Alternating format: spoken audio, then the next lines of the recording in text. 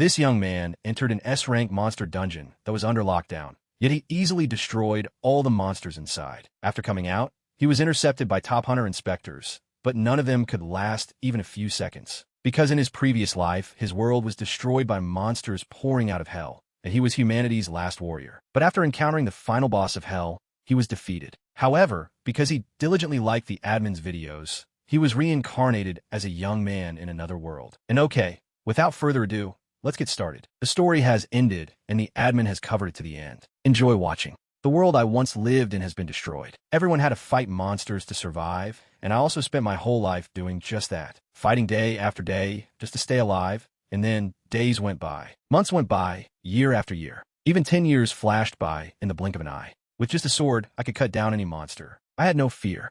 The end monster looked down at the sword god, its eyes flashing a dangerous red. It spoke, "Give up. The world you once lived in is already doomed." The mastermind behind all of this watched him struggle between life and death and made an offer. What a waste of talent. "Become my sword." Hearing that, the sword god only felt his blood boil. Gritting his teeth, he spat, "Don't make me laugh." In a fit of rage, he bravely charged forward. The sword god leaped into the air while drawing his sword. The monster swung its arm in a sweeping motion, but failed to catch him. Instead, the sword god left a long gash on the back of its hand. It didn't expect this, its face twisting in a deep scowl. The sword god was about to turn his head to assess the situation, but before he could act, it swung its hand at him. The punch sent him flying in a beautiful arc. Not yet satisfied, the monster continued its assault while hurling insults. "No matter how desperately you struggle, in my eyes, you are nothing but a bug." The sword god took the full brunt of the damage, coughing up blood on the spot. However, with extraordinary willpower, he still managed to flip and land safely. Regaining his balance, the sword god immediately darted toward the monster, charging forward alone with his sword, determined to fight it to the death. The monster, in a superpowered state, looked at him like an ant, raised its hand, and then swatted him away like a fly with lightning speed. The sword god, with his intense vitality, stubbornly stood back up. It didn't deal the finishing blow, but coldly watched him struggle. The sword god suddenly noticed the pendant on the monster's chest. His eyes, as blue as a sea of clouds, suddenly flashed. The monster saw him take a stance and raise his weapon. The sword god seemed to be waiting for just that moment to suddenly act. He unexpectedly threw his sword like an arrow. The sword struck the center of its chest and then soared into the starry sky. The monster's weapon stopped exactly 1 millimeter away from him. Half of the pendant flew off, and a strange rift appeared on its chest. The monster glared with hatred, its eyes bulging as it shrieked in a high-pitched voice, "You bastard!" That throw had also drained the sword god of all his strength. The remaining part of the pendant continued to crack into tiny pieces and scatter. Facing the moment of life and death, the monster screamed in terror, "Stop!" Even though the monster was unwilling, it was forced to turn into dust. When it completely perished, he could finally relax. The sword god fell backward, exhaustedly right in the middle of the battlefield. His cold, emerald eyes gradually lost focus. He lay amidst the endless smoke and fire, looking up at the sky and sighing, "What a magnificent view." A young man walked under the warm sunlight. Beneath his messy, unkempt hair were a pair of indifferent, world-weary brown eyes. He didn't know where he had wandered into, but an alarm bell was ringing loudly. On the fence, a sign read, "Namsen Gate, Rank C, Recommended Level C, Minimum 3 people, Civilians Prohibited." The loudspeaker urgently blared, "Please scan your hero registration number and personal ID. Civilians who are not heroes, please do not enter." In Yongsan, Seoul, he walked up to the gate, ignoring the loudspeaker, and then lowered his center of gravity into a ready stance. With a loud boom, his figure disappeared, leaving only a cloud of smoke. The alarm wailed frantically along with the urgent broadcast, "Warning. An unregistered hero has forcefully entered the gate." CO Do-jun didn't care and kept moving, only stopping when he was completely surrounded by trees. As he continued walking, wanting to go deeper, a voice called out, "Hey, young man." CO Do-jun reflexively looked over. A group of people in uniforms approached. The black-haired man asked, "Are you lost? I don't know what happened, but we are about to leave, so just follow us." CO Do-jun stared at them without saying a word. The girl muttered softly, "Hey, look at his clothes." The buzzcut guy next to her also whispered, "Right? He doesn't look like a hero at all." They looked CO Do-jun up and down and sighed heavily. "I know support staff wear all sorts of things these days, but that outfit, and what's with that backpack? Good grief. Could he be a rookie support staff abandoned by some heroes? But that's impossible." CO Do-jun, not wanting to hear them gossip, spoke up to explain, "I understand what you all are saying, but I just got here." The carefree, tactless young man blurted out, "See? I told you." He was abandoned, wasn't he? The black-haired man, acting understanding, gently advised. I've seen many people like you. I know what you were thinking when you entered the gate. Don't speak so casually. But thinking you can hunt in a gate just by watching videos or browsing the internet is pure suicide. First, get an official hero license and pass the training and exams. Besides, this Namsen gate is rank C. If you want to start, try a rank F gate first. CO Do-jun, with a calm and indifferent expression, said, I know you mean well, but I won't thank you. The group didn't expect this kind of reaction and was completely stunned. The two young men couldn't hold back and yelled, Who is this crazy guy? I don't know. Hey, don't stop me this time. The older man held out his arms to stop them. Calm down. He looked at his retreating back and said, Just let it go. If he ignores such sincere advice, let him experience it for himself. He'll learn that this gate is nothing like what he sees on videos or the internet, but a cruel world. As soon as the prophetic words ended, CO Do-jun immediately encountered one. A monkey-faced, buffalo horn monster smirked at him disdainfully. Standing in the beast's shadow, he calmly took off his luggage and closed his eyes. The monkey-faced monster swung its arm to attack, and CO Do-jun leaned to dodge.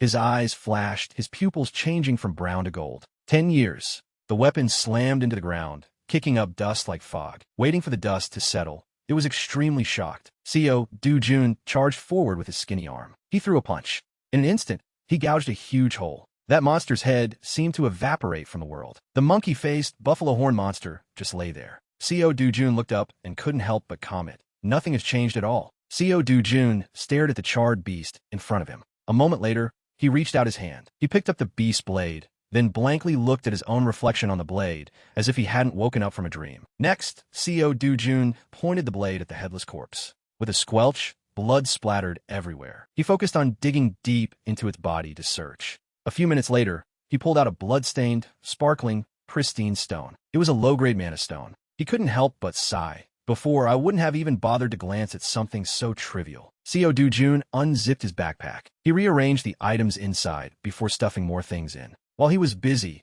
a rumbling sound echoed in his ears. It was the sound of footsteps from the unfortunate monster's kin. This time, 3 of them came at once, one of them getting into a stance to swing an axe. The monster forcefully swung its axe. He ducked and dodged it, channeling his strength into the hand holding the mana stone. Then, he suddenly threw it under the astonished gazes of the monsters. The mana stone smashed the newly debuted monster's head off, sending it right off the stage. The remaining 2 charged forward simultaneously. CO Do-jun tossed his backpack aside. One look, and you knew he was about to perform a one-punch kill. That humane party was also strolling through the forest. The girl in the team hesitated and said worriedly, It's that rude guy from earlier. What if he really dies? The grumpy young man said, Wait, are you actually worried about him? The experienced older man spoke up to reassure them. If he's an intruder by now, the control center agents are probably on their way. This is the rank C Namsen gate, so they'll dispatch elite agents of rank B or higher. As long as he doesn't go crazy and charge into a pack of monsters, he won't die, so don't worry. The bald guy confidently said, You're right. That arrogant jerk is probably shaking like a leaf right now, waiting for the agents to save him. The scarred monster, shaking like a leaf, took a punch that caved its entire face in. The top-knot monster took the opportunity to ambush from behind. It was too slow compared to CO Do-jun. Its blade only sliced through the air. Seeing its prey disappear from sight, the top-knot monster couldn't help but feel wary. CO Do-jun teleported behind it and raised his leg high, then delivered a kick that dented its head. It spewed blood like a rainstorm. And so, the one-sided battle ended with one half-dead and one face down. CO Do-jun dragged the crude stone sword. He forcefully swung the sword, his eyes sharp and cold. 3 more mana stones. Finishing up there, he continued hunting a bit more. Who knows how long passed, but his backpack had gotten a bit fatter. CO Do-jun wandered around looking for prey in a depressed mood. The harvest isn't that great. So far, I have 12 low-grade stones and 16 mid-grade stones. The center's agents saw him and immediately reported to their teammates. This way. Hearing human voices, CO Do-jun looked over curiously. In a split second, 3 other agents also appeared on the scene. The brown-haired agent sternly demanded, We are from the Gate Control Center. Please present your hero registration ID. If you're unregistered, please follow us back to the Control Center. CO Do-jun raised an eyebrow, a bit doubtful. Gate Control Center? The agent lowered his voice, emphasizing every word. Please comply with our instructions. Inwardly, he groaned. What now? How annoying. He looked at the other party, a slight glint in his eyes, suggesting he wanted to make a move, but ultimately shooed them away with an indifferent expression. Get lost. You're annoying. The brown-haired agent immediately ordered. Cuff him. The blonde agent pulled out his tools and warned, please cooperate. If you resist, we may be forced to use violence. Saying that,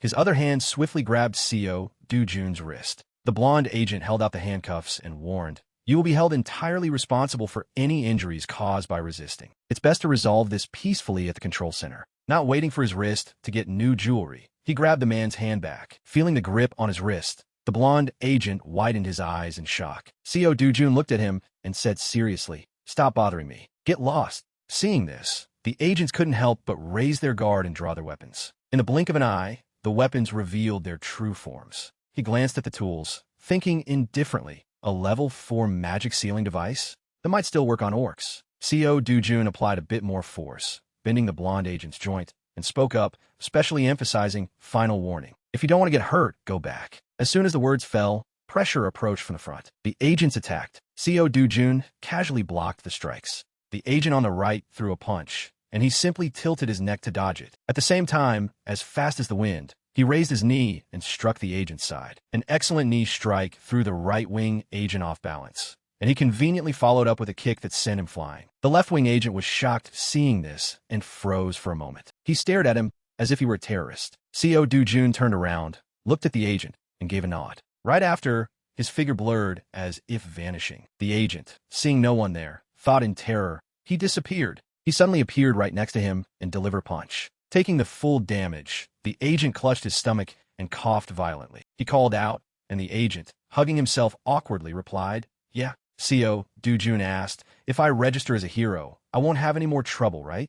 The agent hesitated and replied, that's right. As long as you don't break the law inside the gate, there's no reason to dispatch agents. He asked again, what about rifts? Hearing this, the agent suddenly felt a chill down his spine. Passages to other worlds where bizarre monsters appear have opened up all over the globe. The byproducts obtained from hunting monsters here are used as a new energy source. For that reason, places where the government has completely controlled the passage and contain the monsters are called gates. And the spaces that haven't been converted into gates are called rifts. After hearing the explanation, it basically summarized, so that means no matter which gate I go to, you guys will come looking for me, right? The reason being illegal entry or something. Seeing Seo Do-jun's annoyed face, the agent hurriedly explained, yes, that's right. If an unregistered hero enters a gate without authorization, the control center will receive a notification, and agents waiting nearby will be dispatched. Rifts aren't as easy to access as gates. The Hero Association won't just sit by either. He didn't care about those annoying details and said arrogantly,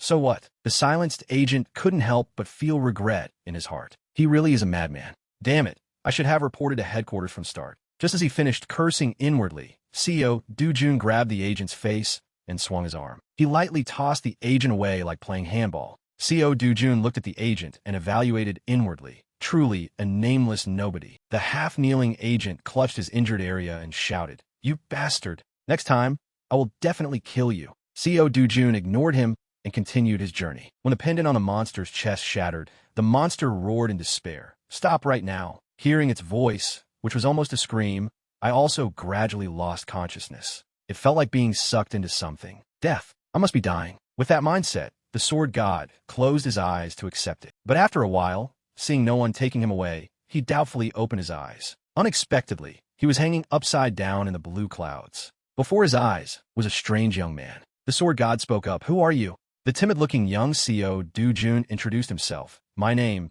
is Seo Do-jun. I am on the verge of death. If you accept my request, I will quietly disappear. As soon as the words fell, the sword god said without hesitation, I refuse. Hearing those words, Seo Do-jun was confused and didn't know what to do. The sword god offered his own reason. I have no more attachments to this life. After 10 years of fighting to the death, I was betrayed by the comrades I trusted. The country I lived in was destroyed. My friends died, and so did my family. No matter how hard I try to live, in the end, there's nothing left, right? You're the same. This sentence made Seo Do-jun freeze. Seo Do-jun couldn't help but try to persuade him, even though my life is like that too. I don't want my grandmother and Eunjong to have to live like that. The sword god finally softened, cleared his throat, and asked, and then?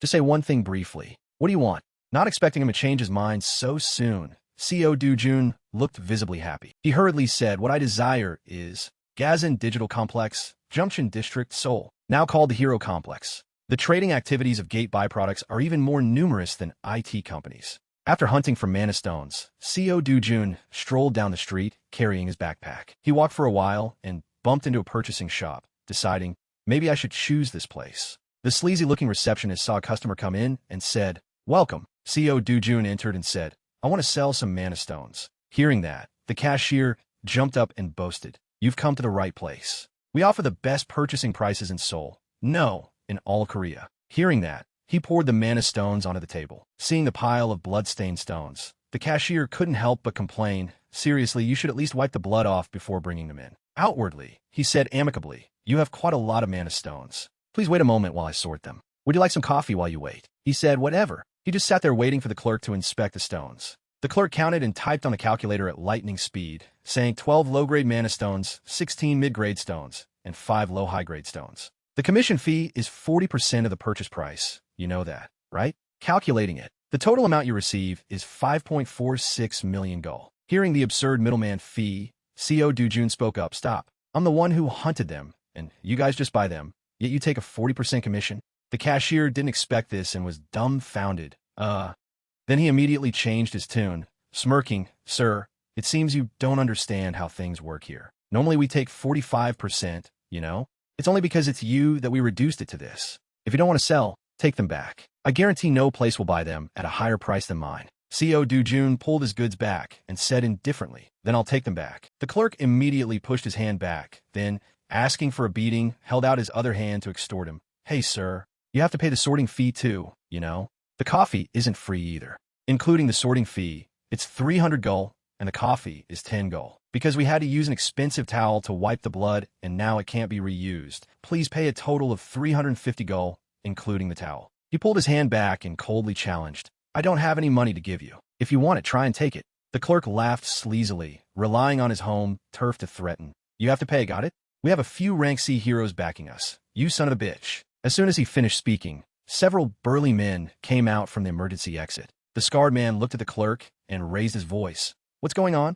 Why'd you call me out? Is there another troublemaker?" Co. Dujun took his eyes off the clerk and looked at the burly men. The scarred man half opened his mouth, looking down at him to apply pressure. The clerk's face turned pale, shaking like a leaf as he hid behind the counter. The scarred man screamed as he was sent flying toward the reception desk. The rank C hero just lay there flat, unable to get up. His two accomplices also lay on his left and right, perfectly symmetrical. Co. Dujun dusted off his hands and rhythmically walked to the counter. He stood before the receptionist and stated his price. "The commission for this transaction is 1%. Let's have smooth transactions from now on. I'll come again next time." A while later, he returned home and tossed a thick stack of cash onto the table. Grandmother and Eunjong were stunned in amazement. Grandmother picked up the stack of money to weigh it, asking hesitantly, Dujun, what is all this money?" He awkwardly scratched his head and made up an excuse to cover it up. "No, well, I lent some money to a friend to start business a while ago. Now, his business is very successful." Grandmother questioned suspiciously, "Do you really have a friend like that?" Co. Dujun had to brush it off, saying, "Do you remember the places where I grew up? It's a friend I used to play with back then." Grandmother gripped the wad of cash in her hand and said in her aged voice, "Of course I know." Eunjong innocently chirped, "Brother, does this mean our family is rich now?" Co. Dujun smiled gently, rubbed his sister's head, and said, "From now on." The little girl was overjoyed, running around the room cheering. "Our family is rich. We're going to be rich." Co. Dujun looked at her, his eyes full of contemplation. Memories of the other Dujun surfaced in his mind. Grandmother and Eunjong. Please let them live in the safest place possible. And then he disappeared before I could answer. He looked in the mirror. Dujun's face now bore a slight resemblance to the sword god. When I woke up, I had become Co. Dujun. The safest house in Korea right now costs up to 110 billion gold. I have no obligation to fulfill that one-sided promise, but as long as my power returns, that amount of money is nothing. Rifts, spatial gates, monsters, everything here is weaker than my old world, the world that was destroyed. To me, who was once the sword god, this place is like child's play. But not even 10% of my power has returned yet. While he was pondering, the doorbell rang along with a voice calling, Co. Dujun. "Are you in there?" He proactively stood up and told his grandmother, "Let me go check. You stay inside." Saying that, he went to open the door. As soon as he stepped out, he saw a brown-haired guy and a blonde guy waiting. The big brown-haired guy sneered, "Co. Dujun, debts must be paid on time, right?" The blonde guy added, "Do you even know how much you still owe?" A whopping 48 million gold. He knew about this from his memories and sighed. These are the loan sharks the real CO Do-jun borrowed money from before he died. The 5 million goal for grandmother's hospital bills was multiplied tenfold in a short time. The brown-haired guy glared and said, "You just made some money from the gate, didn't you?" The blonde guy opened his mouth to demand, "Hand it all over. We're taking it according to the contract, so don't feel wronged." As soon as he finished speaking, the brown-haired guy took a punch right to the cheek. He flew backward and crashed into the wall. The blonde guy froze instantly, looking back at the brown-haired guy and crying out in shock, "What?" CO Do-jun didn't give the blonde guy time to think and cracked his knuckles. "The amount I've paid has already reached over 9 million goal. If anything, I'm the one who should be getting paid back." The blonde guy was scared silly, smiling to make peace and stammering, Are you really CO Do-jun?" CO Do-jun raised his fist, his eyes deadly, and said, "Tell your boss I'll be coming to see him personally very soon." Then came the beating. The sound of punches echoed to the high heavens. A while later, he and his sister went to the mall to play. They both entered a plush toy store. Looking at the pile of adorable plushies, the little girl asked expectantly, "Can we really buy it? Can I get this doll?" CO Do-jun smiled kindly and said, "We already bought things, so just pick whatever you want now." When I shared memories with CO Do-jun, the barren emotions inside me changed. Right now, it's just compassion. But CO Do-jun had always treated Eunjong, his half-sister, kindly. At the very least, I will protect that heart of his. After fondling it for a while, the little girl still asked very cautiously, "Brother, can I pick this one?" Seeing the skinny bunny plushie in Eunjong's hands, he immediately grabbed the chubby bear she had liked earlier. Then he held it up and said, "I told you to just pick whatever you like." Eunjong beamed, scratching her head foolishly. After that, the two of them stopped by a restaurant for a meal. The two were enjoying a delicious meal. Someone called out, "Is that CO Do-jun? Is it really you?" He turned to see what was going on. A chubby girl and 2 burly bodyguards caught his eye. She smirked, asking with a fake smile, "Dressed like that and you still judge others? You don't look any better yourself. Who's the brat next to you? Causing trouble like your mother again?" As soon as this sentence came out, the surrounding atmosphere grew tense. Only Eunjong had no idea what was going on. "Who is this lady?" CO Do-jun stayed silent, not bothering to react to her. However, the tree desires stillness, but the wind will not cease. Seeing that targeting the older one didn't work, she turned her attention to the little one. She idly asked, "What's your name again?" The little girl politely replied, "Eunjong." "Idle hands make the devil's work." She arrogantly mocked, "You're from the CO family. Look at how you're dressed. Pathetic, just like your mother, right? What's wrong? Cat got your tongue. Can't answer." This woman provoked him endlessly, but he didn't react, showing visible dissatisfaction. So she pointed her spearhead at the little girl again. "Hey kid, do you know what the word whore means?" Knowing what she was about to spew, CO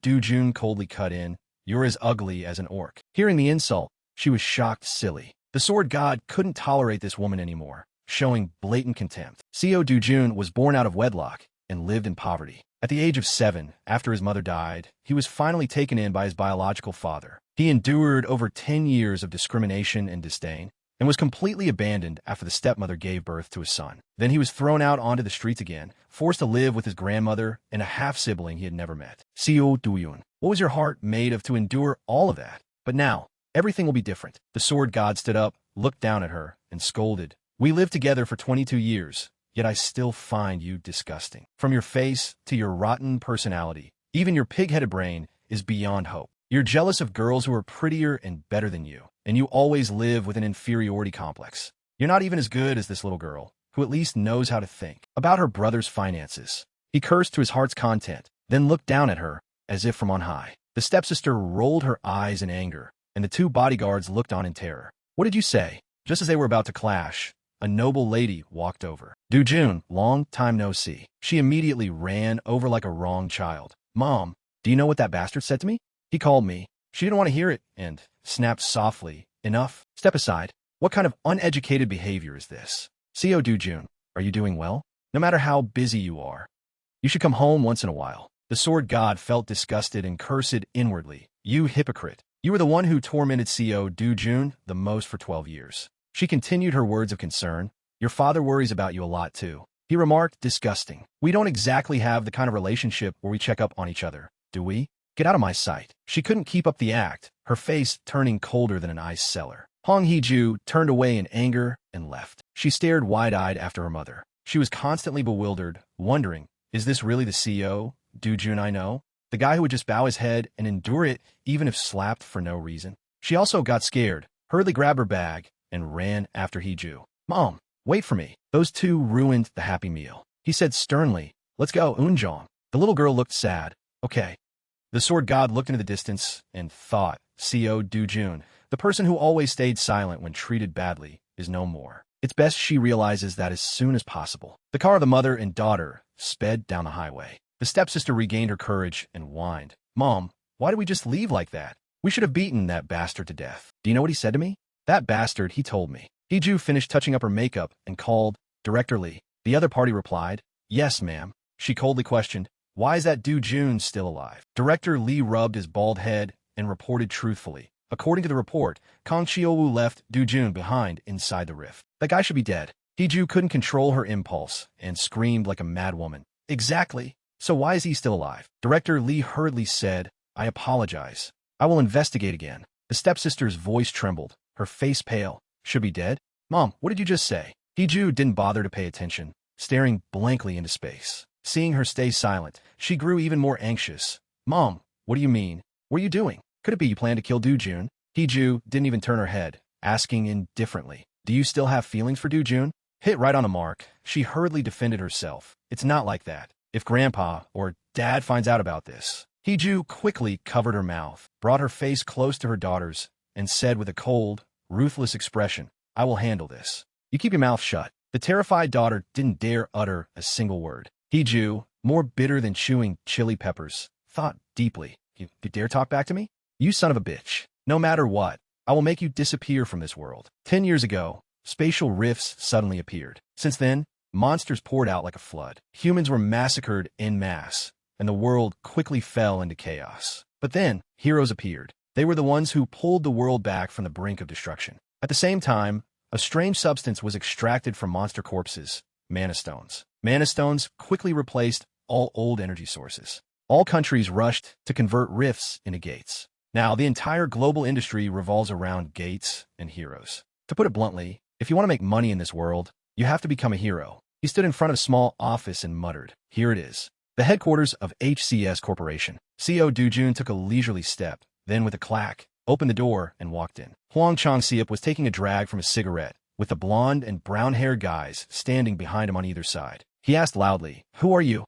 You dare show up here after smashing my guys? Co. Dujun looked for a moment and said, The more I think about it, the more I feel I've been shortchanged. Huang Changxiep yelled, Shortchanged? What the hell are you talking about? He spoke his mind. I think I deserve compensation for mental, physical, and property damage for all the harm you people have caused. Hearing this, Huang Changxiep's mind raced. The me kid from before has really changed. Looking at how he handled my subordinates, he must have awakened inside the gate. He leaned in close to intimidate him. Looks like you just found some backing. Let me tell you what happens to trash who loudly brag about awakening. As soon as these words fell, a crowd of subordinates swarmed out. Every single one of them looked like a mugger, glaring down at him. Huang Changxiep grabbed his jacket and lectured him. Those guys were proud too, but after awakening, they ended up as nothing but useless rank D trash. Listen here, I have a whole bunch of rank DS under me. They won't even let you get a word in. Hearing that, it was clear he didn't want to have a proper, decent conversation. To prevent him from leaving, he called out, Sit down. I'm not finished talking. The bespectacled subordinate aggressively stepped forward and yelled, What?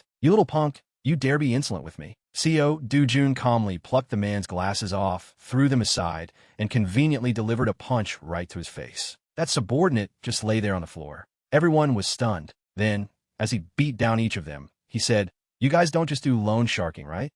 I also know you forge documents. If I want to make money, I need a hero ID. After 3 of them went down, the next guy finally got a chance to strike but missed completely. So he took a hit to the head and lay flat out. Co. Dujun right now was no different from a god of plague, his eyes incredibly terrifying. He returned to his calm demeanor, almost commanding, Make me a clean one, leaving no loose ends. The deadline is tomorrow morning. Unable to believe what they were seeing, the whole gang broke into a cold sweat simultaneously. Huang Changxiep was so overwhelmed his brain almost crashed. This power. He's not rank D or rank C. He might even be rank B. Co. Dujun, tired of waiting, asked, Not going to answer? Huang Changxiep hurriedly shouted, I'll do it. I'll take care of it all. Just when he thought the ordeal was over, he grabbed his shoulder again. And one more thing. Did Hong Hee-ju tell you to kill me? Hearing the question, his brain unconsciously conjured up her image. But he didn't give him time, squeezing his hand hard. Still not talking? His collarbone was forcefully impacted, making him scream in pain. Huang Changxiep hurriedly cried out, It was Hong Hee-ju. She said, Shihoki would drown in debt and commit suicide. That's what she told me. Let go. Please let go. Please let go. Having gotten his answer, Co. Dujun let go, muttering, suicide? So that's why she locked me in the gate. Hearing this, Huang Changseop reflexively defended himself. Locked you in the gate? I don't know anything about that. Really, I swear, if you die, I won't get a single penny. Why would I put you in there? I'm telling the truth. Seeing him about to wet his pants, he didn't doubt him. With a thoughtful expression, he pondered for a moment, his lips moving. Kong Chiol-Wu. He was the one who pushed me into the gate. Bring me all the information on him before tomorrow morning. Huang Changseop trembled. Yes. Co. Dujun left the office to the collective sigh of relief from the entire gang. The sword god looked toward the clear blue sky. He unconsciously thought of Dujun. Please let grandmother and Eunjong live in the safest place possible. He officially responded. Is that all?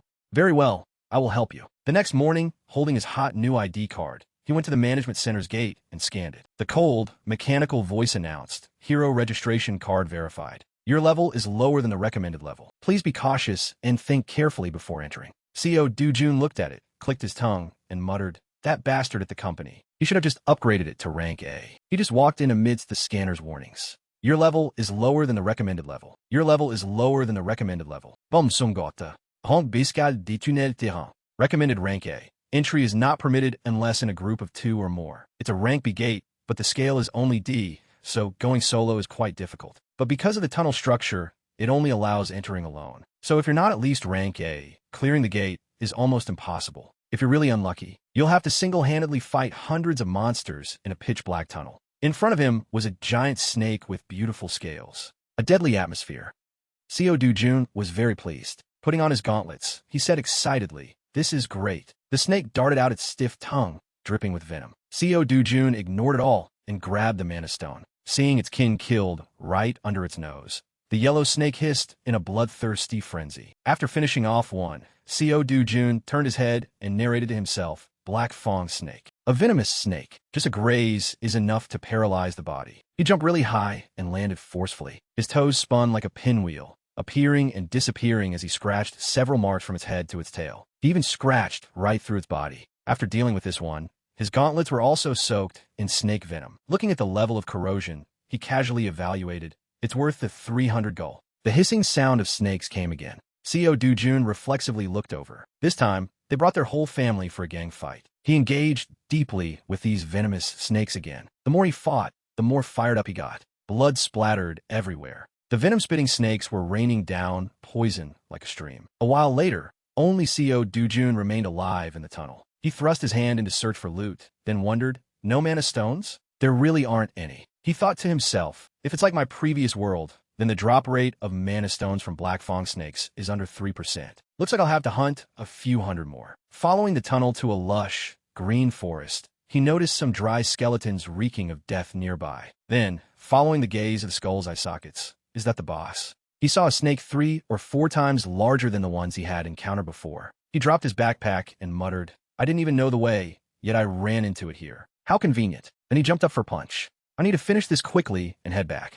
However, this time he was bounced back, his wrist throbbing. Seeing a clear handprint on the snake's body, he thought in shock. The attack didn't work. Before Co. Dujun could think of a countermeasure, the tail approached and whipped him, sending him flying backward into the wall. That tail whip was incredibly painful. Co. Dujun sat and rested for a moment, only forcing himself up when the boss snake menacingly approached. Then he jumped to the side, narrowly escaping death. Right after dodging, his toes pushed hard against the ground, and he dashed rapidly toward that boss snake. He practically flew over, throwing a punch that cracked a part of its scales. Looking at his eyes, it seemed he had rated it quite highly. Facing an enemy with superior abilities, he couldn't help but wonder, just as I expected. Completely different from those snakes earlier. Its skin is so hard that punches do nothing. What should I do now? If only I had my power back, something like this would be nothing. In the midst of the stalemate, a faint glimmer of light caught his eye. Co. Dujun looked over and saw it was an old sword. This is... Hesitating for a second, he resigned himself to his fate. Then he pulled the sword out and muttered, it's old, but I have no choice now. No matter how blunt the sword is, what matters is how the user wields it. This sword, lend it to me for a bit. To dodge the snake's maw, he gathered his strength and leaped up. At the same time, he didn't forget to armor his sword-holding hand. His pupils contracted deeply as he said decisively, consider an honor to fall by my hand, you damn snake. Gripping the hilt tightly, the boss snake hissed intensely, opening its maw and lunging its head forward. The sword god focused his mind so intensely that his pupils vanished, then delivered a slash that shattered the boss's head. However, that sword also shattered. Seo Do-jun held his stance, waiting, his lips pressed tightly together. Then he breathed a sigh of relief and muttered, "If I hadn't taken it down with that strike, I would have been a goner." He stared intently at his new loot. Next, snake venom flew everywhere. Seo Do-jun obtained a new material for a weapon and evaluated it. A bit short for a long sword, but it'll be usable with a little sharpening. Anyway, I still earned more than at the Namsen Gate. That's a relief. By the time he left the place,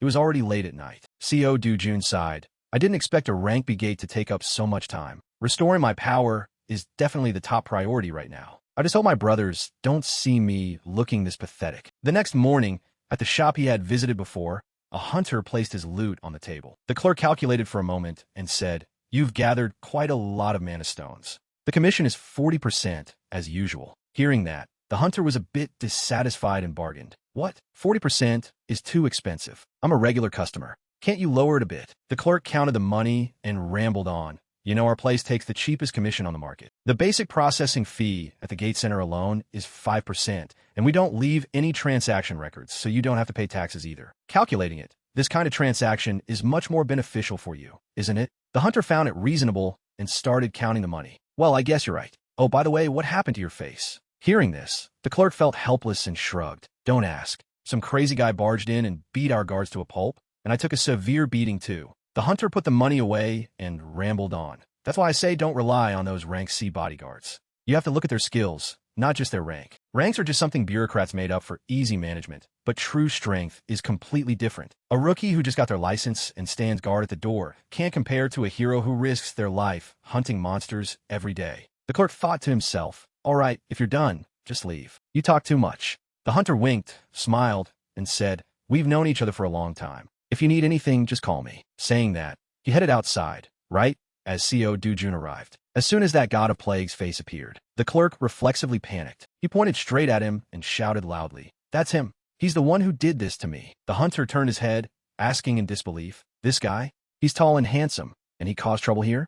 Hey, are you the one who made a scene here? Calling yourself a hero and beating up innocent civilians? Don't you know heroes aren't allowed to touch civilians?" Seeing this, the clerk gloated inwardly. The person you hit is a veteran hero of 7 years. He has a wide network, knowing a bunch of high-rank and low-rank heroes. Messing with him means you're dead. Seo Do-jun turned his head and said, "Mind your own business before you try to lecture others." These words fueled the fire even more, making the clerk even more excited. Seo Do-jun wasn't afraid of anyone and continued, "Or are you planning to step up and take revenge for them?" In a moment of anger, the hunter clenched his fists. "Do you want to die? You're dead." The leading cause of death for heroes isn't monsters, but conflicts with other heroes. His 7 years of intuition kicked into flight mode. "See you later. I'm busy, so I'll take my leave." Seeing his backup walk away, the clerk completely froze. Seo Do-jun questioned, "You don't seem to like me, do you?" The clerk turned pale with fear. Without waiting for an answer, he tossed over his backpack full of mana stones. Then he said flatly, "Calculate the money." Looking at the sparkling stones inside, he felt an immediate pressure. What is this? High-grade mana stones? Who on earth is this guy? The clerk couldn't resist the temptation and reached out to type on the calculator. Then he cried out in shock, "A total of 150 million gold." Hearing this, Seo Do-jun felt secretly dissatisfied. "I grinded all day and only got 150 million. Outwardly, he calmly demanded, "Hand it over." 150 million. The clerk hurriedly said, "We still have to deduct the commission." Seeing that knife-like glare, he thought to himself, "Did I say something wrong?"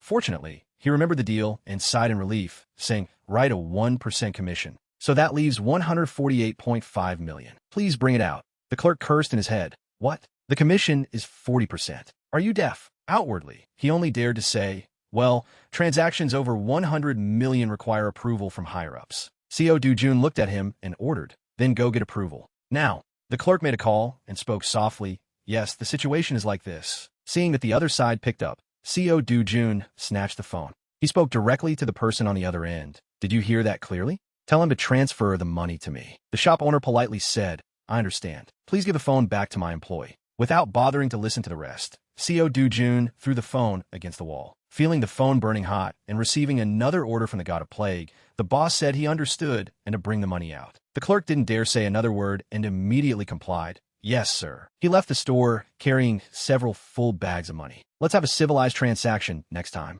The clerk cried inwardly. Since when did a civilized transaction only benefit one side? 10 minutes later, the shop owner finally arrived at the store. He asked anxiously, "Hello? Why didn't you answer? What was that call earlier?" The clerk, completely exhausted and drained, said tiredly, "Boss, I quit. I can't do this anymore." Seeing the phone embedded in the wall, the shop owner's eyes darkened. The clerk looked at the boss with a gloomy expression. The shop owner made a call for backup. "Hello, Yahello. It's your uncle. I need you to come over for a bit." On the other end of the phone was a girl. Passers-by all looked at her with pleasant surprise as she walked in elegant black high heels. People gathered around, making her look like a famous celebrity. "Is that Yoon Ju-yeon?" "It really is her." Amidst the admiration, Yoon Ju-yeon walked to her uncle's store. Following the chime of the door, a welcoming voice sounded. "Welcome." As soon as the clerk saw her, he cheered. "Oh my God, Yoon Ju-yeon." Yoon Ju-yeon took off her sunglasses and winked playfully. "Yes, it's me." The clerk was incredibly surprised, thinking to himself, Yoon Ju-yeon, Korea's rank S hero number 4. I heard she was the boss's niece, but why is she here? Yoon Ju-yeon, as if reading his mind, proactively explained, "Because my uncle said he was having a headache over a hero forcing others to sell mana stones." "Can I hear the details?" Seo Do-jun and Eun-jong were hanging out in the yard. One was playing with dolls, while the other was practicing martial arts. "Even if I hunt all day, it's hard to make 100 million. At this rate, it'll be too late. I need to be strong enough to hunt in an S-rank gate, even if it's just one day sooner. To do that, the most important thing right now is to regain my former power. But, unlike my old world, mana in the air here is very scarce. Even if I gather mana like this every day, it'll take 3 years, maybe even longer. It would be better if I had good equipment, but there's hardly any equipment here. Even trashy items are rare." While he was having a headache over this, he sensed danger. The little girl was playing happily when she saw her brother running over. He grabbed Eun-jong and rushed inside. "Eun-jong, you have to go inside the house." As soon as Seo Do-jun got her inside, he slammed the door shut. Seeing him in such a rush, grandmother wondered, "What's wrong, Do-jun?"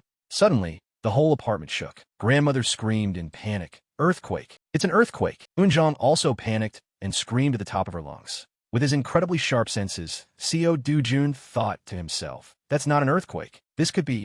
The sky was pitch black, and there was this crack too. The cracks were spreading wider and wider like a spiderweb. The central rift was right in his yard. A spatial rift. Grandmother asked in a panic, Do-jun, what the hell is going on?" He sternly instructed, "It's dangerous. Don't leave the room." Then he darted into the rift. He was gone. Neither grandmother nor his sister calling out could bring him back. Do-yun, brother. At the same time, at the Seoul Hero Association, the people who received the notification shouted, "Captain, a rift has just been detected in Mapo." The association manager thought for a moment and gave the order, "A new rift after 63 days. The White Lion Guild is closest to the Mapo area. Contact them immediately. Quickly dispatch other heroes nearby." Where exactly was the rift detected? The subordinate replied, "In the yard of a civilian's house." Hearing that, the senior manager smiled bitterly. A civilian's house? This is trouble. If a normal person, not a hero, enters a new rift, they won't be able to come back out. His head started ringing. Worse if they lose their lives. A monster wave will last for 10 days in the rift area.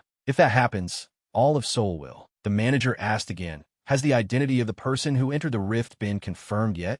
The blonde agent said, "His name is Seo Do-jun. He's a resident of the house where the rift appeared, and his grandmother said he entered the rift to save his sister. So he's not a hero. Up until now, when a normal person enters a new rift, what is the probability of a monster wave occurring?" The blonde agent hesitated for a moment before replying, "It's 99.9%. Hearing this hellish percentage, the group fell into despair. At the same time, Hong Hee-ju was losing her temper with her subordinate. She was irritable and found it hard to believe, questioning, "Awakened? Do-jun has awakened? What the hell are you talking about?" Director Lee replied with absolute certainty, "He hasn't registered with the Hero Association yet, but he definitely awakened in the gate last time." Hearing this, Hong Hee-ju became even more furious and cursed. "What the hell is that bastard Kang Cheol-woo doing? Things wouldn't be like this if you had killed that bastard yourself. Why make everything so complicated? And he already took the money." Director Lee, tell that bastard Kang Cheol-woo that if he doesn't kill Do-jun, he has to return 10 times the money he received. "I don't need to contact Kang Cheol-woo."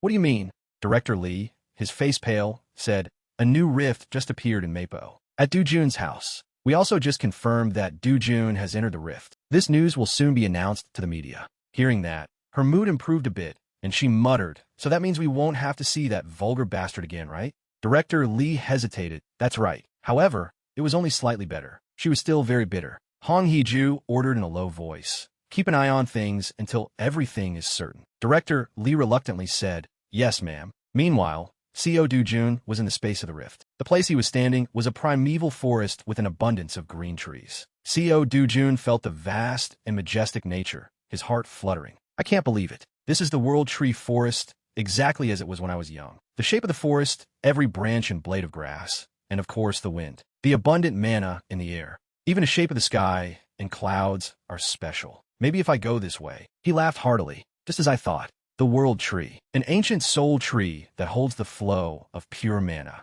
The reason the previous world was destroyed was because this tree was burned down and the mana flow was ruined. I can't believe the World Tree is still safe. I don't know how, but now I can regain my former mana. Co. Do-jun, thrilled and ecstatic, sat down to cultivate. Co. Do-jun immersed himself in this ultimate cultivation space. Day after day, he lay in the hollow of the World Tree and meditated. 1 day, 2 days, 3 days. Forgetting to eat, forgetting to sleep, he focused entirely on his breathing. He practiced diligently like that until full moon night. Co. Do-jun woke up from his frantic cultivation mode due to the presence of a pack of monsters. Volcana. Co. Do-jun looked down at his old enemies, silently calculating their debts. The ones who burned down the World Tree in the past. They were rushing madly toward the World Tree. Co. Do-jun habitually looked at his side and thought, it would be better if I had a water element sword. But the volcano monsters wouldn't give him time. Co. Do-jun activated his mana and quickly decided, it doesn't matter. I will crush them down to the last one. Blue mana surrounded his body as he reached out his hand. Then he released his spiritual mana to attack the intruders. The volcano hit by Co. Do-jun's mana clutched their heads and shrieked piercingly. Co. Do-jun rolled his eyes and looked at them sternly. Seeing that he could easily wipe out their comrades, the opponents became much more cautious. The volcano didn't dare to recklessly close in on Co. Do-jun, releasing mana. The condensed mana was released in the form of gas and detonated. This fighting style also caused considerable inconvenience. It's been a while since I released this much mana at once. They kept a safe distance, planning to launch long-range attacks.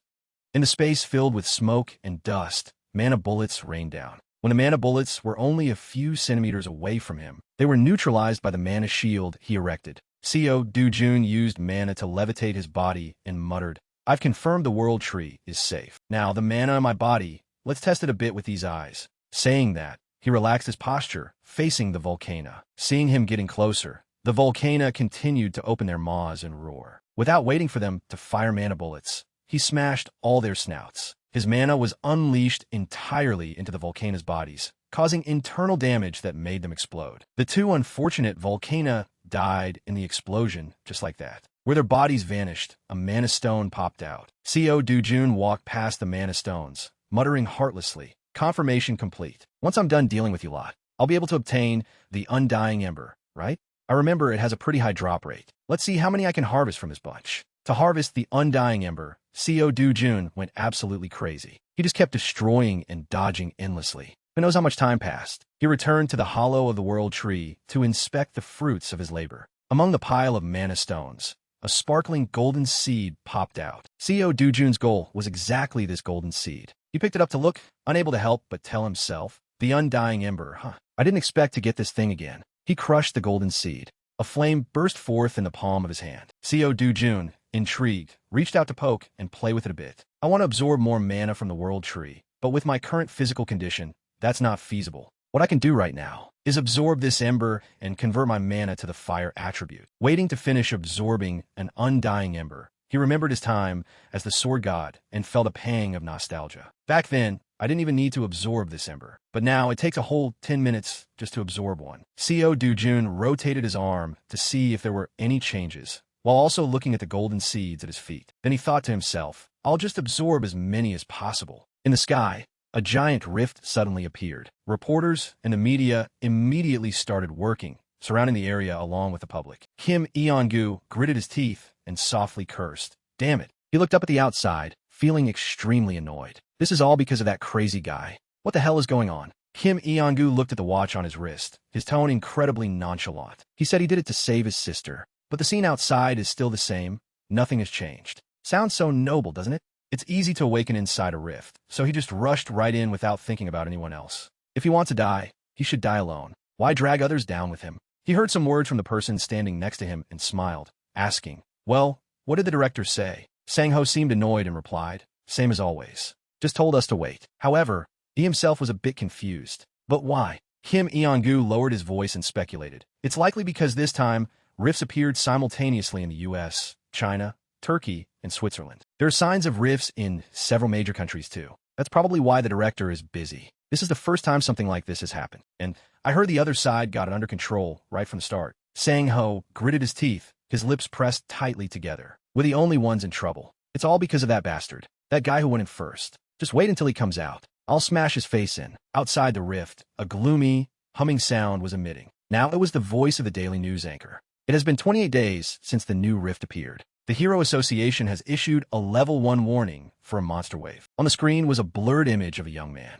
If the first civilian to enter, Mr. S, does not return within the next 2 days, someone suddenly reached out, grabbed the remote, and turned off the TV. Huang Chang-sip, puffing on a cigarette, pondered inside. You mean that CO Doo-jun kid is Mr. S? Director Kim Eon-gu bowed slightly, the light reflecting off his glasses. That's right. I had someone verify it. It's definitely CO Doo-jun. Director Kim Eon-gu, Huang Chang-sip's right-hand man. Hearing the report, he paused for a moment before asking, "What do you think the chances are of that kid coming back alive?" He quickly speculated, if he's a civilian, needless to say, about 1%. Not even 0.1%. Huang Chang-sip's lips curled into a grotesque, smug smile. A civilian?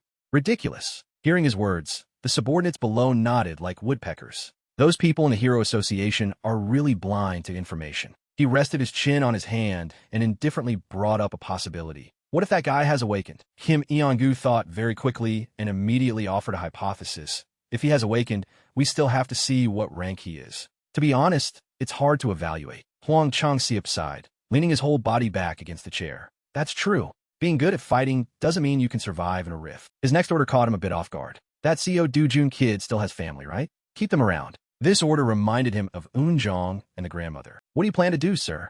Huang Chang-sip lowered his voice and made his decision. For now, just treat them well. Then he took off his glasses, his face revealing a gloomy expression. If he dies, sell his family's organs. But if he comes back alive, tell him we took care of them. That will create a debt. The scene shifted to a large, ancient tree bathed in brilliant light. CO Doo-jun was currently focusing his mind to enhance his own power. How much time has passed? In his hand was a pale yellow wisp of gas, fitting its name, Undying Ember. I've absorbed hundreds of them. Then the yellow wisp of gas quickly swirled in his hand. Now, I can use fire attribute mana at any time. My fire resistance has also greatly increased. CO Doo-jun's eyes darted, recalling his appearance when he was the sword god. If we only count the fire attribute, I'm even stronger than at my peak when I was called the sword god. His hand gently touched the trunk of the ancient tree. His voice slowly echoed in the air. Back then and now, sparkling rays of light slowly fell from the world tree. Thank you, world tree.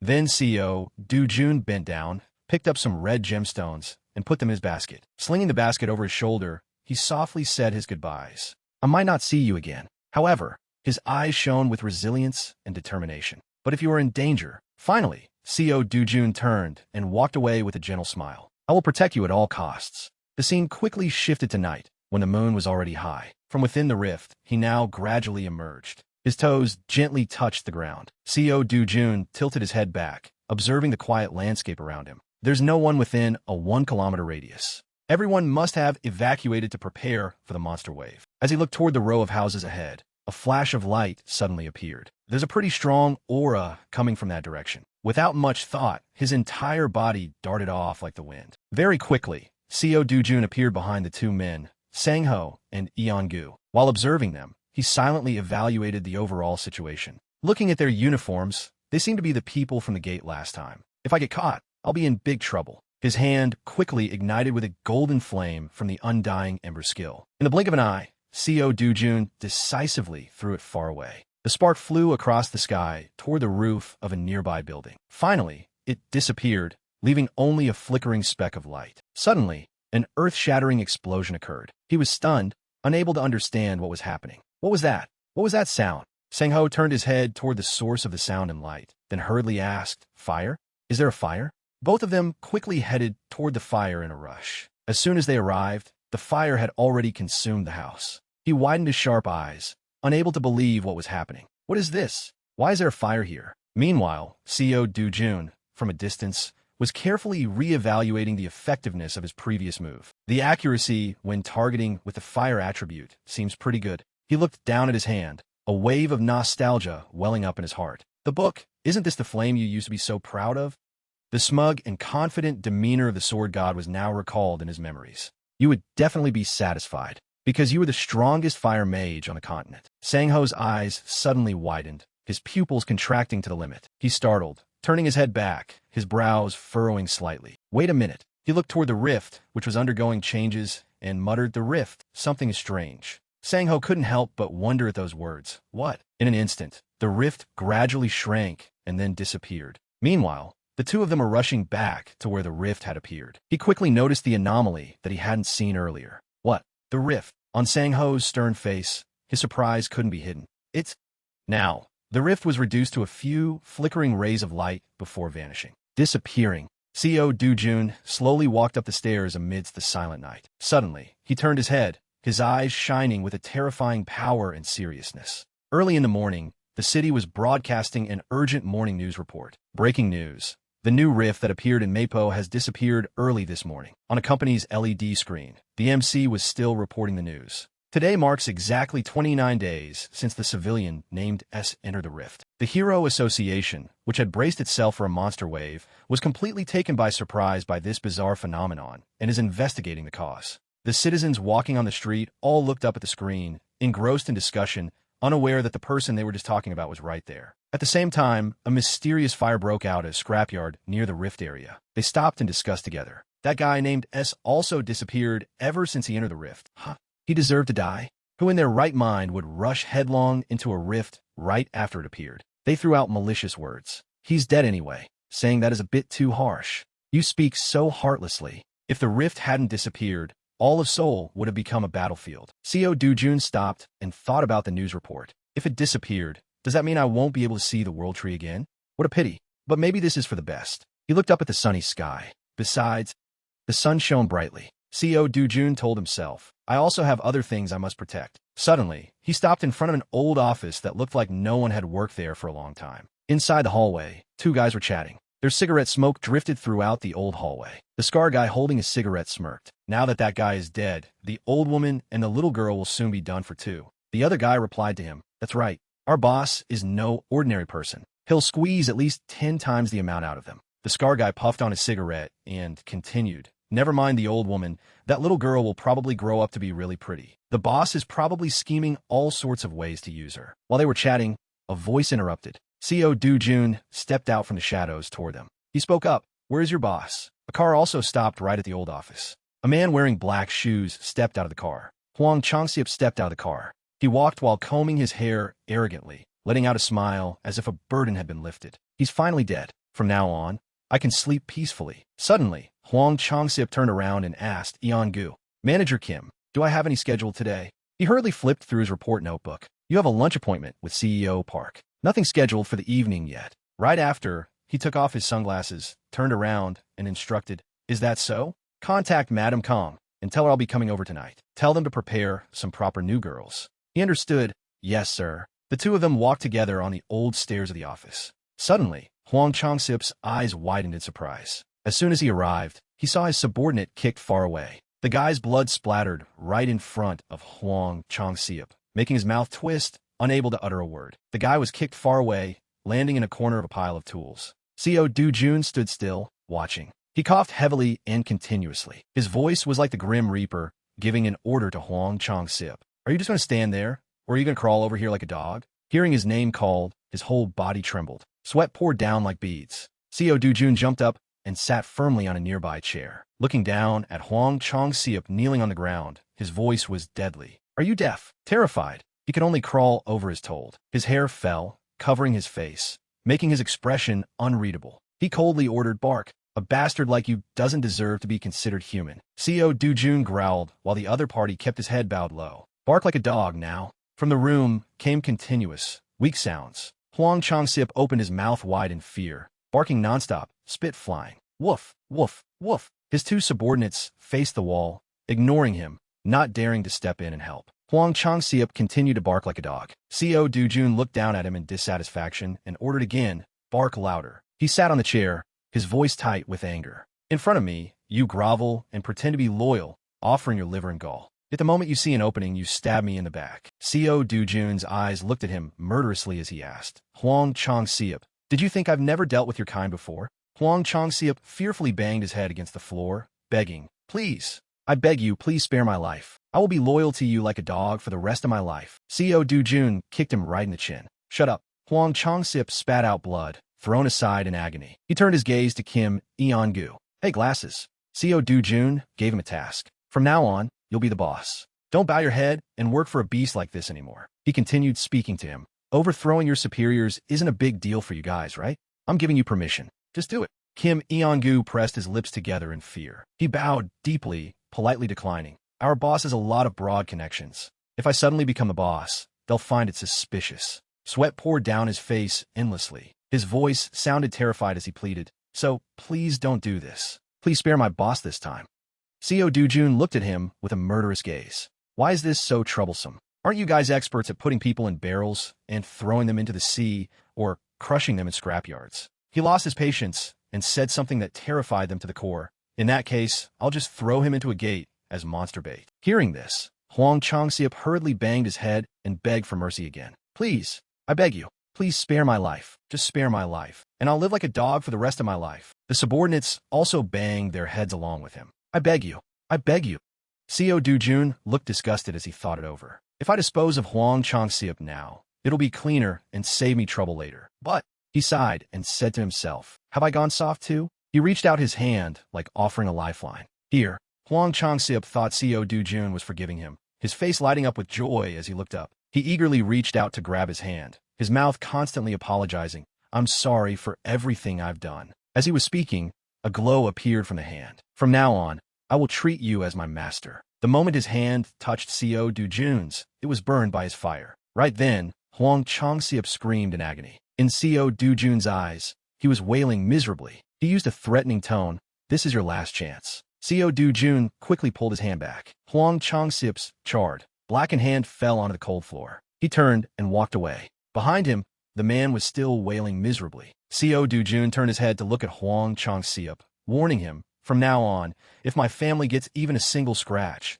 all of you will die. So protect them properly, 24 hours a day, for the rest of your lives. There were many rumors about Co. Dujun. Officially speaking, Co. Dujun was a human who had disappeared along with the rift. Sunlight shone down right at the entrance of the Werner shop. Co. Dujun and his sister were sitting inside the shop. The little girl was enthusiastically eating a pastry. The government, the Hero Association, and all forms of media have already considered Co. Dujun a dead man. A line of information appeared on the phone. He looked at the phone screen reporting about himself and pondered. Through the window, Dujun's face appeared with an indifferent expression. Even if I say I survived and came back, it'll only cause more trouble. He looked at Eunjong, who was biting into the bread with puffed cheeks, and smiled. Huang Changxiep will soon find us a new house, so it's better to take our time and move later. The little girl happily enjoyed the pastry in her hand. With a few crumbs still stuck to her mouth, the little girl looked up and smiled at him. I'm so happy we're moving soon. Co. Dujun said to her, now you can go to kindergarten like other kids.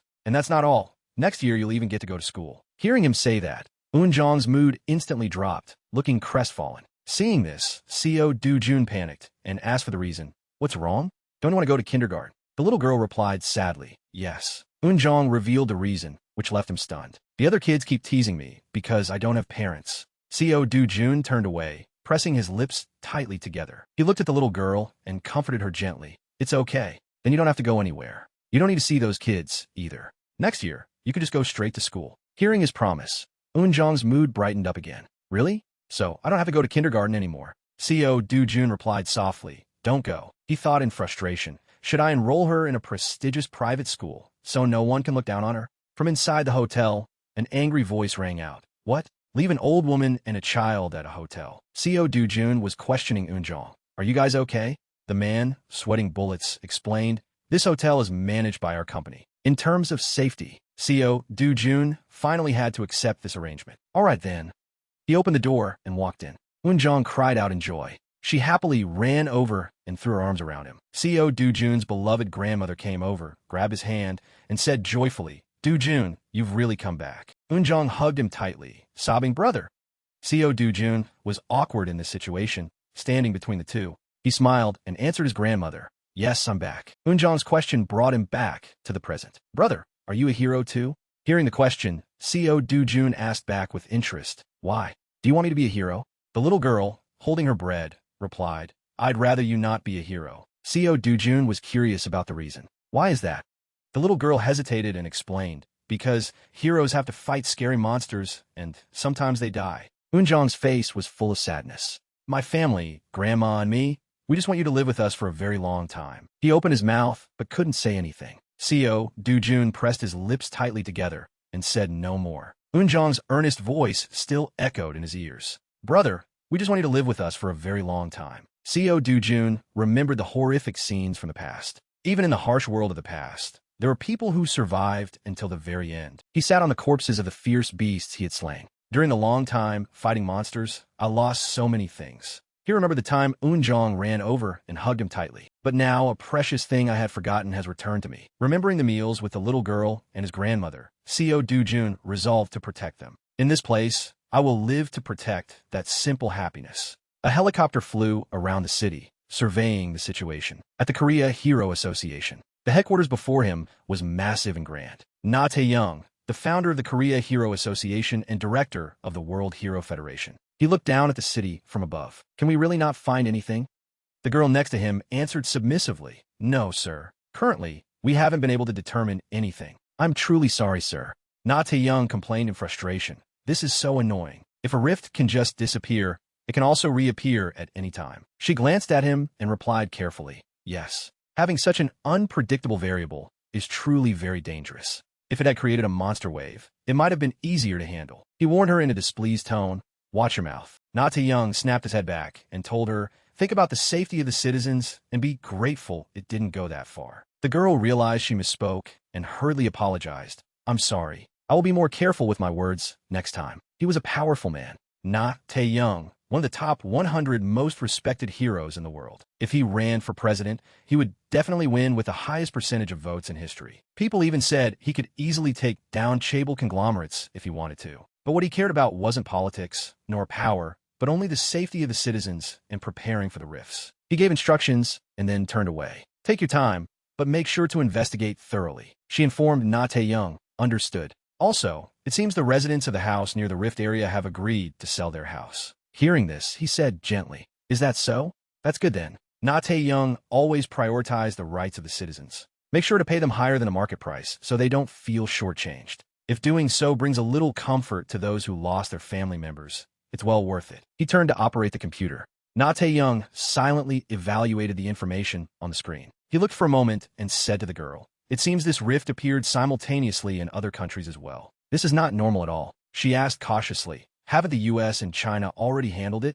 He hesitated a bit. The problem is the UK. Na Tae-young pondered and explained, The good heroes have all been dispatched elsewhere. A notification suddenly appeared on the computer screen. He clicked to view it and immediately became terrified. Impossible. What the hell is going on? Urgent information appeared. The agency had switched to alert status. Breaking news. The World Hero Federation issues an urgent bulletin. A monster wave has emerged from the rift in the UK. Warning, warning, warning. Na Tae-young couldn't believe this information. A rift in the UK?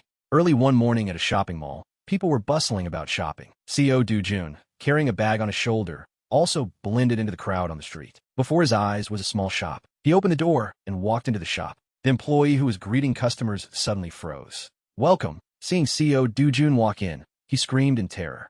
The employee hurriedly reported to the manager. Manager, that guy, it's him. The manager immediately folded the newspaper he was reading. So it's this guy. He stood up from his chair and asked him, Is it you? The one who forced people to sell mana stones when I was away. Co. Dujun lowered the bag from his shoulder. Good. I have a lot of mana stones to sell today. I need someone in a high position to handle this quickly and cleanly. He threw the bag he was carrying heavily onto the floor. He looked at the bag on the floor and evaluated it. Looks like you brought another pile of unprocessed, low-grade stones like last time, huh? Thinking this, the manager flatly refused. I'm not doing business with you. Please leave. Co. Dujun asked doubtfully. Not doing business? He waved his hand, gesturing for him to leave, then turned and walked away. It seems you don't quite understand. A 1% commission makes me take a heavy loss. I won't do business with you anymore, so you'd better take your stuff and leave. Co. Dujun smiled and let out a breath. You'll regret this. He stopped and said to Co. Dujun, talking to you really goes nowhere. But just so, even the Gate Center charges a 5% basic processing fee for a reason. The distribution structure of mana stones isn't as simple as you think. His face darkened as he advised him, just drop it, grab your bag and get out of here, and don't ever come back. CO Dujun didn't leave, but instead pushed his foot against the front of the bag.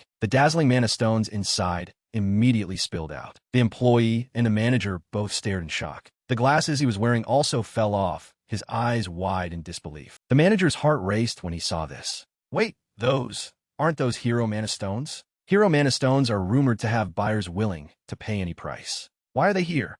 CO Dujun crossed his arms and looked at them. If you don't want them, I'll leave. That mana stone with the added blue color was exactly a hero mana stone, created by a drug lord, the notorious drug lord Kazaman in Mexico. While analyzing mana stones to manufacture drugs, its power caused everything around it to shatter. This mana stone was incredibly powerful. It activated the latent power within the stone and awakened him into a hero. Since then, this type of stone became famous as an essential material for awakening and enhancing mana. Hero mana stones became highly sought-after items in the superpowered world, serving as both a rare energy source and an ultra-expensive commodity. Seeing that they were hero mana stones, the two of them were stunned, their mouths agape. He put his hands in his pockets and said to them, "Put them away. I'll leave right now." Seeing him about to leave, the manager hurriedly changed to a respectful attitude. "Yes, sir. Could you please wait a moment?" The employee was at the counter, using a cloth to wipe each mana stone. CO Dujun was drinking water. The manager spoke cautiously, "Sir."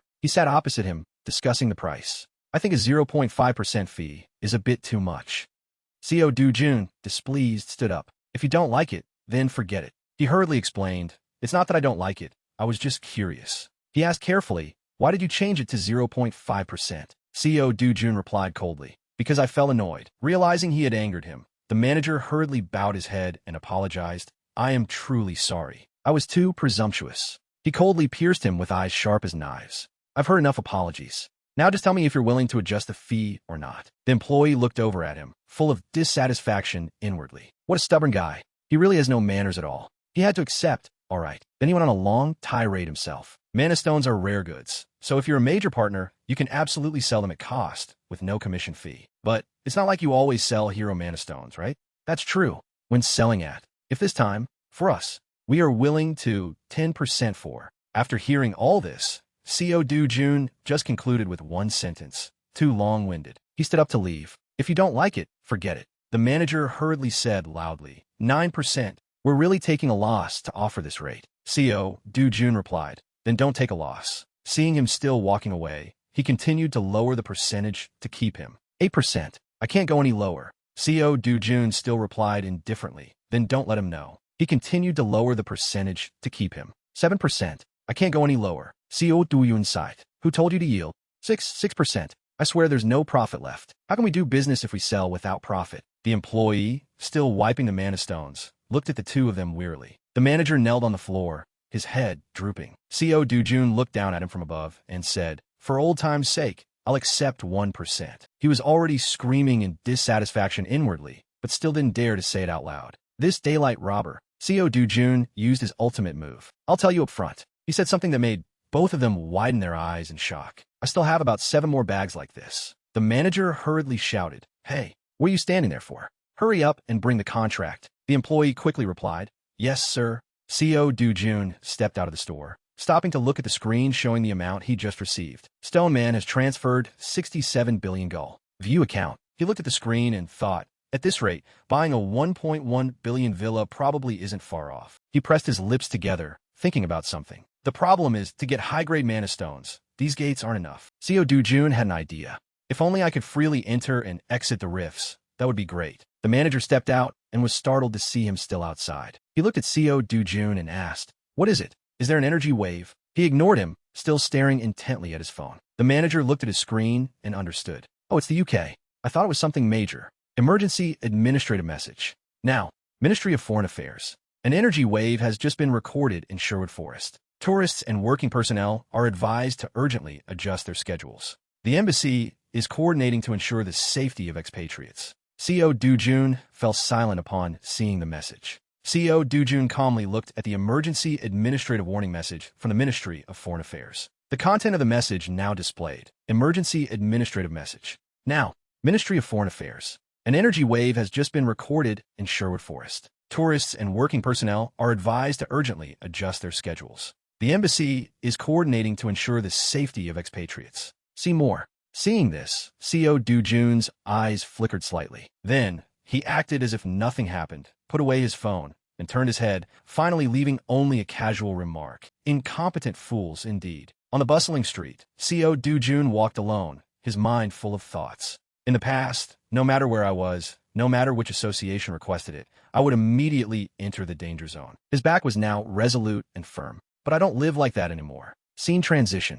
A barbecue restaurant. Someone was flipping juicy pieces of meat on the grill. Eun-jong sat to the side, staring intently at the meat and swallowing her saliva, her eyes a bit greedy. Under the little girl's greedy gaze, the waitress continued to flip the meat. Today, CO Do-jun brought his grandmother and the little girl out for a very hearty meal. CO Do-jun's grandmother awkwardly flipped through the menu to check the prices, feeling a pang of distress at a few pieces of meat costing thousands of gul. Duyun, 100 grams for 250,000 gul.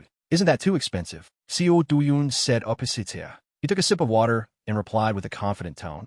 I made quite a bit this time. Just eat comfortably, don't worry. Eun-jong didn't care much. Seeing someone put a piece of meat on her plate, she eagerly opened her mouth to taste it. Right after, with just one bite, her taste buds exploded, making Eun-jong widen her eyes in amazement. Her face was now filled with joy and delight, as if she had bitten into heaven. Eun-jong happily exclaimed, so delicious.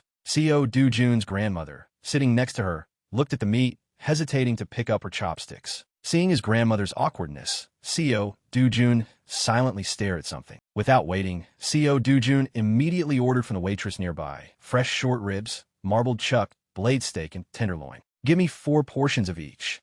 Seeing him being so wasteful, CO Do-jun's grandmother asked worriedly, how can we finish all that? Why did you order so much? CO Do-jun picked up a piece of meat, smiled comfortably, and comforted her. Just eat to your heart's content today. Grandma, you have to eat a lot too. CO Do-jun's grandmother couldn't stop him and could only sigh helplessly. Eun-jong, sitting next to her, quickly brought a piece of meat close to her grandmother's mouth. Oh my goodness. The little girl, with a happy face, held the meat in front of her grandmother, urging her, Grandma, the meat is super delicious. Try it. Hurry up.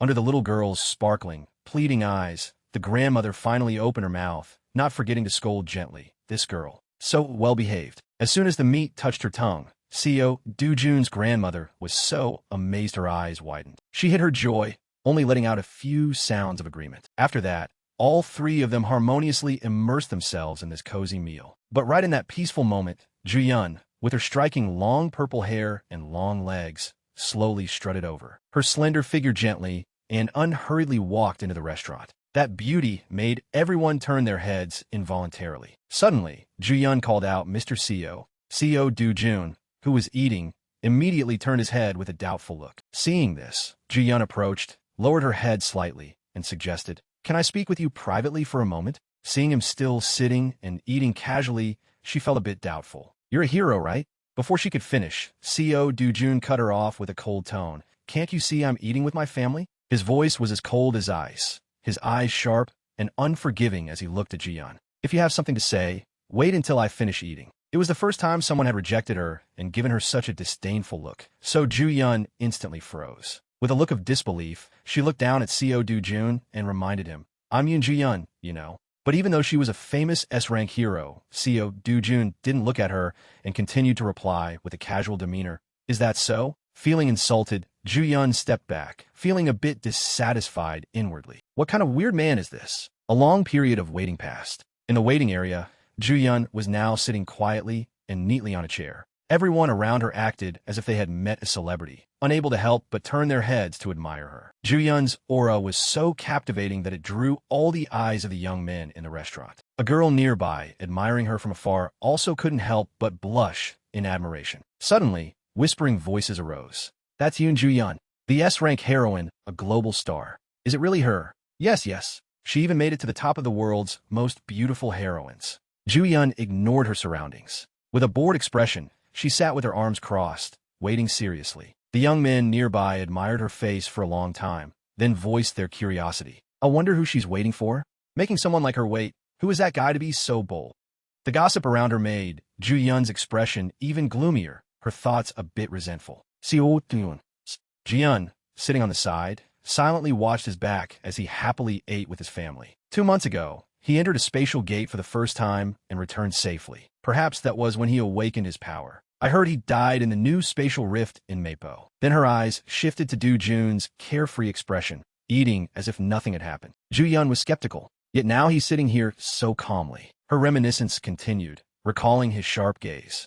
Ju Yun felt a slight tremble in her heart. Just one look, one sentence from him is enough to make me tense. But becoming an S-rank hero in less than 2 months? The Karimo oil conglomerate invested a fortune to mine mana stones, and it still took them 5 years to produce one S-rank. Her face was now filled with nothing but terror. She comforted herself in her mind. He couldn't possibly be an S-rank in just a few weeks. He must definitely have some other extraordinary special ability. Suddenly, the sound of a chair being pulled out interrupted Ju Yun's train of thought. Eun-jong had finished eating. She walked out with her grandmother and Co. Du-jun. With an excited look, Eun-jong smiled brightly and exclaimed, "So delicious. I'm so full." Ju Yun, sitting far away, also stood up, waiting for Co. Du-jun to pass by. But suddenly, the foot of some rude guy appeared from nowhere, stomping hard on the floor right in front of Co. Du-jun's family. Seeing this, Co. Du-jun frowned, his cold, piercing eyes sweeping over the guy. That rude guy was none other than Kang Cheol-woo. He looked at Co. Du-jun provocatively, his voice a bit mocking. "What's this?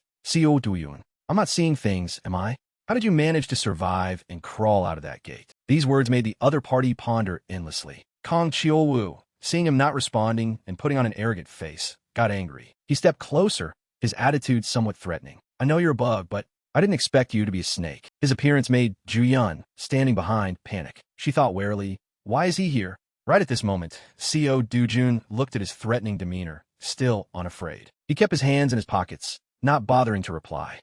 With a dismissive attitude, not wanting to make a big deal out of it, Co. Du-jun ignored him and immediately turned his head away. He shifted his gaze, looking toward Ju Yun standing behind, and spoke up, "Hey, you said you had something to talk to me about." The sudden question made Kang Cheol-woo also turn a look. Seeing Ju Yun, he was surprised. Yun, what? Co. Du-jun still treated Kang Cheol-woo as if he were invisible, continuing to look at Ju Yun, his voice cold. "Here's the deal. I'll help you with your matter. In exchange, look after my family for a bit." Ju Yun hesitated. Specifically what? Co. Du-jun immediately glanced behind him, signaling quickly to Ju Yun. "Just call a taxi and take them home." He didn't stop, continuing to explain, "I have to go first." Ju Yun quietly watched the freezing atmosphere before her. At this moment, Co. Du-jun's eyes suddenly became sharp and cold, radiating a strong, murderous intent. His voice was a bit chilling. "I have a debt to collect." Seeing Co. Du-jun provoking him, Kang Cheol-woo didn't wait, baring his teeth, his eyes crazed, ready to start a fight. In front of a restaurant under the full moon, Ju Yun was gently leading Eun-jong to the car and speaking reassuringly. "Don't worry too much, Grandma. Let's go." The little girl, with a worried face, glanced at her standing outside waving. "And that cute little girl too. Goodbye." Ju Yun forced a smile as she watched the car. The car started rolling, carrying Eun-jong inside. Meanwhile, loud noises echoed from inside the restaurant. Co. Du-jun, with a cold face, stared straight ahead. A large red mark appeared on Kang Cheol-woo's face. It made him furious, snapping his head back with a seething aura and shouting, "You bastard! Do you want to die?" A waitress stepped out trembling, reminding him, "Excuse me, please don't cause trouble here." Immediately, Kang Cheol-woo swung his arm and struck the waitress, making her cry out, and then cursed, "Damn it, get the fuck out of here." The waitress fell to the floor, and he growled, "Everyone get out." A second later, Kang Cheol-woo, as if going mad, strained his neck and yelled loudly, "Do you really want to die? Want to go to your grave early? You bastard." While he was screaming, a hand aimed straight for Kang Cheol-woo's face. Right after, he flashed past him like lightning. Before Kang Cheol-woo could react, he was hit. He clutched his painful face and collapsed to the ground. Co. Du-jun turned his head, his face darkening, and called out, "Kang Cheol-woo." He continued to ask, ignoring Kang Cheol-woo, who was looking down with blood splattering. "You locked me in that damn gate to die, didn't you?" Co. Du-jun's eyes, filled with murderous intent, looked down at him and asked, "We haven't cleared things up yet, have we?" Kang Cheol-woo slowly stood up and mocked. "A guy who was even abandoned by his own father like you. What right do you have to speak? Did that stepmother of yours tell you to kill me?" He calmly took his phone out of his pocket. Then Co. Du-jun pressed the record button on the phone. He did everything smoothly before speaking up, Say that again. His sharp teeth clenched, a bit of smoke rising, and he said, "What the hell are you babbling about?" Kong Chiol-woo's voice rang out, his clenched arm enveloped in fire. "What did you say?" Right after, he charged forward with his fiery punch, cursing, "Your mother's a slut, isn't she? Goto fel, seo doyun." Kong Chiol-woo aimed straight at Seo Do-jun and rushed at him quickly. His eyes flickered slightly. At the last moment, Seo Do-jun used his hand to block the fiery punch from him. A flash of light appeared, surprising Kong Chiol-woo. His pupils contracted in disbelief as he thought, "My punch was deflected?" His image appeared along with a hand, emitting a blue light. Right after, it blew Kong Chiol-woo's entire body far away. Seo Do-jun's eyes flashed like lightning as he charged forward. The surrounding space was filled with smoke and dust from the battle. The waitress sitting in a corner trembled in fear, saying, "Police, what's the number again?" 1111. Suddenly, the phone in her hand was taken away. Ju-yun smiled brightly, holding up the phone and explaining, "Don't worry, I'll handle this." The waitress's whole body went limp, her eyes welling with tears as she said shakily, "Ms. Yoon Ju-yun, thank you." Meanwhile, he was raining punches on the guy until he bled. She approached Seo Do-jun, who was losing control, and thought to herself, "Even though Kong Chiol-woo is a rank B hero, I didn't expect him to be overwhelmingly beaten to this extent." Ju-yun thought as she walked closer, could that person be rank B or higher? Maybe even rank A or higher. Even if he's an A, it wouldn't be easy to beat a B to a pulp like that, right? Her voice made him stop his actions. Seo Do-jun. Ju-yun hesitated for a moment, then said, "Be careful, he might actually die." Hearing her speak, Seo Do-jun frowned and looked down. He stood up, rolled his wrists, and walked toward Ju-yun. She watched Seo Do-jun with some concern and asked, "This person, how much do you know about Kong Chiol-woo?" He stopped, tilted his body, and looked at Yoon Ju-yun with emotionless eyes. "I think I know quite a bit." "Why? Is that important?" She let out a breath, hesitating. "Very important." Then Ju-yun spoke up to explain. "Because Kong Chiol-woo's cousin is Kong Dong-sik. He's an S-rank hero." Seo Do-jun slightly lowered his head, glancing at her, and said casually, "I know. Is there a problem?" Ju-yun looked at his unconcerned demeanor and thought to herself, he knew from the start. Yet he's acting so calm, as if it's nothing to worry about. How reckless. This man, Kong Chiol-woo, lay unconscious and battered on the ground as her voice echoed. Kong Chiol-woo's arrogance all this time is because he has Kong Dong-sik backing him. So what Mr. Seo Do-jun just did is extremely dangerous. I've heard about the grudge between you two, but if you think Kong Dong-sik will be understanding, you're dead wrong. The corner of Seo Do-jun's mouth twitched up slightly. Ju-yun looked at him skeptically in response to his reaction and asked again, "Kong Dong-sik, aren't you afraid?" Seo Do-jun spoke as he stepped closer to her. "More accurately, I'm starting to get annoyed. You know too much about me, don't you?" His face darkened, his eyes widening as he glared at her. Ju-yun looked back at him, her lips pressed tightly together. The aura from both of them made the waitress hiding behind the counter think, didn't she say she would handle this? Finally, she broke the tense standoff between them. "Sorry for showing up so suddenly. I came because my uncle asked me for a favor." Ju-yun's voice rang out slowly and firmly. "You sold mana stones to Gazenstone Man, right? Sell them to me." A hint of confusion flashed across his handsome face. "As many as you have." She decisively made an extremely generous request. "I want to buy all the ones you have." A smile suddenly appeared on the corner of Seo Do-jun's lips. "That's quite a lot." She also revealed a triumphant, slightly ambiguous smile. The wealth of an S-rank hero is nothing to scoff at. Ignoring Kong Chiol-woo on the ground, he gently proposed, "Nothing is unsellable. But I have one condition." Ju-yun quickly asked back, "What condition?" His pupils were covered in a layer of darkness, a faint sense of danger lurking. "It's nothing major. If it's Yoon Ju-yun, this should be simple." Suddenly, the scene changed as a wine bottle was smashed hard against the floor. Hong Hee-ju, furious at the information she just received, raised her voice a few notches. "But he's dead, isn't he?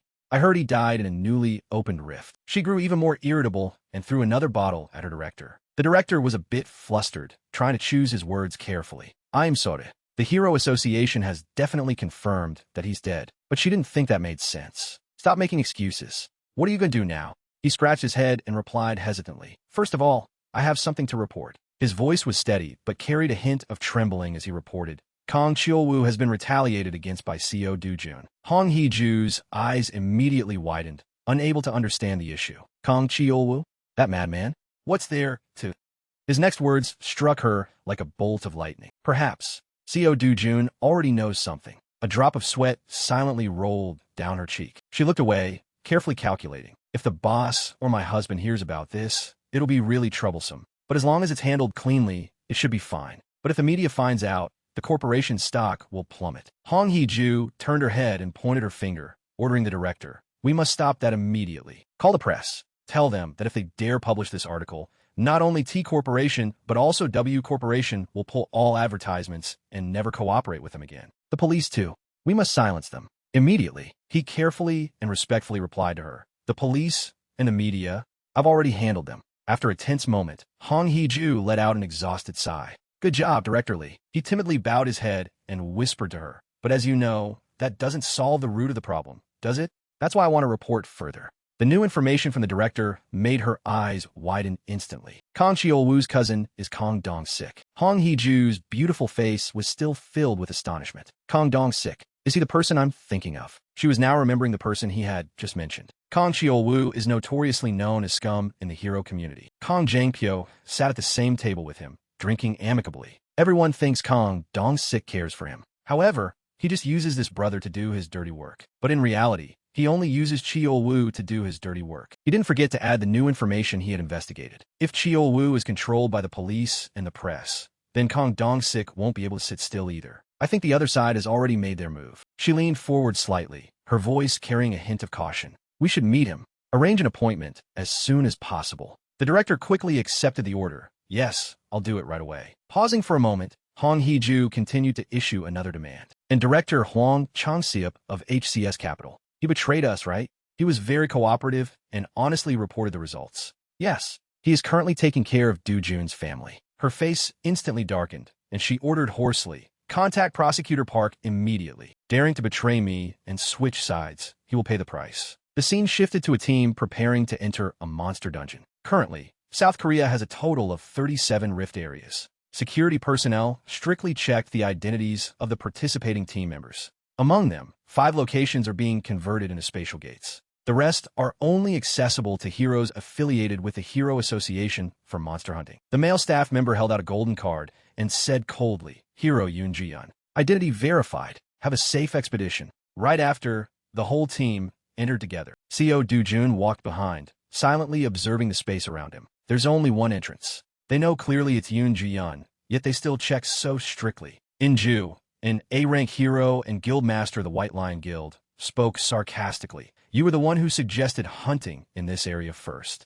How strange." Ju-yeon rolled her eyes slightly, trying to hide her true intentions. "It's just, I had some free time, so I came." She slightly turned her head back toward the end of her formation. That was exactly where he was slowly following everyone. At that time, CO Do-jun had made a somewhat bizarre request. "There's only one condition. If you let me into the rift area, I will sell all the mana stones I have to you at market price." The reason?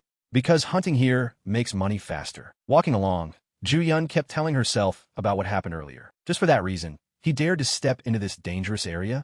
He's really crazy. Ahead was the exit, with the light of the sun and a cool green meadow. "Even without my uncle's request, I still need hero mana stones, so I don't see any problem." She calmly walked forward in silence. But In-ju showed an excited look and started probing. "Tell me the truth. Who was that guy?" She replied wearily and boredly, "Just an acquaintance." Her tone carried a bit of teasing and curiosity. "Just an acquaintance? Do you expect me to believe that?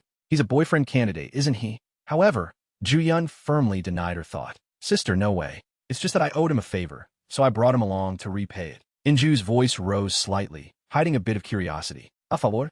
Yoon Ji-yeon, an S-rank hero, owing someone a favor." CO Do-jun remained silent, following behind while the team chatted. "It's a long story." Suddenly, a strong gust of wind blew past, making everyone in the team pause for a moment. And obviously, he felt this too. The whole team immediately entered a combat-ready state. A giant bird monster flew in from nowhere with an extremely aggressive attitude. In-ju's eyes widened, seemingly unable to believe this surprise. "It's a Kokostan." As the leader of the team, she quickly issued combat orders. In-ju and Ju-yeon, take a defensive stance. Sang-ho, block its legs. Suddenly, a dark shadow unexpectedly dashed forward. Without a word, he decisively charged toward the bird monster. Ju-yeon's whole team watched CO Do-jun in shock, their mouths agape. CO Do-yun, his hand clenched into a fist, enveloped in power. One hit. The people present couldn't help but scream loudly. "Damn it, we just entered the gate and immediately ran into trouble." As soon as the giant bird monster swooped down,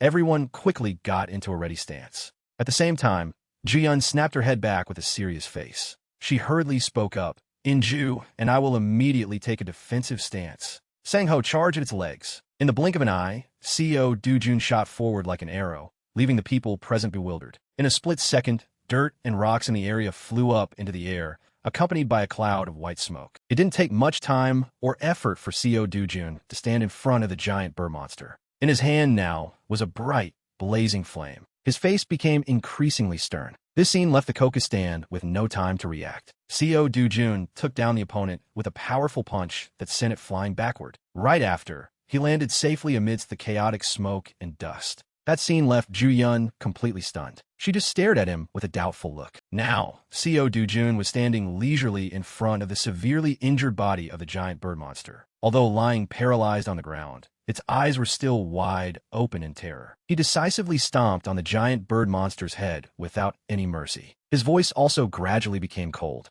"This is how you finish it." CEO Du-jun's action made the people present even more astonished. They kept looking at him with doubtful eyes. Inju turned to look at Ju-yun with pleading eyes. She stammered, asking, Who is that person?" After a moment of hesitation, she cautiously replied, "Just someone stronger than normal." Hearing this, the other party lost her composure. She kept shaking Ju-yun's body vigorously and questioned loudly, "What? How can you say that? Taking down a Coca stand with just one hit? How many heroes have that kind of power?" Facing this action, she calmly pushed her glasses up, her voice flat. "If it's just taking it down, I could do that too." At this point, Inju became even more astonished. She kept asking, "Are you crazy?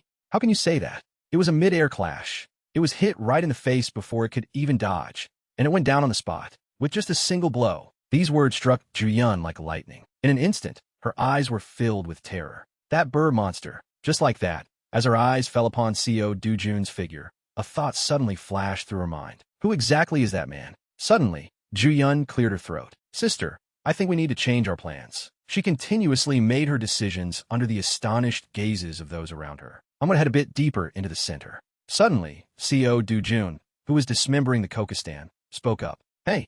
He didn't hesitate to emphasize, under Ji-yun's bewildered gaze, "I have no intention of sharing with those who didn't contribute." CEO Du-jun took out something red. He gently placed it in his pocket and said leisurely, "I have no intention of begging either." Hearing these somewhat arrogant words, Ji-yun voiced her judgment. "I don't think your level is quite suited for this place. Are you planning to go deeper?" Hearing this, the corner of CEO Du-jun's mouth involuntarily curled up into a perfect arc. He looked up at her, his voice carrying a hint of praise. "Interesting." Before CEO Du-jun could process it, Ji-yun had already turned and walked away. She leisurely made a demand. "I know the way here. Let me lead. If you don't want to get lost, stick close to me." In the blink of an eye, she leaped away from the spot, leaving him alone in a cloud of dust. Ju-yun just glided away like the wind, heading forward. CEO Du-jun just stood there, dumbfounded, watching the figure of the girl gradually moving further away. Right after, he also got into a ready stance. Soon, only Inju's group remained in the area. Watching the fading figure, Inju's voice began to echo. "If Ji-yun is a bullet, then that guy is a brilliant, blinding light." Right after, the person next to her quickly replied, "Guild Master, aren't we going to follow them?" Hearing that, she asked back, "Can you guys keep up?"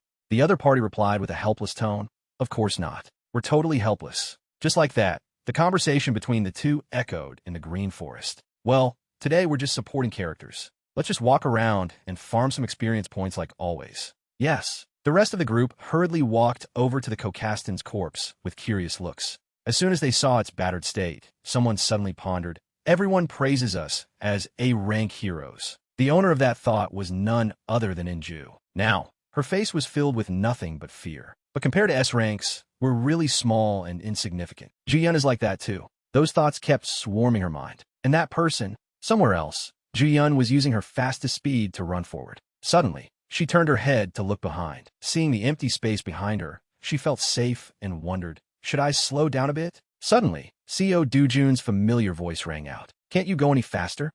At this moment, Ji-yun lost her balance and fell down. She let out a terrified scream. Her face was now filled with nothing but fear. A thought suddenly flashed through her mind. What is this? I got caught up to? Speed is my specialty. I'm top 2 in Korea." Suddenly, CEO Du-jun's footsteps halted. He calmly looked back, only to mock her. "Compared to what I imagined, you're really slow. The way you were running earlier, it looked like you were trying to shake someone off." Hearing that, Ju-yun refused to back down and continuously retorted, "Who said I was trying to shake anyone off?" However, She was panting heavily. I've never. Before their eyes now was a towering, majestic mountain. Suddenly, Co. Du-jun spoke up, asking softly, "What is that place?" Hearing that, Ju-yun's eyes became more resolute than ever. She cleared her throat slightly. "That place," she kept emphasizing as she looked at the scene ahead, "is where the boss monster of the spatial rift resides." Boss monster? Ju-yun didn't hesitate to remind him. "Yes. Have you ever heard of Kurasian? That giant, 20-meter-tall beast that looks like a flying lizard? Don't be foolish and charge in. It takes at least 3 S-rank heroes to even have a chance of taking it down." Hearing this information, Co. Du-jun looked intrigued and asked back, "That one holds the legendary grade Mana Stone, right?" Right after, she replied to him, "That's right. It's only 1 tier below the ultimate Mana Stone. But, are you even listening to me?" Before Ji-yun could say more, his feet had already involuntarily stepped forward. Witnessing this action, she was terrified and blurted out, "Don't tell me you're planning to catch it?" However, Co. Du-jun didn't answer her. He charged straight ahead like an arrow. This scene left Ji-yun dumbfounded on the spot. She kept thinking, her face showing fear. "I didn't bring you here to do something reckless like that. Oh my god, what is he planning to do?" As soon as she regained her senses, she also hurriedly chased after him. Her piercing scream echoed everywhere. "Hey, stop right there." In the forest, only the image of the two of them constantly chasing each other remained. Dust from the ground billowed up endlessly because of it. The night quickly enveloped the entire area, plunging it into an eerie silence.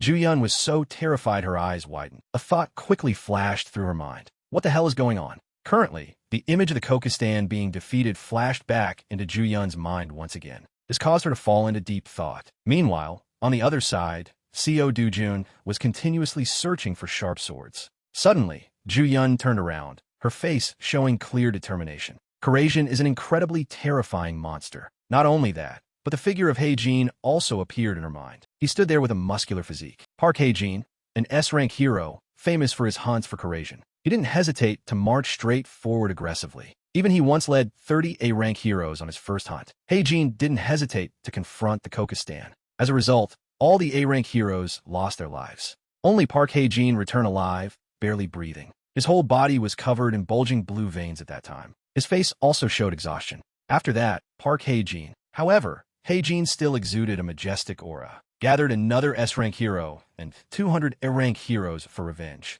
The intense battle scenes also gradually returned to Ju-yun's mind. At that time, several blue tentacles darted out quickly. They didn't hesitate to wrap tightly around the opponent's body and hold on. Taking this opportunity, Hae-jin and his teammates charged forward to attack in the blink of an eye. A moment later, the monster in front of them let out a howl of agony. The scene was gradually enveloped in darkness. The monster was now starting to dissipate. This sight made Hae-jin and the people present feel excited. They kept cheering in joy. They finally took down Kurasian. The sky also returned to its usual clear blue. But almost all the participating forces had lost their lives. Returning to reality, Co. Du-jun slowly stood up. The Mighty Sweet Life Guild founded by Park Hae-jin. It's been 3 years since that battle, and they still haven't recovered their strength. He suddenly looked toward Ju-yun with sharp eyes. However, his next question made her feel so confused she was dumbfounded. "You know very well you didn't contribute anything, right?" Facing this question, Ju-yun couldn't stop feeling doubtful. She thought to herself, if I hadn't seen it with my own eyes, I would never have believed it. The image of Co. Du-jun taking down the giant monster flashed back in her mind. Kurasian, that notorious monster. Thinking of this, Ju-yun's face became even more terrified. Was taken down by this man with just a single blow. In Co. Du-jun's hand now was a red item. He looked at it leisurely with contemplative eyes. Co. Du-jun quickly put it in his pocket and slowly spoke up. "Now I probably don't need anyone to guide me anymore." Right after, he stepped away from the place, leaving Ju-yun astonished. "From now on, I'll act on my own." Suddenly, she called out, "Aren't you going to take Kurasian's byproducts? Besides the Mana Stone, the skin, beak, and claws are all valuable materials for research." Hearing this, Co. Du-jun's footsteps suddenly halted. He turned his head back, his voice carrying a hint of impatience. "I said I wouldn't take them, didn't I?" Hearing this, Ju-yun didn't know how to answer. She just stood still on the spot. Without giving Ju-yun time to react, Co. Du-jun turned his back and walked away. He only left one sentence. "Instead of wasting time on that, I'd rather go hunt for another monster's Mana Stone. Just take them if you want. Consider it a guide fee." At this moment, she was noticing something nearby. After a while, she finally replied, "I don't need them." The evening glow quickly enveloped the entire area. CO Dujun's backpack just lay quietly on the ground. Around it was Inju's group, staring at it intently in silence. Suddenly, the pink-haired young man spoke up. He borrowed that huge backpack and brought it back full of mana stones. Can you believe it? As soon as he finished speaking, someone replied to him. That amount of mana stones? Our whole guild would probably have to hunt for 20 hours straight to get enough. Looking closely, it might even take 3 days of nonstop grinding to get that much. Meanwhile, Juyun sat quietly on the side, listening to the whole story. Who exactly is this person? At this moment, a thought suddenly enveloped her entire mind. Not only fast, but also that much. Inju's face momentarily became utterly terrified. If what Juyun said is true, then he alone, without special equipment, without combat armor, could still take down Kurasian. What she saw at this moment was the image of CO Dujun standing majestically on a high mountain peak. Just that alone is enough to call him the strongest hero in Korea, maybe even the strongest in the world. Suddenly, Inju turned around. On her face now, there was only innocence left. CO Dujun had now returned. He brought 2 backpacks with him. Under everyone's astonished gazes, he casually slammed the backpacks on the ground. CO Dujun slowly rummaged for something amidst the chatter of the people around him.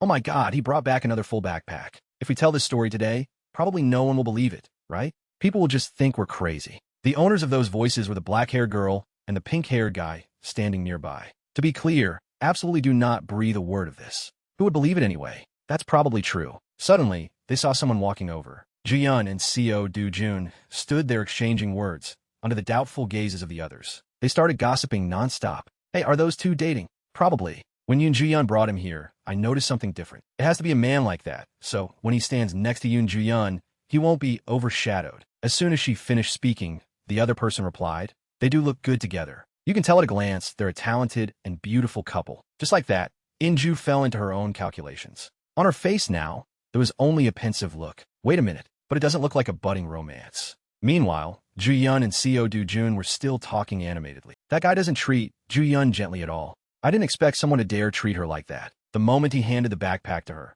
the people present exclaimed in surprise, oh. The sight of CO Dujun turning his back and leaving made Inju astonished. She couldn't stop wondering, what's that? You just left? Without even saying goodbye. Meanwhile, Juyun just brushed it off. Not stopping there, Inju sidled up to her and spoke up. And what about those backpacks? Did he leave them all behind? Only then did Juyun clear her throat slightly. I told him that if the news of him taking down Kurasian got out, he would become famous immediately. The words she uttered made the other party even more astonished. Yet he just waved his hand, said it was too troublesome, and left it all for me to handle. She couldn't stop judging. Does a person like that really exist in this world? However, Juyun remained silent. Her face gradually darkened. A thought quickly flashed through her mind, making her face flush slightly. Does a person like that really exist in this world? The light of a new day shone across the modern city. On the shiny glass was the embossed text of the gym. The punching bag was hit 3 times continuously without stopping. Heijin let out a grunt, gathering his strength to punch forward. Finally, the punching bag was smashed into pieces by him. His eyes were filled with anger, mixed with annoyance. Heijin glared ahead, a dissatisfied sound echoing. Damn it, look at my current state. It's pathetic. Park Heijin, S-rank hero, guild master of Sweet Life, affiliated with the Korea Hero Association. The bodyguard following him put on a confident smile and reassured him, please calm down, Guildmaster. They say the longer a frog crouches, the further it will jump. He kept praising Heijin to the skies. The more you endure these hard days, the more resounding your reputation will be. Taking a towel to wipe off some sweat, he silently agreed. Definitely. I will make those who look down on me regret it. He bowed low, continuing to offer flattering words. Little by little, what you've accumulated will become power and then explode fiercely. The bodyguard's last sentence made him swallow his saliva. When that time comes, everyone will have to bow at your feet. And it seemed he really knew how to please his arrogant master. Besides, when it comes to dealing with Kurasian, who knows it as thoroughly as you do, he handed over a bottle of water while smiling flatteringly. Later, you will be recorded as the hero who conquered the Kokistan with the smallest team in the world. The association might even grant you exclusive rights to mine Kokistan. Heijin took the water bottle, having no intention of rejecting those compliments. That's true. He quickly regained his cheerful mood and replied confidently, no one knows that monster better than I do. Looking at the framed photo and his awards on the desk, he fell silent for a moment. But, compared to 3 years ago, the guild has shrunk pathetically. Heijin glanced at the bodyguard with a smiling face. Even so, the only person who can take down that burr monster is still me, right? Hearing this, he took the opportunity to praise him even more. Exactly. Who else but the guild master could do it? Their laughter echoed throughout the gym. The scene shifted to CEO Do Jun's personal profile. Kong Jangpyo raised an eyebrow, looking at the paper with a curious attitude. CEO Do Yun, is it this guy? Kong Dong Sik, S-rank hero of the Hero Association, Kong Cheolwoo's cousin. His subordinate bowed slightly, reporting with a respectful tone. Yes. A few months ago, Hero Kong Cheolwoo tried to throw him into a spatial gate to eliminate him. This made him a bit surprised, asking back, and he didn't die? He even awakened his power there. He carefully replied, yes, that's correct, sir. Kong Jangpyo ordered his subordinate to continue reporting. Go on. He leaned forward, presenting the information he had investigated. The client this time is Hong Hee-ju, a director of T Corporation and also the second daughter of W Corporation. He kept his face buried in the resume, asking flatly, why would such an arrogant chaebol heiress get involved with a guy like him? Of course, there's a reason for everything, and the problem lies in his identity. I heard CEO Do Jun is an illegitimate child of T Corporation. He was brought home at the age of 7, but 6 years ago, when Hong Hee-ju gave birth to a son, he was kicked out. Kong Jangpyo's lips curled into a contemptuous smile, mixed with a little smugness. Blood is blood, yet the chaebol family is so ruthless? Kong Jangpyo stood up from his chair, spoke softly, and asked, so, how much did Cheolwoo get for that job? The subordinate's gentle and slow voice rang out. 30 billion. His tone carried a bit of disdain for his cousin. Is that all? Kong Jangpyo reached out to grab a golf club and said, but he was dealt with, wasn't he? Answering him was the obedient voice of the subordinate. Yes, I heard he was only beaten, but in reality, his whole body suffered severe burns, his eyes were ruined, and he's living a fate worse than death. Kong Jangpyo leisurely placed the club in front of the golf ball, commenting lightly, disgusting. With just a light swing, Kong Jangpyo perfectly sent the ball into the hole. His face suddenly took on a dangerous and malicious expression. If it were me, I would have chopped off his limbs and crushed his head. His subordinate continued to report everything. And I heard. His next sentence startled Kong Jangpyo, making him miss his swing. Yoon Ju-yeon helped CEO Do Jun at that time. The ball rolled away and arrogantly missed the hole. He aggressively stepped in front of his subordinate, his tone full of surprise. Yoon Ju-yeon, why did she help that guy? What's her relationship with him? He was terrified, his tone extremely timid and trembling. That, I'm not really sure. I only know that thanks to Ji-yeon's testimony, the matter was settled smoothly. Kong Jangpyo didn't say much, immediately grabbing his collar and yelling, investigate it for me immediately. Find out what the real relationship between those two is. If they're not blood-related, there must be some kind of deal. Find out at all costs. The subordinate panicked and immediately dashed toward the door. Yes, I'll investigate right away. Now, his brows were tightly furrowed, filled with annoyance. The club in his hand was also crushed out of shape by him. Kong Jangpyo clicked his tongue and threw the club hard onto the floor. He pressed his lips together, a feeling of unease welling up in his heart. Hong Hee-ju's side is definitely going to come looking for me soon, wanting me to do the job that Cheolwoo failed to finish. After calming down for a while, he finally let out a breath. Fine by me. On Kong Jangpyo's face now was a greedy and scheming expression. A chaebol heiress. Money shouldn't be an issue. The sky quickly turned to night, and the moon was already high. CEO Do Jun strolled leisurely on the deserted street. He seemed to be deep in thought about something. As I expected, hunting in a rift is much more effective than in a gate. His footsteps echoed on the quiet street, adding to the sense of solitude. It seems I'll have to ask Yoon Ju-yeon to guide me many more times. CEO Do Jun recalled the words Ju-yeon had said to him back then. If you sell Coration's Mana Stone outside, people will ask who caught it, what their abilities are, and then the press will hound you day and night. It's noisy and troublesome. It's best to just keep it for now. She gently closed her eyes, also curious about what he planned to do. If your goal is to become famous, I won't stop you. But what are you planning to do? He unexpectedly placed the backpack in her hands. Currently, a confident smile slowly appeared on CEO Do Jun's lips. I'll find another way to enter and exit the rift areas. Finally, his footsteps stopped in front of a long, dark hallway. I'll just rest for now. The new house Huang Changxia prepared is pretty decent. He gently pushed the door and stepped inside the house. But a cold glint appeared in CEO Do Jun's eyes. Looking at the pile of shoes neatly arranged by the door, he couldn't help but wonder, whose are these? Right at this moment, a sweet voice rang out from inside the house. Brother. Right before his eyes now was a group of people dressed in black, looking very dangerous. Choi Eon-young glanced at CEO Do Jun, remaining silent. Eun-jong, on the other hand, was a bit panicked, rushing over to hug him tightly. Brother. CEO Do Jun didn't let his guard down at all, immediately asking, who are you people? The man suddenly interrupted him. You're CO Do-jun, right? He asked a dry question with a cold face. I am Prosecutor Park Cheol-young from the Seoul District Prosecutor's Office. You know Mr. Hwang Chong-sip, right? He remained silent, carefully protecting the little girl behind his back. Then the man flatly issued a firm declaration. You are under emergency arrest on suspicion of participating in the illegal loan sharking activities of HCS Capital, the company headed by Mr. Hwang. He turned to look at her with a murderous and terrifying aura, saying, If I kill Hong Hee-ju, what will happen? The towering, majestic high-rise building under the gentle golden sunlight. In front of the building was a stone stele engraved with the name Prosecutor's Office, full of justice and the imposing weight of the law. CO Do-jun sat in the interrogation room, his hands handcuffed to the sides of the chair. His eyes darted to one side, as if something caught his attention. A pair of legs belonging to a man wearing black dress pants and leather shoes walked down the hallway. The man's voice rang out, Yes, Director Lee. Rest assured, both Hwang Chong-sip and CO Do-jun are very obedient and compliant. Choi Yeon-yong held the phone to his ear with one hand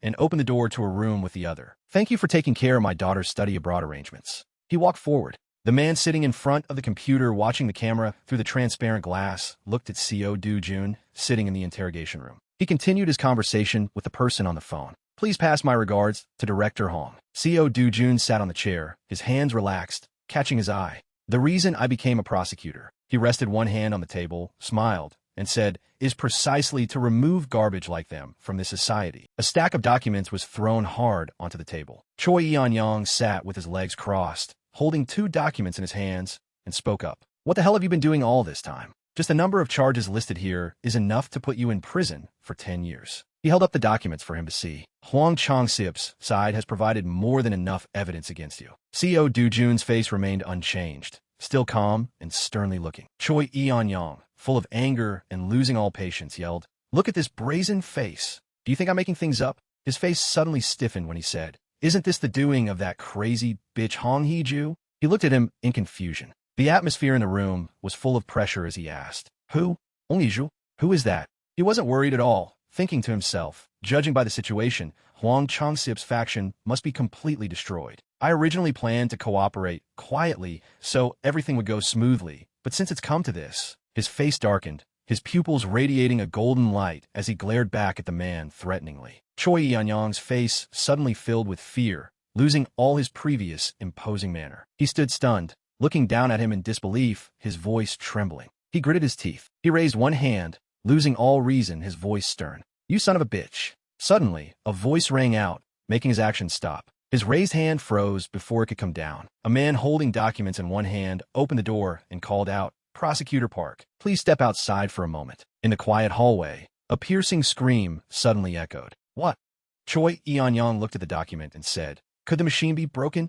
The person on the other side immediately refuted. No, sir. If it checked, there's no problem with the machine. He crumpled the document a bit, his voice full of suspicion as he spoke. The hero scanner reported, A normal person? How? That's absurd. That's CO Do-jun. The man looked worried and said softly, I'm not sure why either. Maybe the information about his awakening is wrong. Choi Yeon-yong's face darkened as he thought. But that information came from T Corporation. They can't be wrong. Besides, he even knows Hong Hee-ju's name. Who exactly is he? CO Do-jun was still sitting in the interrogation room, looking down at the document under the spotlight. His face showed a hint of anger as he thought to himself, Now I understand why people call Korean prosecutors bastards. Should I just smash everything? The door suddenly opened while he was still thinking. And then take grandmother and Eun-jong and run far away? Ji-yeon walked in and asked, What are you doing here? He sighed in frustration and answered her, I don't even know myself. She put her hands on her hips, tilted her head, and advised him, Don't act impulsively. I know you're shocked, but using force will only make things worse. He looked at her and asked, So you're going to help me? She crossed her arms, replying reluctantly, Not exactly helping, but... She spoke up with a strong sense of justice. Now that I know for sure you're innocent, I can't just ignore it. If I didn't know, that would be one thing, but when it's clear an innocent person is being framed, I can't stay silent. He smiled. I see. She walked closer to him and said, The Hero Association will step in to investigate. They're paying attention to the illegal use of hero IDs and the Mapo spatial rift incident in your house. He asked, What about my family? She put one hand on her hip, saying with dissatisfaction and annoyance, Am I your secretary? Why should I have to worry about your family matters too? He glared at her. She didn't dare look him in the eye and looked away. She turned away and answered, Your family is safe. Don't worry. His face relaxed, full of relief, and he smiled, saying, "Thank you. I will definitely repay this debt." Her cheeks flushed pink as she turned back to glance at him and instructed, "Anyway, try to endure it a little longer. I'll try to resolve this as quickly as possible." Outside the building, the gentle sunlight shone down. Yoon Ji-yeon didn't choose to directly clear CO Do-jun's name. She publicly exposed Prosecutor Park Chol-young's bribery and illegal lobbying, leading to his dismissal. A car sped down the highway. A fair investigation later confirmed that CO Do-jun was completely uninvolved in the case. Ju-yeon focused on driving, while CO Do-jun crossed his arms and looked out the window. "I couldn't avoid a penalty for the illegal use of a hero ID, but thanks to Yoon Ji-yeon's fierce defense, the punishment was only probation." A voice came from the tablet integrated into the car. "A never-before-seen monster has just attacked civilians in the UK. It has a mantis-like shape, is about 1.5 meters tall, has 4 eyes, and possesses an extremely powerful jumping ability," he said calmly. "It's a Mac-Asian." She was startled and surprised, turning to look at him. "Wait, how do you know its name?" "Currently, only the association knows the name of this new monster." He didn't answer, just looked out the car window, reminiscing. Monster names aren't just made up randomly. A large red mana stone was placed on something, surrounded by many energy connections. Mana stones don't just contain energy, they also store existing information about that species. Analyzing a mana stone will reveal the monster's name and data. An image of a beautiful Earth appeared. On modern Earth, science is used. An image of a destroyed planet with only fragments remained. But in that collapsed world, it was by magic. The glowing red mana stone appeared along with a terrifying mantis-like monster. Therefore, if a monster appears in both worlds, it's highly likely that CO Do-jun already knew its name. He crossed his arms and said calmly, "Dealing with a Mac-Asian is simple. Just use red fire and extract." She asked back doubtfully, "Red fire ants?" He looked at her and answered her question. "They are harmless to humans, but act as an extremely potent paralyzing toxin to Mac-Asians. One spray, and it won't be able to resist anymore." She fell silent, saying nothing. A moment later, she asked him doubtfully, "CO Do-jun, who exactly are you?" He didn't answer. The car continued to speed down the highway. She glanced at him. He acted as if he didn't hear her and remained silent. She asked him in frustration and annoyance, "Are you even listening to me?" His face darkened as he suddenly spoke up. "If I kill Hong Hee-ju, what will happen?" An angry woman bit her nails. Hee-ju sat in her office, her face full of anxiety and a hint of fear, constantly biting her nails. A bodyguard stood straight, looking at her with concern. The bodyguard, with his hands behind his back holding a document, said softly, "That's how it is, ma'am." She bit her nails anxiously, speaking with a bit of annoyance. "Yoon Ju-yeon? Why her?" The bodyguard, holding the document in one hand and gesturing with the other, tried to explain. "It's still not very clear. No one knows what their relationship with Do-jun is or why they know each other." Her face twisted, full of malice, radiating murderous intent. Her long nails broke as she kept biting them. She hissed, "That bitch Yoon Ju-yeon? What the hell is going on?" Hee-ju stood up, slammed both hands on the desk, and spoke up. "And what's this about Do-jun not being a hero? You said he awakened." She radiated a threatening aura. The bodyguard's voice trembled as he spoke. "We're not sure about this either, but it seems he really did awaken. But maybe he possesses some kind of ability strong enough to bypass the hero detection device. That's just my guess." Her eyes widened, full of malice. She pointed her finger and yelled, "Contact Kong Jang-pyo immediately. 20 billion. Tell him I'll pay 30 billion. Do it right now." Kong Jang-pyo's voice was full of sarcasm as he said, "I'm not doing it. 30 billion is too cheap. It has to be double to be worth it." The man standing straight with his hands behind his back spoke up. "Double? Isn't that a bit too much?" Kong Jang-pyo held up a finger and said, "You don't understand anything." He put his feet on the desk. "For Hong Hee-ju, I am the only option. Besides, after the job is done, 60 billion is nothing to her." His face darkened, his red pupils full of malice as he smiled. "Now that Yoon Ji-yeon is involved too, if I have to face an S rank, that price is more than reasonable." The man, looking wary and a bit anxious, spoke up. "Ju-yeon, she really is a dangerous opponent." He suddenly slammed his foot on the desk. This action startled the man, filling him with fear and wariness. Kong Jang-pyo radiated a threatening aura, speaking to the man with a bit of anger. "Oomph, you idiot. Do you think all S ranks are the same? Someone like Yoon Ju-yeon, I can finish off in 20 minutes tops." The man's face turned pale with fear as he replied, "Yes." His face suddenly changed, no longer threatening or angry, but smiling gently as he asked, "Any response from the association yet?"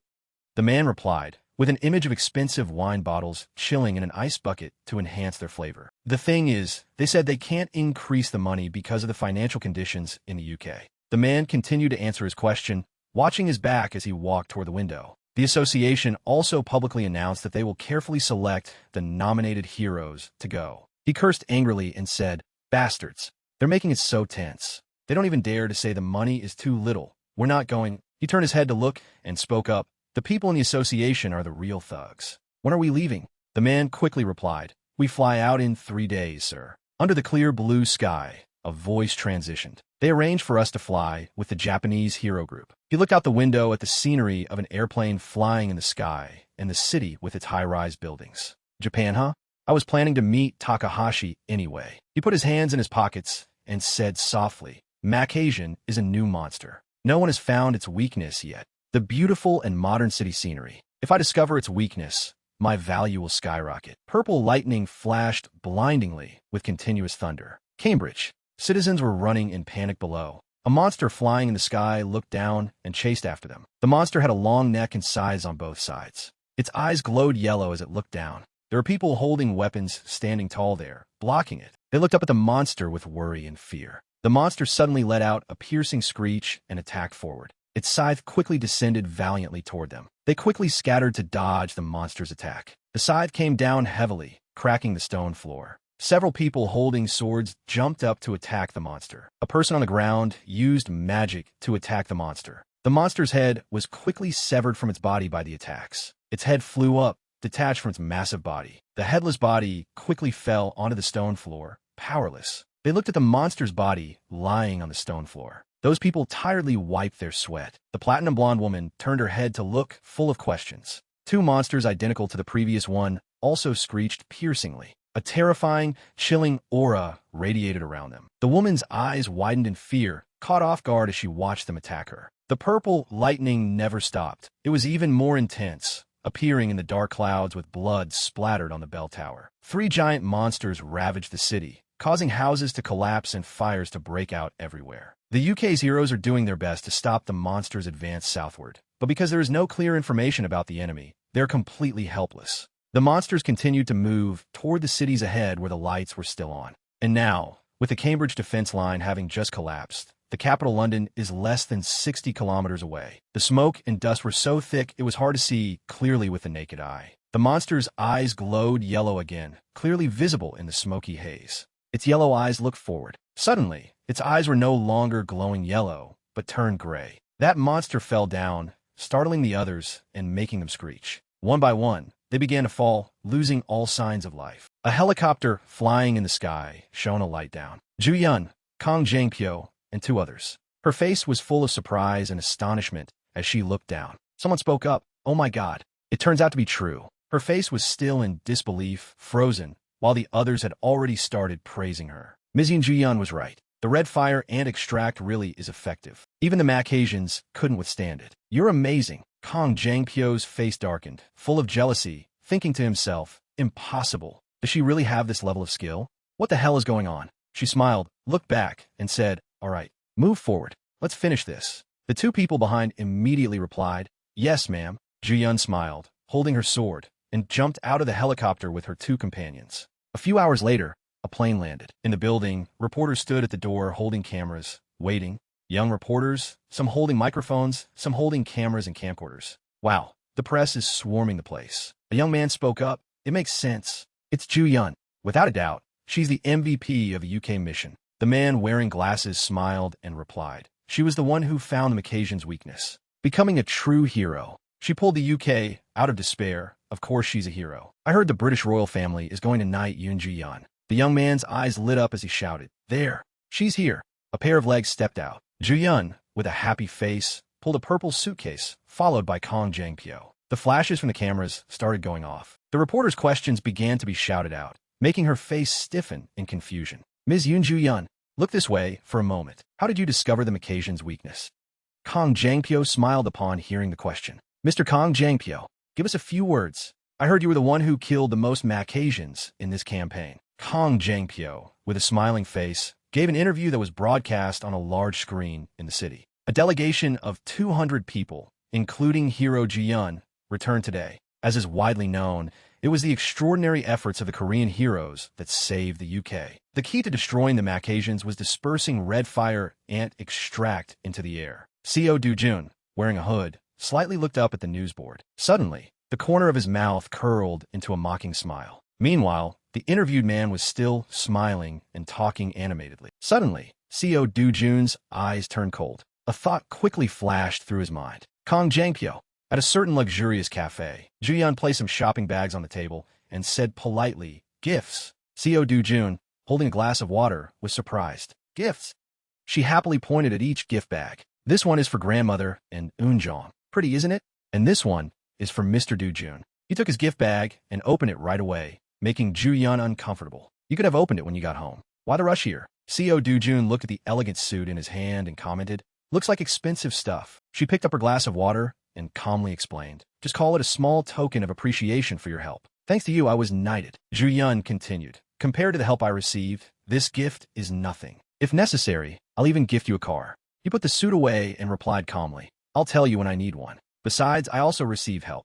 She looked straight at him, her face serious. "If I asked how you knew the Macassian's weakness, you probably wouldn't answer, right?" CO Do-jun replied casually. "Do I have any reason to answer?" Hearing that, Ju-yeon could only sigh helplessly. The yellow lights in the cafe shone softly. She spoke up. "What's your next plan?" I didn't expect him to say things like world peace anyway, but if he's planning to target Hong Hee-ju or Kong Dong-sik, that's going to be troublesome. I have to find a way to stop him. He slowly opened his mouth. "For now." CO Do-jun tilted his head, looking extremely serious. "I have to buy a house first." She looked dumbfounded at his words. Ju-yeon asked in surprise, "So you're renting a house?" CO Do-jun remained silent, not knowing what to say. The scene shifted to late at night. From somewhere, the sounds of laughter and playing echoed. At a luxurious villa, attractive girls were having fun by the pool. Kong Jangpyo soaked in the pool, his arms around two beauties. His face was gloomy as he thought, "Ju-yeon, I don't know why, but she seems different from before. Knowing the Macassian's weakness is one thing, but she deliberately hid how she found out. And never mind the Macassians. What's the deal with Do-jun?" Ju-yeon was relaxing comfortably. She crossed her arms and asked back, "What do you mean?" Kong Jangpyo listed each incident. "You even helped get him out, even if it meant taking down a prosecutor. You also said you witnessed him turning Cheol-woo into a target practice dummy." Ju-yeon took off her sleep mask and explained in annoyance. Kong Cheol-woo was the one who started it, and the assassination attempt through the spatial gate failed anyway. On the day of the fight, Kong Cheol-woo also started it. He let out a disdainful laugh. "That greedy bastard Cheol-woo did something stupid. He deserved to die. But he's my cousin. In short, I have a legitimate reason to take revenge on Do-jun." Her eyes coldly glared at him in warning. Kong Jangpyo was a bit intimidated by Ju-yeon's glare. She lay down, turned the other way, and said casually, "Suit yourself. I don't plan to get involved." He was surprised by her action, thinking to himself, "I thought there was something serious going on between those two." Ju-yeon put her sleep mask back on, not showing any emotion. "And I have no reason to get involved either." Returning to the present, Kong Jangpyo poured wine while thinking, "No reason." She said it so clearly. He sipped his wine, his face serious. There's definitely something abnormal about Do-jun. Longshot, Silver, UK. This area had become a wasteland after the monster attack. The UK Hero Association was trying to send as many heroes into the rift as possible to collect mana stones before the second wave began. The bearded man standing guard complained, "What a pity. If we had the red fire and extract, even ranked DS like us could have taken down the Macassians." The man next to him agreed, "Yeah, that's right. If we had stopped the wave from the beginning, this area would have become a lucrative mana stone mine. Once a wave has occurred, the rift can no longer be converted into a gate." The man continued, "I heard the second wave won't be Macassians, but something else." The bearded man replied, "Yeah, it's scary because we don't know what will appear. There are countries that have been destroyed because of this." Saying that, the man turned his head to look at the rift. His teammate wondered, "What is it? Is something wrong?" The man replied, "I just have a feeling someone is coming out." The teammate reassured him, "The party that just went in is already coming out? It's only been 5 hours." The guard continued to remind him, "Come on, snap out of it. Focus on guarding properly. There will definitely be some greedy normal people sneaking in for mana stones. You'll see." Suddenly, lightning flashed inside the rift. The guard from earlier turned around, his face full of surprise. His teammate's face was equally shocked. From within the rift, a man with a muscular physique, looking incredibly gloomy and terrifying, appeared. He looked down from above, his pupils emitting a purple light that struck fear into people. The two guards were terrified by the man's appearance. Not a hero. Neither the outfit nor the scars match. Quick, report to headquarters. Before they could send the message, he reached out his metallic arm, creating a green magic circle. The two were bewildered as they were lifted up by those green circles. The guard pulled high up, exclaimed in panic, "What? What is this?" The man didn't care at all, striding past them. "Damn it!" The guard angrily turned around and threw a throwing knife at him. The man inside didn't even flinch, letting the magic circle block the barrage of throwing knives, causing them to immediately change direction. He muttered a sentence, so weak. Saying that, the man suddenly clenched his fist. The two guards screamed in agony, as if being crushed by someone. He gently reached out his hand. With a slight movement of his fingers, purple lightning appeared. From within the lightning, a phone gradually materialized. The screen was still displaying a number, 19.26%. On the dark red screen, 19.26 was clearly displayed. The man wondered, it's been 10 years in this place's time, hasn't it? Still hasn't even reached 20%. He walked past the two guards, muttering to himself, did it fail? I went through the trouble of creating a spatial rift. First, I need to increase the mana density. One of the two guards weakly spoke up. What are you? But the man turned around and opened his mouth. First, he said as he brutally attacked the guard from earlier. The man, with a face as terrifying as a demon, continued coldly. I must purge these weak bugs first. In the opening scene, haunted by the appearance of monsters. Paju, South Korea. Under the blue sky, Seo Do-jun appeared calmly, but every step he took shook people's hearts. Sunlight draped over his shoulders, the wind blew past. No one knew where he came from or where he was going. They only knew his presence silenced everything. Suddenly, a series of strange noises around him caught his attention. Something was rushing toward Seo Do-jun at a terrifying speed. From the ground, a giant monster burst forth. Its roar tore through the space. It opened its terrifying maw wide, ready to crush anyone who dared stand in its way. But this time, the prey before it wouldn't be easily swallowed whole. Immediately after, the ground trembled. An explosion roared as a blinding light consumed the space. Power erupted, and flames screamed toward the heavens. Crimson blades of grass pierced the clouds, tearing through the air as if to set the very sky ablaze. After witnessing that display, a flicker of doubt appeared in Seo Do-jun's eyes. What on earth was that? Then, for a fleeting moment, a confident smile graced his lips. The story shifts. Amidst the bustling city, a skyscraper stood tall, a symbol of power and the secrets hidden within. An older man, with a calm demeanor, took a sip of coffee. All right, what kind of person is he? Light glinted off the subordinate's sunglasses. He spoke in a serious tone. Indeed, he is a difficult young man to approach. A few others beside him nodded in agreement. He confirmed to me that he is, in fact, a hero. Min Hong-ki, vice president of the Korea Hero Association. Not stopping there, Tae-young continued to dig deeper. He looked at his assistant with curiosity. I heard the hero stat measuring device couldn't get a reading on him. Is that right? Kim Eon-gu, while tidying up a stack of documents on the table, nodded slightly. Yes, I received no response at all. A middle-aged man in a black suit, his face scrunched in anger, suddenly shouted, "What an insolent brat." As a member of the association, he should give a clear answer. This was Park Sung-cheon, vice president of the Korea Hero Association. The atmosphere was as tense as a drawn bowstring. The man sitting beside him gestured with his hand. What else? Tae-young once again urged his assistant. What else did you find? Kim Eon-gu held up 2 sheets of paper covered in text. He shook his head. Not much, but there is some information. And then, he began to reveal a terrible secret hidden behind the scenes. Seo Do-jun said it all started with the dark scheme of hero Kong Cheol-woo. Mana flared in his hand. Do-jun raised his head defiantly, ready to face the giant monster's descending blow. His eyes glinted with killing intent as his hand burst into flames. Do-jun clenched his fist, his mana swirling as if to incinerate every enemy before him. Kim Eon-gu continued. Seo Do-jun nearly died in a battle at a gate and had an awakening. The monster's body was crushed, flesh and blood exploding into pieces. A world-shaking explosion echoed, its aftershock scattering dust and bone fragments across the sky. Afterward, he took revenge on Kong Cheol-woo and then single-handedly dealt with the new rift in Mapo. The battlefield shook. Red flame soared high. Do-jun's figure charged like a storm, sweeping away all obstacles. Kim Eon-gu read to the end with a serious expression. Seo Do-jun possesses overwhelming power. Tae-young crossed his arms, lost in thought. He's truly a wild horse, difficult to tame, but a prized one. The monster's body exploded, its flesh and blood splattering everywhere. Tae-young still had a concern. He requested a hero certification, saying he had a sponsor. Who in the association was it? Kim Eon-gu's face darkened. He answered into the heavy atmosphere. It was Yoon Ji-un, an S-rank hero. Tae-young and Sung Cheon were stunned, their eyes wide with disbelief. The flames blazed fiercely. Do-jun emerged, the corner of his lip curled into a provocative smile. Amidst the light reflecting off the gleaming gold card, his cold face was clearly visible. Do-jun stared, stunned, at the gold card. The 8th person on the list of S-rank heroes in Korea. The massive monster's corpse lay shattered on the ground, its poisonous blood pooling in streaks. Thanks to this, I'm allowed to hunt monsters freely in the rifts.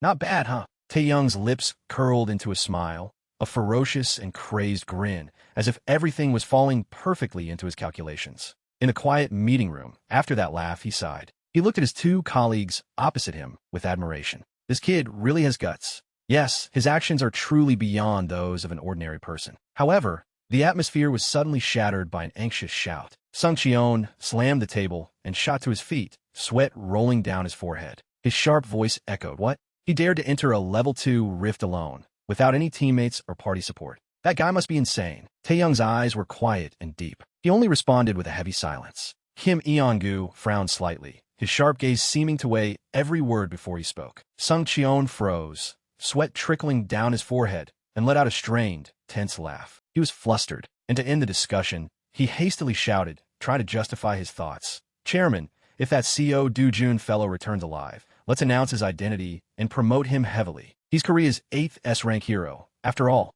After speaking, Vice President Sung Cheon frowned and fell back into silence. Kim Eon-gu questioned doubtfully, still hesitant about the consequences. But that might be something he doesn't want. Shouldn't we ask for his opinion first? His words were immediately met with Sung Cheon's irritated rebuttal. "Vice President Min, what are you talking about? In these unstable times, announcing another S-rank hero would reassure the public, wouldn't it?" All eyes in the meeting room turned to the one with the highest authority. "Director Tae-young, what do you think?" A calm voice spoke up. "I have heard both of your opinions clearly." His face showed no hesitation, his eyes resolute. "Let me meet him in person and see for myself." The scene shifts back to the main character. Do-jun unleashed a lightning-fast kick, his body charging straight at the giant monster. The force of the impact shattered the ground, and the monster's body was thrown back with a ferocious roar. He charged straight into the horde of monsters, their hideous mouths wide open. His eyes were calm, his hand open as if preparing to unleash a technique. Do-jun's gaze was incredibly sharp. He raised his hand, powerful mana gathering, preparing to deliver a finishing blow that made the monsters tremble. Fire was summoned. His hand erupted in flames, the swirling fire concentrating into a destructive force, ready to descend upon the monsters. The fire exploded violently, slicing through the monster's body. Do-jun landed heavily on the ground, dust and debris rising from the aftershock. His arm was still wreathed in flames from the attack he had just unleashed. His eyes were cold, his entire being exuding an oppressive aura. The sound of the explosion overwhelmed the space, leaving only a chaotic scene of fire and smoke. The monster's body shook violently before shattering into pieces. Do-jun stood proudly on the incinerated corpse of the monster, the dying flames still flickering around his arm. Against the deep blue sky, his silhouette was that of a ruler, solemn and cold. The flames on his hand gradually died down. He let out a soft sigh. Do-jun looked up at the sky and thought to himself, "Just as I expected, the mana consumption is quite significant. I need to get a weapon, and fast." A blue and white building, not touching the ground, was erected on sturdy supports. Under the sun, a sign appeared, Gazin Hero Complex. Not far ahead, a warm, brown-colored weapon smithy sat at an angle, neutralizing the cool tones of the complex. Inside the shop, a young, muscular blacksmith sat at the counter, his eyes glued to his phone screen. A gold-plated shop bell with a pendulum shaped like an inverted sword chimed, signaling a customer's arrival. The door opened, and Do-jun stood there, hands in his pockets. On his shoulder, he carried a rough, burlap sack as long as his torso. The blacksmith, showing no sign of welcome, spoke in a completely robotic tone. "Give me the name of the person who made the reservation." Do-jun walked over and placed the heavy bag on the table. Even then, the man didn't bother to look up. He politely stated his request. "I want to use this to make a weapon." The man was determined not to look away from his screen, only raising an eyebrow slightly. He bluntly refused. "If you don't have a reservation, I can't help you. Go find another place." Receiving such an indifferent attitude from the blacksmith, he began to lose his patience. His face darkened, his eyes as sharp as daggers. He growled, "I heard many places are too busy to even take new orders. You're the one who answered the phone, right?" The man was engrossed in his game. He finally glanced at Do-jun, annoyed by the interruption. "Damn it, I already told you we're fully booked. We don't have any openings. Go look somewhere else. All the smiths in this area are skilled. He grabbed the blacksmith by the collar and lifted him from his chair, veins bulging in his hand. The man cried out in surprise. Are you crazy? What do you think you're doing? Du-jun stared at him intently. Are you the owner? The man frantically corrected him. I'm the owner's son. Du-jun moved closer, exuding a chilling aura. He glared and ordered, Get your father out here. Immediately. I came all this way because I heard this place was good. The young blacksmith reluctantly turned and walked away, casting a strange look back at him. He called out loudly, Dad. A customer wants to see you. An old man in flip-flops shuffled out. H had not worn away his toned body. He was drenched in sweat. He adjusted the strap of his hat and asked, Who sent you here? His name was Cheong-guan, a craftsman who made equipment for heroes. Doyun ensertsutsinsli, yung yuyeon. Hearing those 3 words, the father and son's faces turned pale, a mixture of deference and fear. Did Ju-yun really send you? Cheong-guan asked again. He didn't answer, calmly unzipping his bag. He took out 2 long, raw materials, golden brown in color with sharp points. Cheong-guan recognized the items and was shocked once more. He approached and took the 2 items in his hands. As he examined them from all angles, he stammered, This is... The young blacksmith also came over to look curious. Dad, what is that? The object was longer than 2 hands. The old man regained his composure, but his voice still held a hint of surprise at seeing such a rare item. Fangs of a giant black fong snake. It's been a long time since I've seen these. Du-jun gave a more detailed request. Forge me a sword that's serviceable, but high quality. As for the length, make it as long as possible. The man paused for a moment. Long, you say? You may not know this, but if you try to lengthen non-metallic materials like this, their durability will decrease sharply. He crossed his arms and listened, his eyes assessing. The man then made another offer. I'll make you 2 medium-sized swords. He was very stubborn. When things didn't go his way, he resorted to prodding. So you're saying you don't have the ability? Join them together and make 1 long sword. I need a long one. Also, if possible, increase its mana absorption to the highest level, if you can. The young blacksmith exploded in anger. Hey, I can't stand listening to this. What do you mean he doesn't have the ability? My father can make even ordinary weapons with a mana absorption of level 3 or higher. Du-jun suddenly fell silent. He took a pre-forged sword from the rack. It looked impressive. Du-jun held both ends of the blade. He guessed, this one looks to be about level 5, right? With that, Du-jun's sinewy hands squeezed the body of the sword. A magical light emanated from his hands, bright enough to illuminate the entire shop, causing the young blacksmith standing a counter away to take half a step back. The next second, to the utter astonishment of the father and son, he had neatly crushed the sword as if it were a piece of scrap metal. The sword in his hands disintegrated in an instant, its fragments scattering with a clang. The metal shards fell to the ground. The father and son stared in shock at the remains. Du-jun dropped the last piece of the sword as well, his fist still clenched. He threatened in a cold voice, If you're planning on making trash like this, you'd better just announce your retirement right now. The surrounding atmosphere suddenly blazed as if on fire. The young blacksmith was frozen in fear. Cheong-guan was fuming but didn't dare say a word, lest he get a punch that would end his life. At the edge of a sun-drenched, verdant forest, by a lake where flowers bloomed, it seemed peaceful and uneventful. A giant monster stirred, a harbinger of destruction. Its single eye, located in the center of its face, was closed. It suddenly snapped open, its crimson pupil flashing ominously. The oversized, massive creature awakened in the heart of nature. Its hunched back and heavy footsteps seemed to shake the very ground. It tilted its head back to the sky and let out a roar that reached the clouds. Just then, Du-jun arrived with a calm attitude. He stepped into the shallow water. He found the roar extremely annoying, still as noisy as ever. He flicked his hand. Flames erupted at chest level. His gaze was already locked on his target. Du-jun charged like the wind, dodging the monster's heaven-sent stomp. The monster froze, staring at the strange object rushing towards it, unsure if it was a demon or a person. From above, he leaned in, gathering momentum for his flaming hand. A decisive palm strike cut through the wind and plunged deep into its shoulder. The monster opened its maw and let out a roar of agony. It frantically grabbed a tree trunk to use as a weapon. Green veins bulged on its arm. Before the tree could be used, Du-jun flew forward and swiftly cut it in two. The top and bottom has fell to the ground, uprooted. After dealing with the monster's weapon, his sharp, fiery eyes turned to the main target. The monster had almost no advantage. His swift movements were just fast enough for it to react with stunned terror. Without wasting a second, Du-jun swung his hand and slashed its other shoulder, circling behind it with a hand full of fiery mana. But the fight wasn't over. The monster had a healing ability. A green light of healing magic began to mend the torn flesh and skin. Its muscular body fully recovered. It stubbornly bared its fangs and glared. Unfortunately for it, Dujun didn't hesitate to charge from behind it again. With just a light touch, a searing wave of fire transferred from his hand to the monster's flesh. The power was immense, charring it black as if it had been roasted. The monster took the full force of the flaming palm, screaming with all its might. That decisive blow was what separated its head from its neck. He used the force of the wind to create a powerful slash, bringing the curtain down dramatically. The monster was defeated, falling with a world-shaking thud. Dujun stood up. Looking at the smoldering, unextinguished flames, he broke into a sweat and exclaimed, "As expected, maintaining a mana sword for a long time is really tiring." He bent down, took off a shoulder bag, and pulled out a glass mug with a handle. Dujun opened the lid, pressed it against the body of the monster he had just defeated, and scooped up a mug of blood. A little reward for myself. Well, thanks to this, I was able to take down a cyclops. It was late at night when Dujun returned, but the lights inside the weapon shop were still on.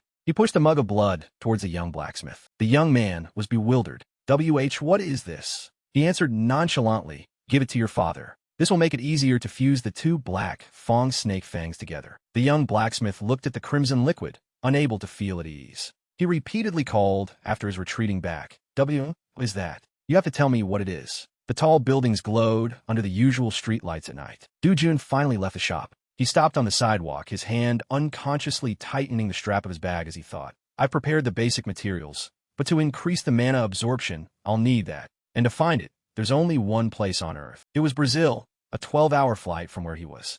A resort, cooled by a surrounding swimming pool. The early morning air here was relaxed and lively. The phone on the edge of the pool vibrated with an incoming call. The screen showed the caller was CO Dujun. Juyun, who was soaking in the pool, came over and picked up the phone. Whatever was said on the other end was so shocking it startled her. Juyun had to push her sunglasses up to her forehead and ask again, "Brazil." In the pool, people were playing together in the water. On the shore, Juyun and Inju were lounging on chairs, enjoying their day off. Juyun's cold eyes observed from behind her sunglasses. She spoke up. "The Federation decided to send heroes to Brazil?" Inju, sipping her drink, replied, "Yeah, I heard the Brazilian government and the Federation have both given up. Now they're planning to seal off the entire rift area." Inju, in a revealing bikini that showed off her ample, sexy chest, gently took off her glasses, tilted her head, and smiled. "Even though the monsters there are much fiercer, you can also mine a lot of mana stones. The pay from the Federation is good too, so my guild decided to participate. You should go too." "He's going as well." Juyun's voice was probing as she inquired about the other person's identity. "Is that person the 8th S rank who's been making waves lately?" She replied, "I'm not sure either." She wasn't satisfied and spoke louder. "What do you mean you're not sure? I heard you two are very close." Inju quickly denied it. "What? That's not true. You're so cute. I saw you two hunting Kokostan together with my own eyes." Juyun's face turned red. She answered flustered that, "I know, you keep talking about it. Fine, I'll go." Inju excitedly stretched out her arms, whining sweetly, "Yay, thank you so much." Suddenly, Juyun stammered, cutting her off, "But I'm not even sure if he's going with us." Elsewhere, beads of sweat streamed down Cheongwan's tense face, from his cheeks downwards. His voice became fearful. "Wait a minute. How did you find this stuff? This perfect fusion. It doesn't look like metal, yet it's molded as a single piece. Who would have thought Cyclops blood could be used this way?" Dujun stood with his arms crossed, looking arrogant, a slight smirk on his lips. Cheongwan held the wooden mock-up in his hand and reluctantly agreed. "All right, I'll make it according to your order, as long as possible. It can be up to 180 centimeters. He reminded him, "Make it a two-handed sword, but design the handle so it can be swung with one hand. About 5 kilograms should be right." The old man's face under the hat looked distorted. "What's this?" Suddenly speaking so politely. "I thought you were the arrogant type, but it turns out you have some manners. Or maybe this weapon is just that important to him." The shop owner observed the rough, heavy wooden mock-up in his hand and said, "But 5 kilograms is a bit heavy to swing with one hand. It's not like you'll only be swinging it a few times." He spoke up. "It's fine. Just make it like that. How long will it take?" Cheongwan replied, "At least a month. The mana absorption rate can reach level 7. He thought, "Level 7? Can it withstand my full power?" "Just as I expected. I'll have to use it. For now, just make the shape." Cheongwan looked at Dujun. "As for raising the mana absorption rate, wait until I bring you the material." The old man's pupils shrank in his wide eyes. He felt a sense of dread. "Don't tell me he's planning to go get that material?" A few days later, in front of a parking area sign, a luxury car was parked. He stood next to the car, his face full of gratitude. "Thanks, I'll make good use of it." Zhu Yun smiled in response. It's nothing, but do I look that short on money? You only dared to ask for something worth 1 billion. Du Jun smiled back. This is a reasonable price. This left her a bit speechless. Zhu Yun stood there stunned. Zhu Yun stared blankly at him as he looked around, inspecting the car. She was a little curious. What happened with the Hero Association? Du Jun replied. They were planning to announce my identity. I demanded they pay a fair price. She was dumbfounded. A price? Director Na Tae-young is someone who always puts the greater good first. It seems so, but the negotiations failed. She shouted in frustration. Can't you just try to live a decent life for once? I'm your guarantor, you know. Please think about me for a change. Her words were met with the harsh sound of him slamming the car door. Zhu Yun walked up, opened the door, and sat right in the passenger seat. As she fastened her seatbelt, she tilted her head and said softly, the association is swamped with dispatching troops to the rift in Brazil. Once things settle down, I'll arrange for you to talk to the director again. Du Jun's voice was filled with surprise. Brazil. Zhu Yun's arm brushed against this. That's right. They said they're going to completely seal off a part of the area. The distance between them grew smaller and smaller. It was an ambiguous, romantic scene. Du Jun looked into Zhu Yun's eyes and asked, Are you going to? Her face flushed with embarrassment. Beads of sweat ran down her cheeks, making Zhu Yun feel both tense and flustered. She turned to answer, Of course. Why do you ask? Du Jun's handsome face and charming voice spoke up. Because I want to go with you. Those words made Zhu Yun's heart flutter, and her cheeks turned pink with shyness. In another space, Hong Heju's face was trembling with fear. She asked Kong Jangpyo, What? You want more money? A smirk played on his lips. This isn't the time to be saving money, Director Hong. She shouted angrily. I already gave you a 30 billion advance, and you're still asking for more. Where are you going to start working? I should have hired someone else. Kong Jangpyo simply replied. Who else would take this job? She scoffed. The world is full of people who would kill without batting an eye for money. He sighed, a mocking look in his eyes as he looked at Heju. But Director, you're really lacking information. How about I give you some for free? CO Du Jun. He's an S rank, the 8th S rank hero of Korea. On is fast twisted. Beads of sweat appeared on her cheeks. She screamed, That bastard is an S rank? Are you kidding me? He laughed mockingly. Hey, information?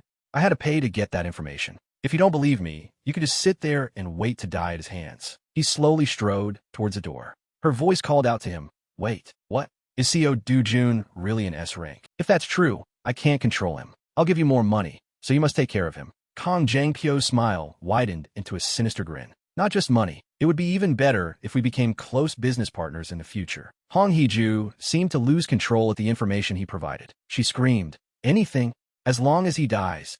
Suddenly, Kong Jangpyo's phone rang. Hong Heju felt a sense of unease. He pursed his lips and read the message notification in silence. Kong Jangpyo's voice rang out. It seems fate is on your side, Director Hong. Heju stammered. What do you mean? A smirk touched his lips. He held his phone out to her. A very good opportunity to take care of CO Du Jun has just appeared. In the business class cabin of an airplane, Zhu Yun sat with an extremely calm and elegant posture. Eager netizens' comments flew by. Hero Association's elite S-rank force dispatched to Brazil. The largest overseas military dispatch in history. Kong Dong-sik and He-jin are also joining the Brazil campaign, officially entering Phase 5. Jang Sung-ho's arrogant figure sat calmly with his arms crossed. Choi Kong, Sung-ho, I heard Jang Sung-ho is also going to Brazil. Busan, Saiku, Jang Sung-ho alone carried his guild to the #1 spot. Danbit, Gadn smells money like a hunting dog. Brazil must be paying a lot. Hei Ji-yeon, with his muscular physique, was lifting weights in the business class cabin. Kim, I'm sure Park Hae-ji is only going for the money too. Transaction, Heijo 93, his guild is shrinking, they're short on cash. Ju-yeon's delicate face was looking out, observing the situation outside. She was unaware of the praise being lavished online. Heil, 77, Haive-ish Finto. He's become a national hero. What more is there? #1, Gangnam super idiot. When the tide rises, you have to ride it. Seoul, Ju-yeon. Oh my god, Yoon Ju-yeon is sexy as hell. Kong Jangpyo crossed his arms, looking around nonchalantly. Bin, Fisher, even Kong Jangpyo is going?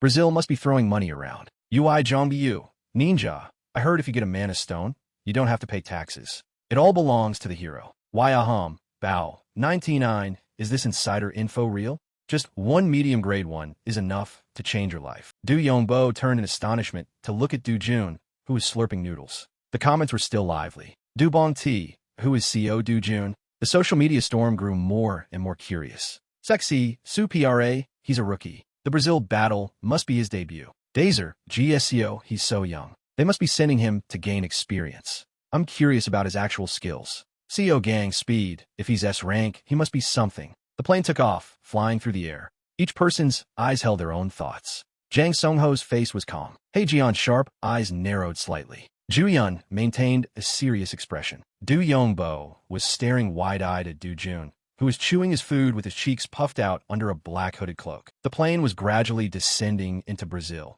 amidst a bustling scene of numerous skyscrapers. After all this time, Brazil. The camera pans quickly to a modern headquarters with a flag fluttering in the wind, where heroes were gathered in large numbers. The Brazil Hero Association. Right at that moment, breaking news was announced during a meeting. An editor reported, "The Korean Expeditionary Force has just landed at the airport." The other person responded with enthusiasm, "That's great news." Among the summoned nations, they arrived the fastest. A high-ranking official frowned. He took notes while commenting in a heavy atmosphere. A few heroes didn't go to their accommodations but immediately set out for action. Truly a hurry country, aren't they? He stammered, but the official tilted his head, his eyes revealing a mix of surprise and seriousness. "I'm worried the Korean side will discover that information." Another veteran leader crossed his arms and leaned back in his chair, his gaze deep and cold. "There are no secrets that last forever in this world, so we must control them very tightly until this mission is over." The group nodded. "I understand." He sighed softly, clenching his fist as if to gather all his remaining composure. The atmosphere grew even gloomier as the final report was read. Brazil's national treasure-level hero, Moises, was defeated and killed by an unidentified entity. Amidst the tense atmosphere in the meeting room, the conversation suddenly took a different turn. It wasn't a monster. The black box data clearly shows a human form. The other man still looked puzzled. He pondered, what the hell happened in the rift near Sanadim? In the large conference room, a man in a stern suit held documents and pointed to a glowing map as he gave his presentation. Down in the audience, Ju Yun stared at her phone, her brow furrowed slightly. A message was quickly sent. "Where are you?" "The meeting has already started." Du Jun replied nonchalantly, "On a plane." She typed back, puzzled. "A plane? We just landed at the same time. I transferred flights. The destination is still far." "Where do you mean?" He simply texted back one word. "Santadim." Ju Yun's eyes widened. She was stunned, unable to believe it. Santadim? He went into the most dangerous rift zone? Alone. The man in the suit stood presenting in front of the map, pointing to the red-marked areas. A notification appeared, reminding them of the itinerary. The entire hall listened in silence, a tense atmosphere enveloping them. After 2 days of acclimatizing to the location, the heroes will be assigned to their registered areas in order. The scene outside a luxurious hotel, named Bomb Hotel. Flags fluttered in the wind under the bright sun. Ji-Yun pulled her suitcase, opened the door, and got into a yellow taxi, preparing to leave. Just as the girl was about to get in the car, a hand suddenly blocked her way. She looked up, her eyes full of vigilance. A teammate had unexpectedly called out to her. Du Yongbo held the car door firmly, looking at her with suspicion. He seemed genuinely reluctant to see her go. "Where are you going?" "The schedule hasn't even started yet." Ju-Yun's eyes were half closed, her expression calm, as if she wasn't bothered at all. "I have somewhere I need to be." Du Yongbo was curious. "So where is that?" Faced with her teammates' questioning, Ju-Yun replied in a cold, deep voice, "Sanadim." The taxi sped away in a flash of light. Du Yongbo remained standing there, calm as if expecting the inevitable. His eyes narrowed slightly when he heard the name. That land, shrouded in countless rumors and secrets no one dared to mention. Santadim? The place that even the Brazil Hero Association forbids anyone from going to? The scene changes. A desolate wasteland with steep, barren cliffs that looked as if they had been gnawed by time. Gaunt, bare trees reached up like ghostly sentinels guarding the rift near Sanadim. Du Jun and Ju Yun's team quietly entered Sanadim. No one spoke. Only the sound of hurried footsteps on the dry, barren ground could be heard. Everyone's eyes glinted with vigilance. The group walked in silence, only their footsteps echoing in the desolate land. Suddenly, Ju Yun's sharp voice cut through the tense atmosphere. "We've come this far. At least tell us why you're in such a hurry." Du Jun replied nonchalantly, with a hint of blame. "I was waiting. Weren't you the one who was late?" Du Yongbo was a cold and blunt man. "Hujion shouti dangredi, no kidding. If you had told me beforehand, Mr. CO Du Jun wouldn't have had to wait." She narrowed her eyes, probing. "Forget it. So, what are you aiming for that brought you here?" Du Jun, without a hint of hesitation, answered curtly, "Blue Core." Upon hearing that, Ji-Yun couldn't hide her surprise and shouted, "Blue Core? Just for that?" Du Jun, his face impassive, glanced at his teammate. "Do I need another reason?" She suddenly tilted her head, her tone tinged with teasing. Mr. Co. Do-jun, do you know I'm 3 years older than you?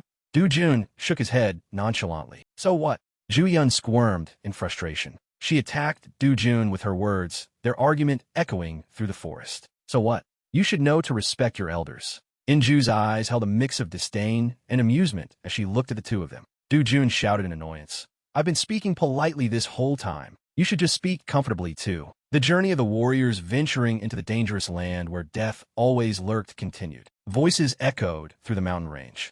Are you trying to make me uncomfortable? Then just use formal language. No, that's... Good heavens. Watching over Ju-yun like that. The conversation was cut short by a tense situation. A young man glanced around the shaking rift and spoke with concern. Hey, is it really okay to just charge straight into the rift like this? The other person immediately burst out laughing. We have Hero Yoon Ju-yun here. What's there to worry about? As the tense atmosphere spread around the rift, a voice laced with doubt spoke up. I know she's strong, but the one leading the way is that rookie. A laugh immediately erupted. Song Cheon couldn't believe his ears. A rookie? He turned to remind the two gossips. He smirked again, his voice full of hidden meaning. There are rookies, and then there are rookies. If it's Co. Do-jun, he's probably a legendary-level rookie. The two young men's faces turned pale upon hearing this. Is he really that amazing? The constant chatter made Ju-yun, who was in the group, frown in annoyance. She looked towards Do-jun. Hey, are you listening? Do-jun immediately turned his sword to a defensive stance, looking ahead. He snapped. You're too noisy. Ju-yun's serious gaze fell upon Do-jun. Don't tell me you came here with the intention of sealing this entire rift. However, Do-jun nonchalantly replied with a surprising reason. I came here to find materials. Why would I seal it? Ju-yun was stunned for a long moment. Materials? Suddenly, the entire mountain shook violently. From a thick cloud of dust, a monster's arm with long claws as sharp as blades swung down, cutting through the wind and creating a chilling, murderous aura. An explosion shook the entire space. A bright light flashed as the blow collided with a barrier wall. A soldier gritted his teeth and braced himself, his body trembling under the immense pressure. Immediately after, the ground trembled. Song Cheon started to turn back, his eyes wide with astonishment. He could clearly feel the tremor spreading through the space. He tried to shout a warning to the group. Snap out of it. Get into a defensive formation. Song Cheon gritted his teeth, his bloodshot eyes flashing with a mixture of anger and tension. His breath came in ragged gasps, his throat so dry he could only force out a choked sound. A roar echoed. From within the fog, a colossal figure gradually emerged. Dark black wings spread out. Its eyes, of brilliant gold, shone like piercing blades. Streams of black energy surrounded the dragon's body, exuding a pressure that made the very ground tremble. This was no ordinary monster, but a true dragon emerging from the abyss. Song Cheon's jaw dropped in amazement. Compared to the photos, this thing is a real monster. Faced with a monster's terrifying power, a team member cried out in panic. Wait a minute, isn't this a little too dangerous? Immediately, Co. Do-jun stepped forward. His decisive voice echoed, get out of the way. Do-jun's hand tightened on the hilt of his sword, green veins popping out from the pressure. The blade flashed brightly, vibrating and humming as if in response to its master. Amidst the dazzling light, Do-jun stood there, silent as a sword drawn from its sheath, waiting only for the moment to strike down the world. He remembered his master's words, you can't get the blue core with your bare hands. I will lend you my most precious sword. Use it to get the material. Without another word, he raised his sword, his cold gaze locked on the enemy. The moment the steel blade flashed was the moment the real battle began. A single slash tore through heaven and earth, the sound exploding like thunder, sweeping away everything in its path. Do-jun braced himself and swung his fist, his eyes exploding with killing intent. Blood and afterimages flew everywhere. That punch was not just the strength of one person. The giant dragon roared, its scales shining brightly, but it was surrounded by a barrage of relentless attacks from all sides. Light, dust, and shockwaves intertwined as if trying to crush it. The evil dragon spread its wings, its eyes cold. A powerful stream of mana erupted from its body, as if exploding from within. The aura burst forth violently. Chunks of earth and rock around it exploded. The space trembled, as if the entire battlefield revolved around it. Song Cheon was excited, laughing loudly. As expected, it's him. In that moment, the weapon flashed in his hand. The observers stood frozen, their eyes filled with terror and amazement. They couldn't believe the power they had just witnessed came from a human. What was that? And when the sword struck, shaking the very ground, the whole group exclaimed in horror. That's an absurd level of power. Do-jun stood with his back to them, his sword still dripping blood. Behind him lay the monster's severed giant hand. Flames flickered in the dark forest. Du-jun placed his weapon beside him and sat alone by a fire. As he stared into the brightly burning flames, the whispers behind him became clear. Did you see that earlier? Mr. CO Du-jun took down the blue core dragon with just one blow. He cut down so many of them by himself, I couldn't even count. It was incredible. Turning his back to him, the purple-haired man in the group began to cover his mouth and whisper, "Keep your voice down." I heard he took down Kokistan the same way. The other man couldn't hide his shock upon hearing this, and said loudly, "He took care of that giant bird monster too?" Meanwhile, Du-jun continued to stare calmly at the fire, ignoring the chatter that still echoed behind him. He's clearly not an ordinary hero. In front of him, a pan sat over the flames, with 2 pieces of green meat sizzling inside. He suddenly turned his head and saw Ju-yun slowly approaching. He asked, "Are the blue core dragon hearts processed yet?" She immediately had to follow his pointing finger to the containers behind him. He answered nonchalantly, "Just look and you'll know." Ju-yun looked behind her, her heart full of questions. What are those hearts going to be used for, anyway? And what is that meat you're grilling? It doesn't look much like beef. His casual reply struck Ju-yun like a lightning bolt, making her eyes widen in horror. "It's blue core dragon meat. It's actually pretty good. Want to try some?"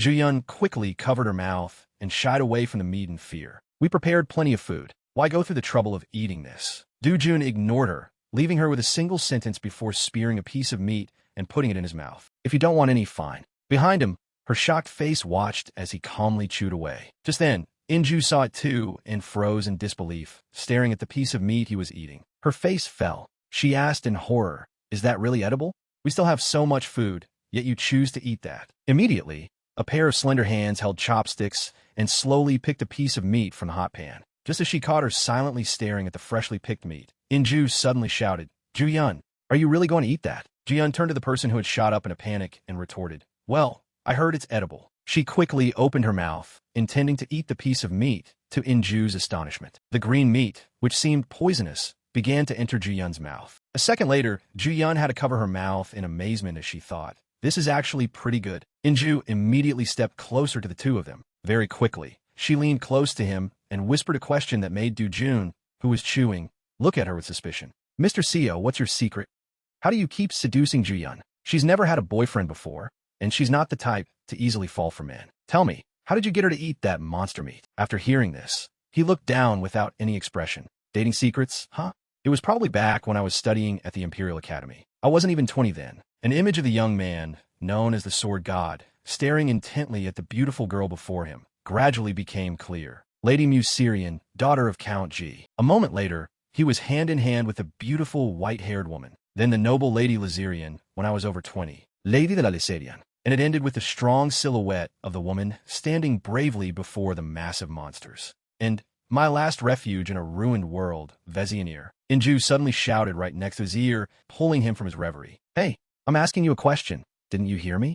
I asked for your dating secret." Du-jun quickly turned his head to look at her, who was now standing opposite him with her hands on her hips. Then, as quick as a flash, he put on an enthusiastic expression and replied, "Honey doesn't seek out the bee." The Inju on the other side froze completely. A second later, her jaw dropped, and she began to disbelieve what was in front of her. "Oh my God, that's the corniest line I've ever heard in my life." Inju immediately rushed over and slapped Ji-yun hard on the back, causing her to drop her chopsticks and cough violently. The scene shifts to a modern city, full of tall skyscrapers. After all this time, Brazil. Inside a luxurious room, Zhang Pio's assistant came to report. "That's all the information, sir." Zhang Pio swirled the wine in his glass, his tone incredulous. "I just don't get it. The campaign hasn't even started yet, so why are they in such a rush?" NCO Du-jun, Yoon Ju-yun, and Yoon Ju-yun's Carnation Guild are participating too. There aren't any valuable monsters in that Sanadim area. As far as I know, there's nothing special there. The other man quickly replied. When I asked the Brazil side, they just said it was extremely dangerous. Just then the phone rang. When it comes to that bastard CO Du-jun, nothing is ever predictable. Seriously. "Director Hong, what's the occasion for you to call me today?" The person on the other end immediately asked back, "Is that CO Du-jun bastard still alive? When are you going to get to work?" He laughed mockingly and asked back, "What's bothering you now? Did something happen?" The person on the other end immediately replied, "My father. He must have seen the news about Du-jun being ranked S rank, so he told me to bring him back home." He shot up from his seat, speaking in a jeering tone. "So the chairman of T Corporation himself had to step in? That's why our dear director is so anxious now." This made the other party impatient, and they shouted, "Stop joking around. What's the plan now?"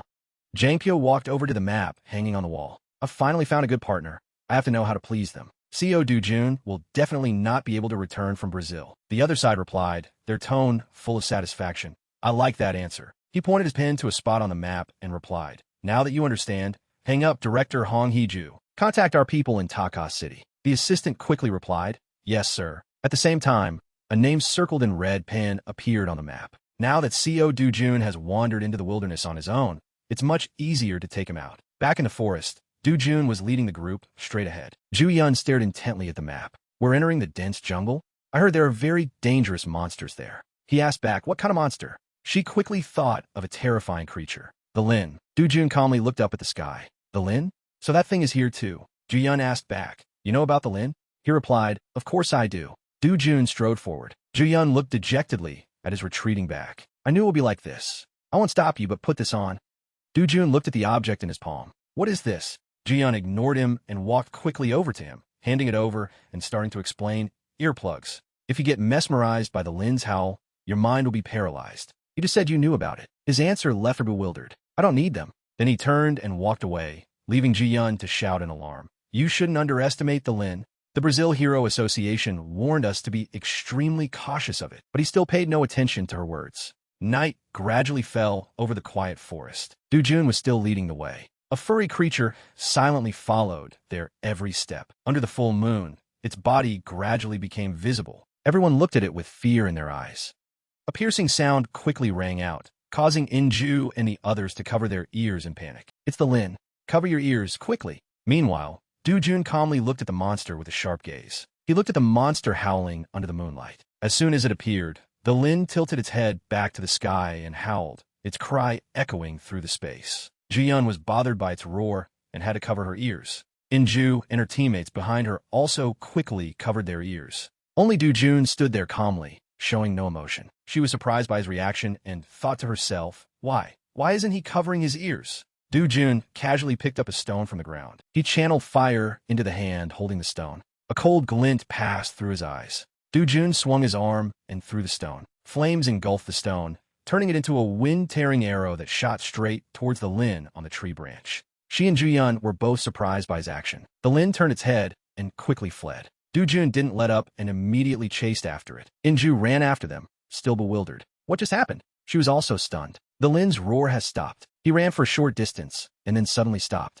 His teammates quickly caught up. Under the quiet night sky, Dujun's imposing figure stood face to face with countless Lins. The Lin he had just attacked was baring its teeth in extreme anger. It glared, its red pupils emitting a faint golden light. The Lin stared intently at Yun. She was stunned, her whole body frozen as it looked directly at her. Ju-yun seemed to be hypnotized. Her eyes were now like the Lin's. Just then, Dujun stepped forward and gently covered her eyes. His deep, warm voice rang out. "It's not the howl." Ju-yun glanced at him, her eyes still a faint gold. He continued to explain, "The thing that paralyzes the mind is the Lin's gaze." Dujun took his sword and reminded her, "Close your eyes for a moment." She followed his words and silently closed her eyes. Dujun coolly advanced towards the pack of Lins in front of him, his sword enveloped in crimson flames. He thought to himself, "This is the limit." With just a light swing, the sword created a brilliant circle of fire. Dujun stood tall in the firelight, his aura majestic. He thought to himself, "Sword art of the Van clan."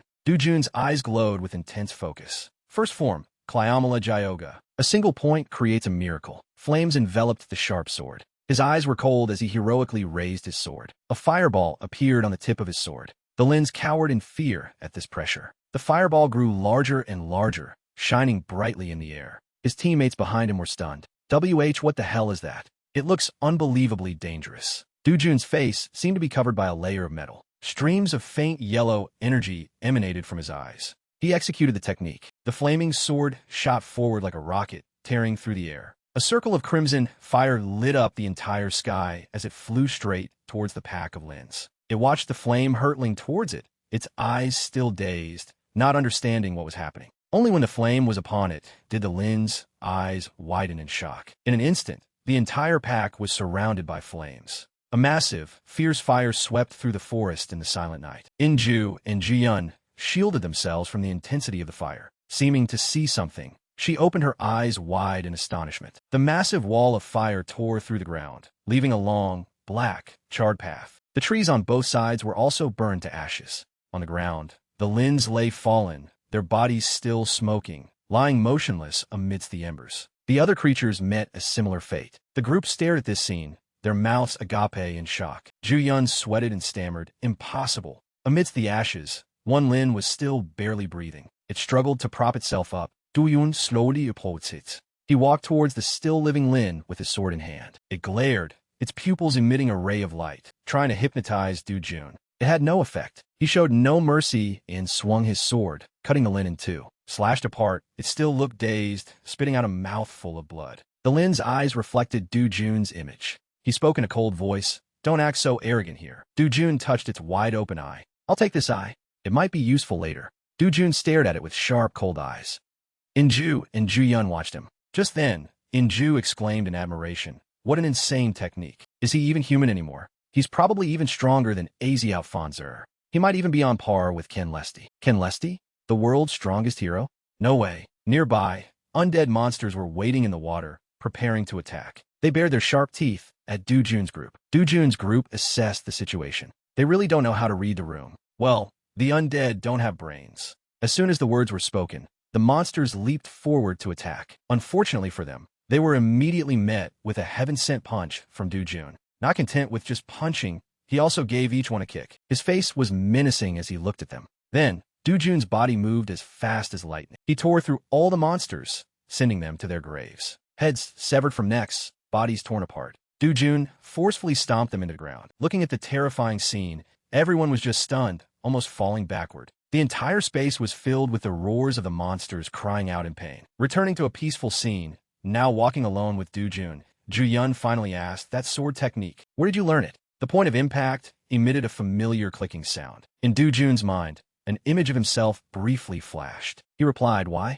Do you want to learn it?" Ju-yun was surprised. "Can I learn it?" Thoughts began to pop up in his head. In this peaceful world, what would she need it for? Thinking so, he answered, "If you learn it now, when would you even use it?" Ju-yun irritably thought to herself, "Stop looking down on people. I'm an S-rank hero too." She grumpily replied, "At the very least, I could use it once before I die, right? Or is it that you just don't want to teach me?" Du-jun glanced toward Ju-yun. She wasn't afraid and looked back at him, finally having to yield. "Fine then. To you, I'm only worth that much." Inju helplessly spoke up to ease the tension in their conversation. "All right, let's cross the rift." The entire team quickly acknowledged the order. Yes. Everyone hurried toward the rift. Inju thought to herself, "Thanks to Mr. Du-jun, there were no casualties. Next time we come near this area, we can shorten our travel time even more." After thinking, she quickly squeezed through the rift and entered. Just as she stepped through, Inju heard a cursing voice. "I'll kill you all." She was bewildered Japanese. The cursing continued to ring out. "How dare you block our way?"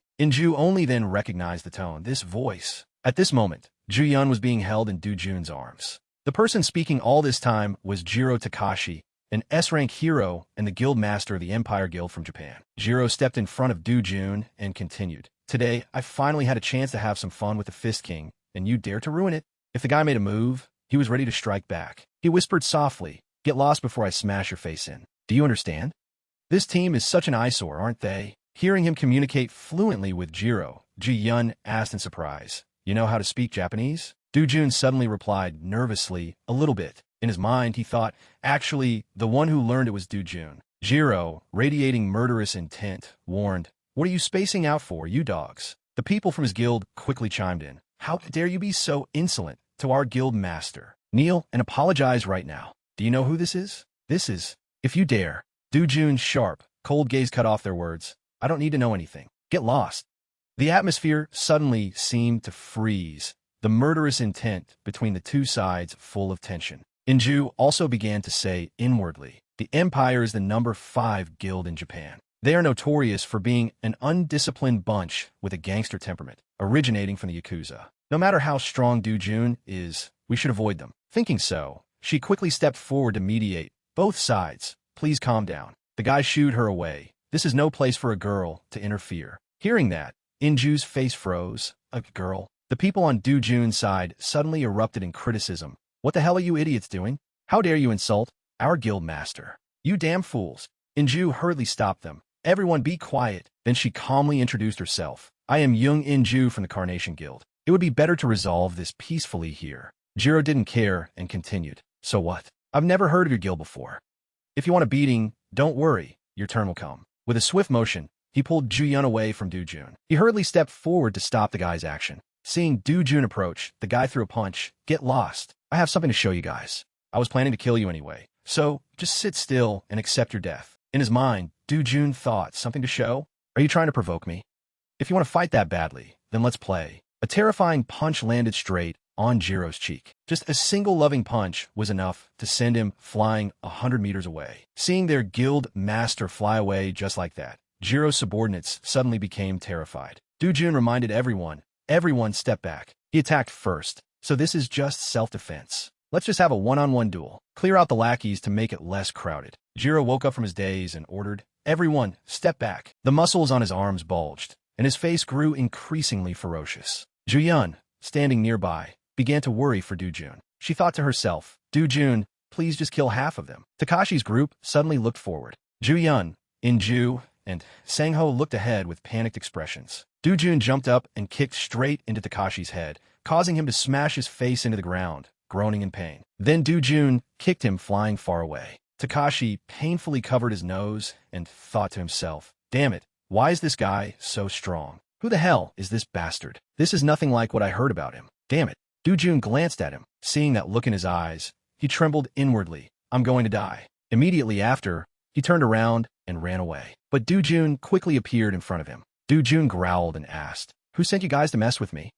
I can vaguely guess who it is, but still. Saying that, Do-jun grabbed his hair, making him tremble and beg. Please forgive me. Do-jun coldly replied, you want me to spare you?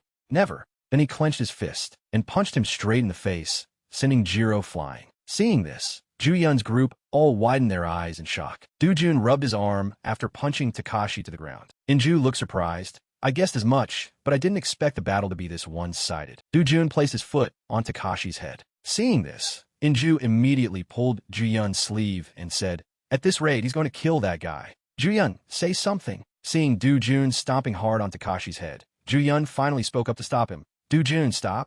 If you keep going, he's really going to die. He replied without hesitation. I'll take responsibility. But Ju-yun bluntly pulled him away and questioned, take responsibility? How can you possibly take responsibility? It would be better if you didn't do things that require taking responsibility later in the first place. Do-jun explained, I've seen plenty of scum like him. It's best to just kill them. In-ju also walked over, grabbed his hand, and advised, Do-jun, you shouldn't let trash like that affect you. Please stop. Ju-yun added, they've already learned an expensive lesson. In-ju hurriedly shouted, if you guys don't want to end up like him, speak politely. Say that you won't cause trouble anymore. The three of them immediately knelt down, bowed their heads, and replied in unison, yes, ma'am. But Do-jun still looked dissatisfied. He questioned, just kneeling.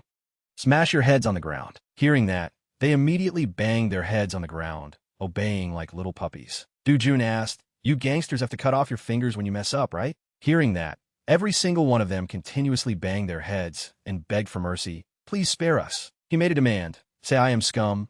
I am very sorry, and I will spare you. The black-haired guy gritted his teeth and said, I am scum. I am very sorry. Hearing him say that, In-ju looked speechless, while everyone else laughed mockingly. Even the tall, burly guy lying on the ground stammered along, scum. Do-jun looked at him with a satisfied expression. In Brazil, after a long time, the man frowned as he read the stack of documents in his hand. He furrowed his brows.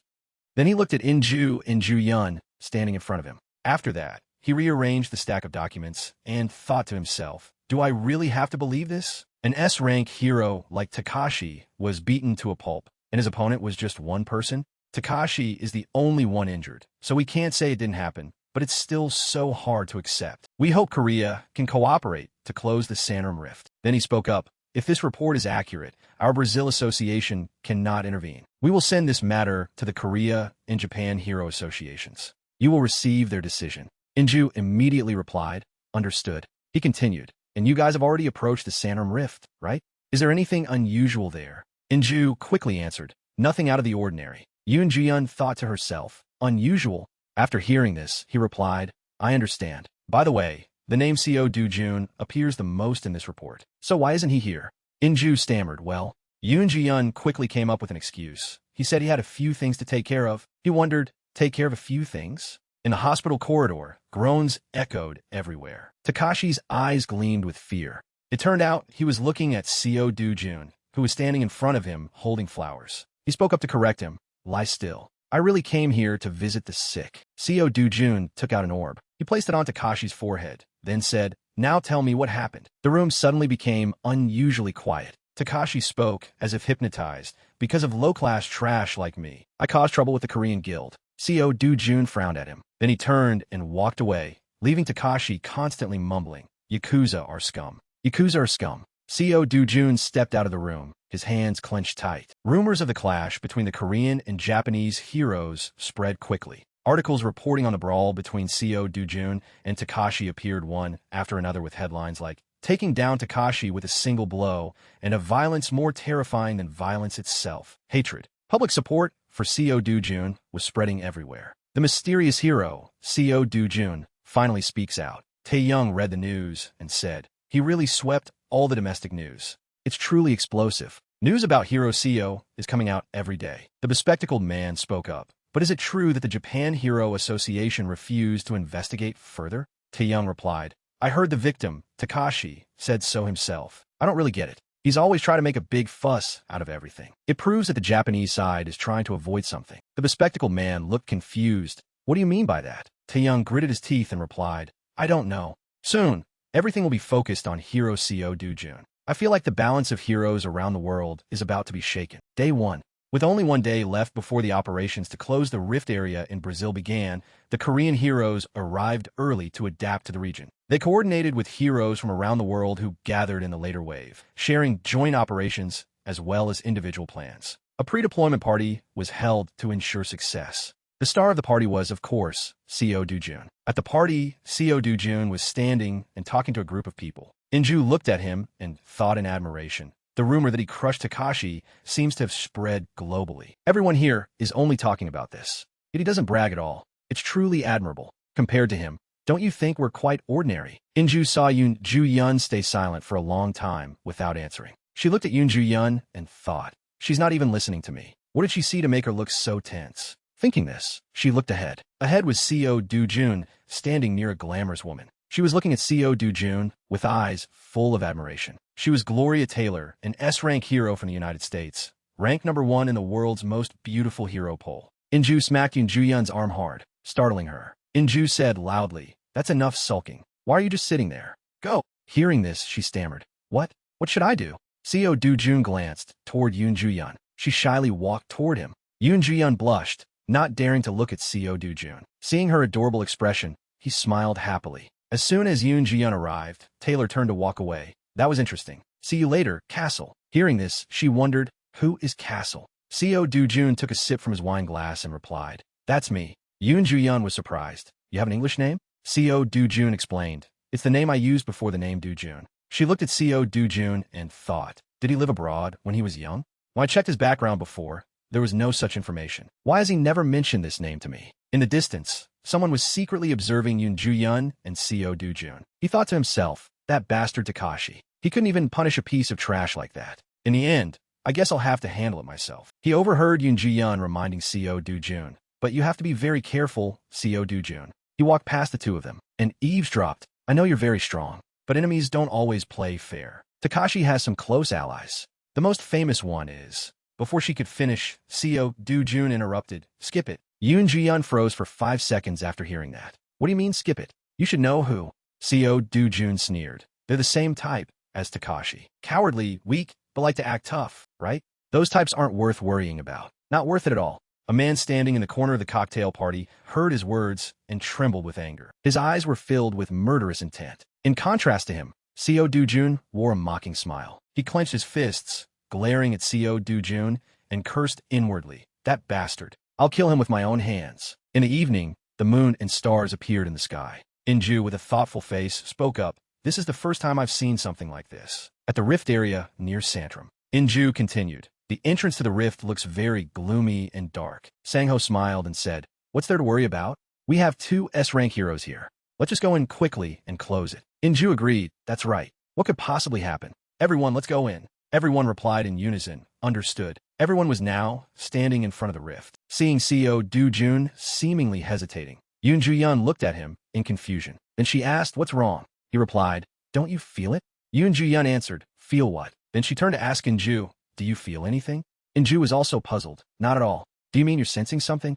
Seo Do-jun looked ahead with concern. He sensed that the mana concentration had increased. The surrounding air suddenly became unusually quiet. At this time, someone high above was measuring the mana concentration at 23.61%. He spoke up. "It will soon reach 30%. Filthy bugs. It would be easier if they all died right here." Everyone was now feeling pain. "My body is so heavy. It hurts. It's suffocating. I can't breathe." Seo Do-jun thought, "This level of mana is very different. The concentration is even denser than in the World Tree Forest." Yoon Ju-yeon glanced at him. "This is the first time I've seen Seo Do-jun so tense. There must be something here." Seo Do-jun was also staring straight ahead. In-ju spoke up to reassure everyone, "Stay calm. This might be a characteristic of this rift zone. Since your bodies feel heavier than usual, don't let your guard down. Ju-yeon, you protect the formation. Mr. Do-jun, you too." Eon obediently replied, "Understood." In-ju continued, "Just until we find out the reason for the change in mana density." Seo Do-jun also agreed. In-ju ordered, "The priority target is to close the rift. Everyone stay on high alert. Move out." Everyone received the order and shouted in unison, "Understood." Everyone heightened their vigilance and observed their surroundings as Seo Do-jun entered the Santorum Rift. The northern region of Brazil, Manaus, the largest city in the Rift Zone, was where the French and Brazilian teams were dispatched. Suddenly, everyone was attacked, poisoned, and bleeding from their mouths. Buzzing sounds echoed everywhere. Poisonous bees appeared in the sky, relentlessly attacking In-ju's group. They were killer bees, flying type hornet monsters. Seeing his teammates poisoned and gradually falling, a person in Seo Do-jun's group thought, "Impossible. Killer bees are monsters that even C-rank heroes should be able to hunt." Everyone seemed helpless against the swarm's attack. One by one, they were poisoned and collapsed to the ground. Seeing this, a group member thought, "Even A-rank heroes are being defeated one-sidedly." A hornet bared its sharp stinger and darted toward him. He raised his hand to punch it, but it dodged. He cursed inwardly, "Damn it. My body is too heavy. Normally, it would have been smashed to pieces." Seeing the hornets frantically attacking his teammates, he thought, "How many people will survive this place?" A blade slashed fiercely toward In-ju. A black orc suddenly appeared with a sharp weapon in hand. Sang-ho wondered, "This is strange. Why are the black orcs so strong?" The group members stepped forward one after another to attack the orcs. Another person in the group also continued to step forward and attack them. The black orc glared at him with fuming eyes. Then it raised a sharp axe in its hand. It swung the axe straight down, but fortunately, Yoon Ju-yeon rushed over to save him from the black orc's blade. He said, "Thank you." Then she reminded him, "Don't approach so carelessly." The noise of the black orcs was getting closer. Yoon Ju-yeon also immediately flew toward the orc. Seeing this, it swung its axe. Suddenly, a purple smoke surrounded the black orc. Yoon Ju-yeon was now flying around it. Then she delivered a straight kick to the orc's body. It turned in pain toward the attack, but Yoon Ju-yeon had instantly disappeared. By now, she had flown above the black orc's head, raised her leg high, and darted down like an arrow to kick its head. In pain and anger, it swung its axe forward, but unexpectedly hit another black orc standing in front of it. It grew even angrier. Yoon Ju-yeon took this opportunity to continue attacking it. She delivered a powerful kick that sent the black orc flying. It cried out in pain, spitting out a mouthful of blood. Seeing this scene, everyone thought, Seo Do-jun is so terrifyingly strong that I forgot. As expected of an S rank, she's too strong. The black orc screamed in pain. But right after, it took a punch from Seo Do-jun. Seo Do-jun instantly took down a black orc in a split second. In-ju thought, with this level of difficulty right upon entering the rift, even with the two of them, closing this place won't be easy. The black orc lay unconscious on the ground. Seeing Seo Do-jun observing the unconscious black orc, Yoon Ju-yeon walked over and asked, "What are you looking at?" He replied, "There. Do you see something like black ripples anywhere?" She asked back, "Ripples?" He confirmed, "You have to focus to see it." "What is this?"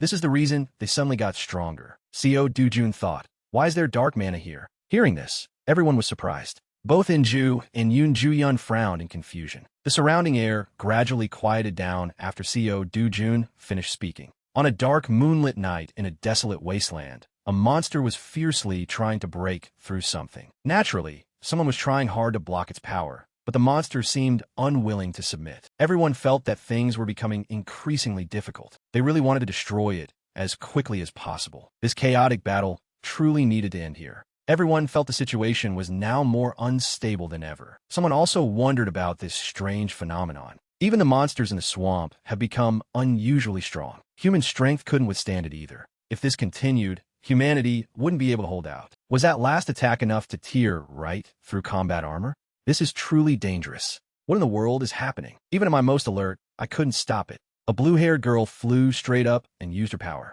That monster wasn't about to give up either, but that girl was exceptionally clever. If the swamp monsters are already this strong, it will definitely get even more dangerous. Is there something special about the rift here? She seemed to have something on her mind, her face turning anxious. Not just in Brazil, but could it be that rifts all over the world are like this? At the rift area near Manaus, it was a desolate wasteland. A young man was racing against time. His face was filled with anxiety, sweat soaking his features. Those things are all S rank, yet they lost their lives just because of a few volcana. The purple-haired girl turned in surprise upon hearing that name. Co. Dujun turned around and clearly understood what he was saying. That's right, especially the ones infected with dark mana. We must absolutely be on guard. Dark mana, meaning the dark aura surrounding the black orc's body the other day. Now it's appearing on the swamp monsters too. Is that what's making the monsters stronger? The vortex continued to spin endlessly. Just imagine that dense energy rushing straight into their bodies. Yoon Ju-yeon was trying to control everything as best she could. Is it like in a game to cast magic skills? What's with that sigh? No way. Does mana really exist in real life? The biggest difference between heroes and ordinary people is whether or not they have mana. The monsters were getting fiercer by the day. Co. Dujun really wanted to smash everything as quickly as possible. Everything was getting completely messed up. Did the concept of mana originally not exist in this world? Then it must have been a peaceful world once. It was just a pity that such peace wouldn't last much longer. Honestly, he didn't want this to happen at all. Co. Dujun wanted everything to return to its previous track, but regardless, he had tried his best. Co. Dujun wanted to kick everything down. He would prove that this world deserved peace. He was the bravest person ever. His teammates all looked at him with admiring eyes. Yoon Ju-yeon still had questions in her mind. In short, among the types of mana, it's that dark one that makes the monster stronger, right? If I had to compare it, it's no different from pumping an athlete full of steroids. She had a question, so she asked him, "But how do you know about that, Mr. Dujun?" This was too simple for him. On the contrary, it's strange that you guys don't know. Leaving the marsh, the Carnation Guild followed the warning. This is an extremely dangerous area, so they deliberately slowed their pace and moved with caution. Everyone felt a growing sense of fear upon hearing this, but a hand signaled for them to stop. "I've found it, Mr. Dujun. They're scent cocoons. You could tell just by looking at them. Everyone be careful. That dangerous thing must be around here." But one person spoke up, denying this. Dujun had recognized a more serious problem. "The real danger is right here. We're lucky we found them early." "What? Mr. Dujun, are you a mage? You mean the danger is these cocoons?" Dujun was about to show everyone just how dangerous they were. The things suddenly exploded all at once. That's right. These are H-mana infected. The thing controlling them is treating them like puppets. If we don't deal with them now, they'll immediately surround us from front and back, then wipe us out in an instant. Now, all that's left is to take it down. Dujun was still trying to prove the truth to everyone. It has absorbed black mana and is controlling them like puppets. If we don't deal with it now, we'll be surrounded from all sides and wiped out in an instant. Now we just need to take down that dangerous thing, and we're done. Everyone was focused on listening to his words. They were all amazed by Dujun's attitude. It's his first time in a situation like this, yet nothing seems to faze him. The more I look, the stranger he seems. This man, I thought he was just strong, but this kind of power is beyond human limits. Ji-yeon gently placed her hand on his shoulder. "Be honest with me. Have you been reincarnated and are living your second life?" Dujun found this amusing. A second life? A second life. I guess you could say it's something similar. How much further to the core of the rift? The short-haired girl immediately relayed the information. "We just need to get through this forest, and we'll be halfway there." Dujun suddenly made an abrupt decision. "I will seal this place today." Even Ju-yeon couldn't believe what he had just said. Someone spoke up about the current situation. Mr. Dujun might be able to do it, but the other members can't. They're exhausted after the battle in the swamp. Dujun looked at the people with their tired expressions. He didn't want to force them into a difficult situation either. "Then rest. I'll deal with it quickly and come back." And with that, Dujun ran off alone into the deep forest. He had made his decision and was determined to see it through. The others still couldn't understand what he was planning. How does he still have that much incredible strength? Dujun had entered the deep forest. His eyes were on high alert. Dujun moved at a very fast pace, observing the situation. His eyes were filled with vigilance for this place. This forest was truly terrifying. Suddenly, a spider's web appeared in front of him. Dujun tried to see if it was the thing he needed to destroy. He was overjoyed that after so long, he had finally found it. Dujun immediately raised his sword. That spider also possessed a terrifying power. In a flash, it appeared above Dujun's head. More and more spiders began to appear. It was trying to make him lose his focus. Dujun had to concentrate as quickly as possible. Their powers were evenly matched, but he couldn't afford to lose to it so easily. Dujun fought it with only a single sword in his hand. He was feeling tired, but still had to give it his all. Dujun let out a sigh of relief as he looked at his hand. Since I can absorb black mana by circulating my mana technique, I don't feel tired yet. Dujun returned to the astonishment of everyone. Ji-yun and the others had to stare at him with wide eyes. He took it down by himself? I can't believe it just hearing about it. And yet, he doesn't show any signs of fatigue. Dujun gave an order to the group. I can no longer sense any monster presence in the forest. Let's rest for a bit. So, everyone gathered around a fire to warm themselves. The roasting meat was making people's mouths water. Dujun was seriously focused on his task. A girl came up and timidly asked him, "Can I try this meat?" Dujun agreed, immediately without any objection. The person next to her was curious and asked the girl, "Why do you suddenly want to eat that?" She replied, "Maybe this is why he's so strong." The other person heard this and excitedly ran over. "I'll try it too. I wonder if it really works." Well, sitting down to try won't hurt. The two who were bandaging their wounds saw her eating and were extremely envious. Of course, he had already guessed their intentions. That meat won't do anything other than fill your stomach. But I don't dislike people who aspire to become stronger like this. He was kind enough to give them a small gift. As the two were eating, they felt a strange change in their bodies. The girl thought it was working and was overjoyed. "Eating this meat makes me feel full of energy." Dujun couldn't help but laugh at their actions. It's time to discuss our next objective. We're just a little further from the core of the rift, but everyone is tired. Let's go back and rest. We'll attack again tomorrow. Mr. Dujun said he wanted to seal it today, but our bags are already full, aren't they? Dujun felt something was off and turned to ask Ji-yun, "Do you agree to?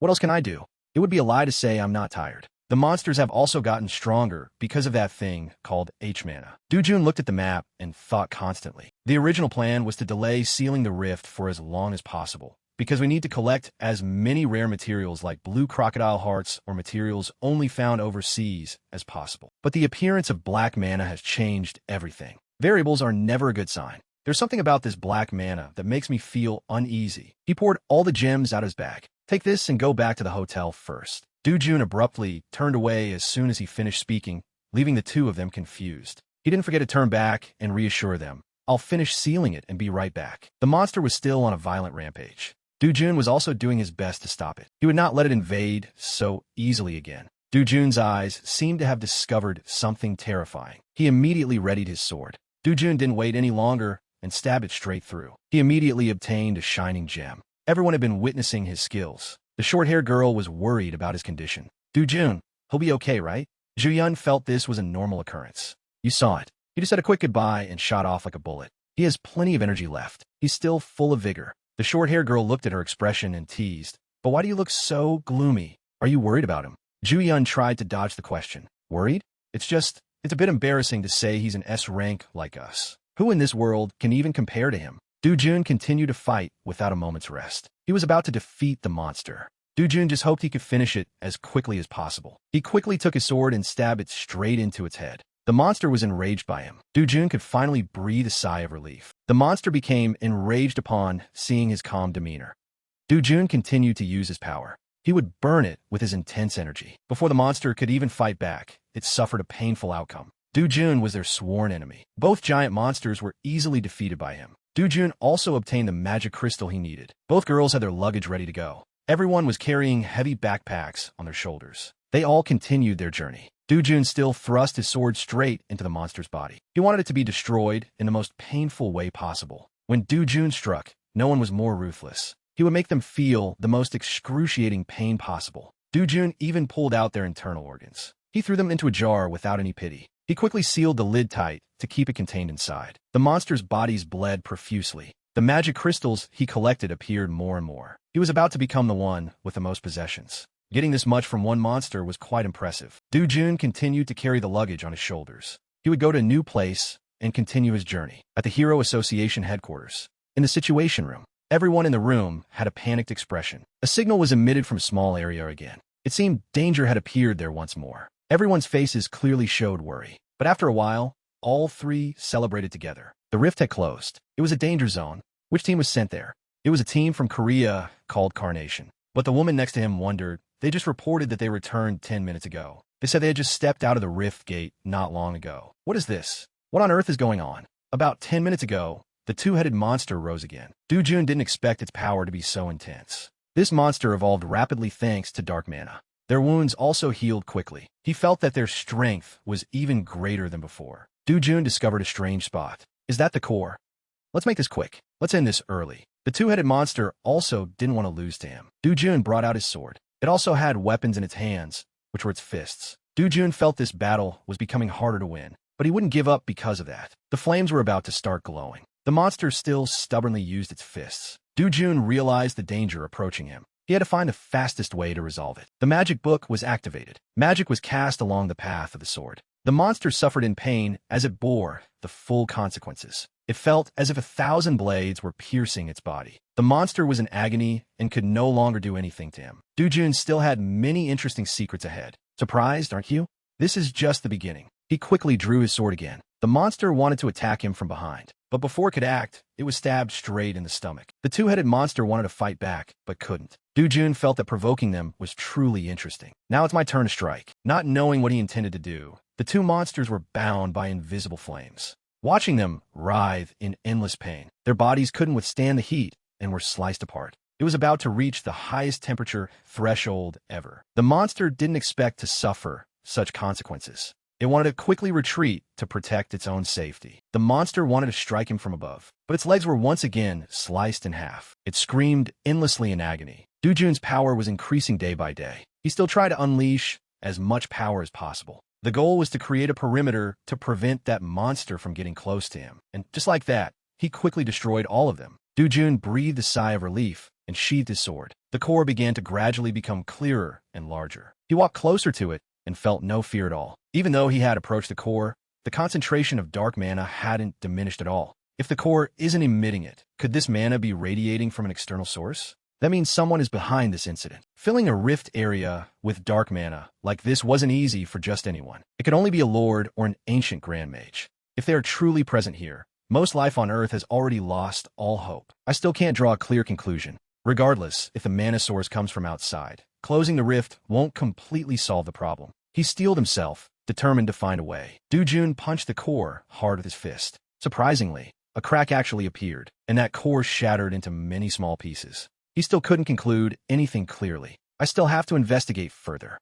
At this time, in the Hero Association headquarters office, he held the paper in his hands, reading it as his hands began to tremble. Regardless of the mana's origin or how the investigation goes, this report sounds unbelievable. There are several rifts that required a 3-nation alliance team to enter and close them, and in the end, only one S-rank hero survived. Meanwhile, another team from Korea not only closed the rift, but also preserved the lives of all its members. The reporter also clearly answered this doubt. We are receiving a series of urgent reports from other rift areas, but most state that the teams have failed and retreated. I will gather all the information and send a detailed report as soon as possible. But this still didn't ease his worries. Even though each rift has at least one S-rank hero in charge, they still failed this miserably? So the only successful team is the Korean team, led by Hero Dujun? But calling it a Korean team isn't exactly accurate. He held the report in his hand, but still didn't quite understand. Did we miss something? Didn't the Korean team that was sent close that rift? The rift was closed after they left. It's hard to believe. So who closed it? Where is Hero Ju-yeon right now? The reporter immediately informed him of the current situation. She will be at the headquarters to report everything shortly. He couldn't wait any longer. Let me see her right away. From the time Ju-yeon and that team left the rift, it took them about an hour to reach the headquarters. During that time, Dujun had finished closing the first rift and was entering the second one. The core of this rift was located underwater. He immediately dove down. All right, let's go. He listened, still seeming a bit skeptical. Do you really want me to believe those words? Ju-yeon felt that what she said wasn't wrong at all. If it's him, then it's possible. But he still had doubts about this statement. Are you saying that Hero Dujun sealed the rift all by himself? Probably. He still sat deep in thought about this matter. This was supposed to be top secret, but in those areas, quite a few S-rank heroes have died in battle. Ju-yeon revealed everything he had done for her team. If it weren't for Mr. Dujun, I'm afraid I'd be no different from them. He looked down, unable to say a word. To be honest, it's too hard to believe. Even if monsters become stronger thanks to that energy called dark mana, and that power can surpass even S-rank heroes. Is Dujun above all those ranks? However, There are reports that several rifts in the southern region have been sealed. Perhaps dark mana hasn't appeared in that area yet, but she still had to issue a warning beforehand. Please don't be too complacent. The danger level is completely different from before. He picked up his phone to check the situation. You said the color of the rift gate has changed, right? Right now, besides that, there's no other method to determine it. So he immediately gathered everyone. Check all the rift gates in the territory immediately. Hurry up. After Ju Yun finished speaking, she quietly walked away. She walked with heavy steps in her high heels. Suddenly, Ju Yun received a phone call from the chairman. He called her, seemingly having some business. Ju Yun wanted to ask him a clear question. That thing called dark mana. Has there been any fluctuation in the Korean region? He just coldly replied with one sentence. There hasn't been any such report yet. Just continue to monitor the situation closely. Ju Yun thought to herself, feeling that something wasn't quite right. Even for an S rank, facing a horde of monsters with dark mana is extremely difficult. If even one monster absorbs that power, the consequences will definitely be terrifying. We must quickly prepare everything we can. At this time, Do-jun was about to swim to the other shore. Rifts in river, lake, and ocean areas of this type usually have their cores deep underwater, but humans cannot breathe underwater. So the number of heroes who can exert their full power in this environment is extremely small. There is a national hero here, an S-rank hero specializing in underwater combat. He was always paid very high fees by countries to handle underwater rifts around the world. Thanks to the special underwater breathing ability he awakened when he became a hero. I can feel it. The dark mana in the water is much thicker. Do-jun began to dive deeper into the water once he got used to it. He was determined to conquer the rift at the bottom of the lake. This is really good. It must be because of the dark mana. Do-jun continued to swim deep down to the bottom of the sea. He told himself to breathe evenly. First, I have to control the buoyancy. He calmly swam down into the 1,000-mile deep lake. Do-jun had carefully studied the rules before coming down here. His face was full of determination. After a long time, he was finally able to stand. Do-jun immediately raised his guard with a vigilant gaze. Right after that, he discovered a giant monster behind him. It had found its target to attack him. Do-jun had already recognized its identity. Thanks to the dark mana, it seems to be full of vitality. He decided to use his fists. Do-jun was determined to bring everything under control right away. He wouldn't easily give in to anything. Do-jun silently observed everything. Ugly-bodied fish also appeared here. They were fiercely biting the monster. He kept staring intently at something in the distance. Do-jun thought of the most dangerous scenario. He truly couldn't imagine the scene later on.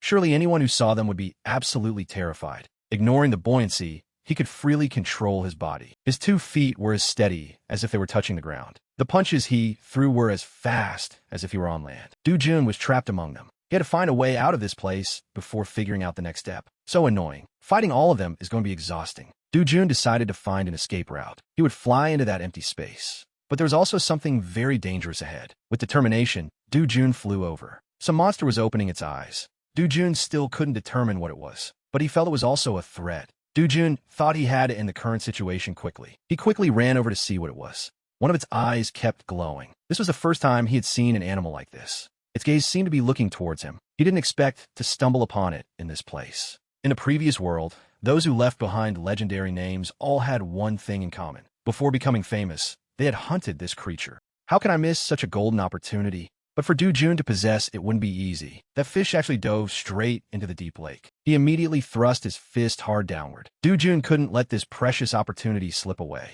For that creature, there is no such thing as a natural predator. No matter who it is, it creates a virtual space to swallow everything. Do-jun almost sank into the ocean. He felt the situation was becoming even more dangerous now. Do-jun had to try to stay as calm as possible. He wanted this to end quickly, but fighting this creature was truly difficult. It just kept its eyes wide open without making any movement. While he was gritting his teeth and enduring, Do-jun was trying to think of the most practical way. If I just beat it to death, it'll be easy. But then I won't be able to seize the virtual space. I have to use pure mana to suppress it. That way, this virtual space will completely belong to me. His figure looked as if he were engulfed in a sea of fire. Yet there were fish that inexplicably rotted away. They had been infected by the rays of his power. Do-jun was trying to focus everything he had. He felt that his body was also running out of strength. If this keeps up, I'll lose. Do-jun reached out his hand as if wanting to touch something. He was trying to fight with his determination. The more mana I pour out, the more dark mana I have to absorb from the abyss.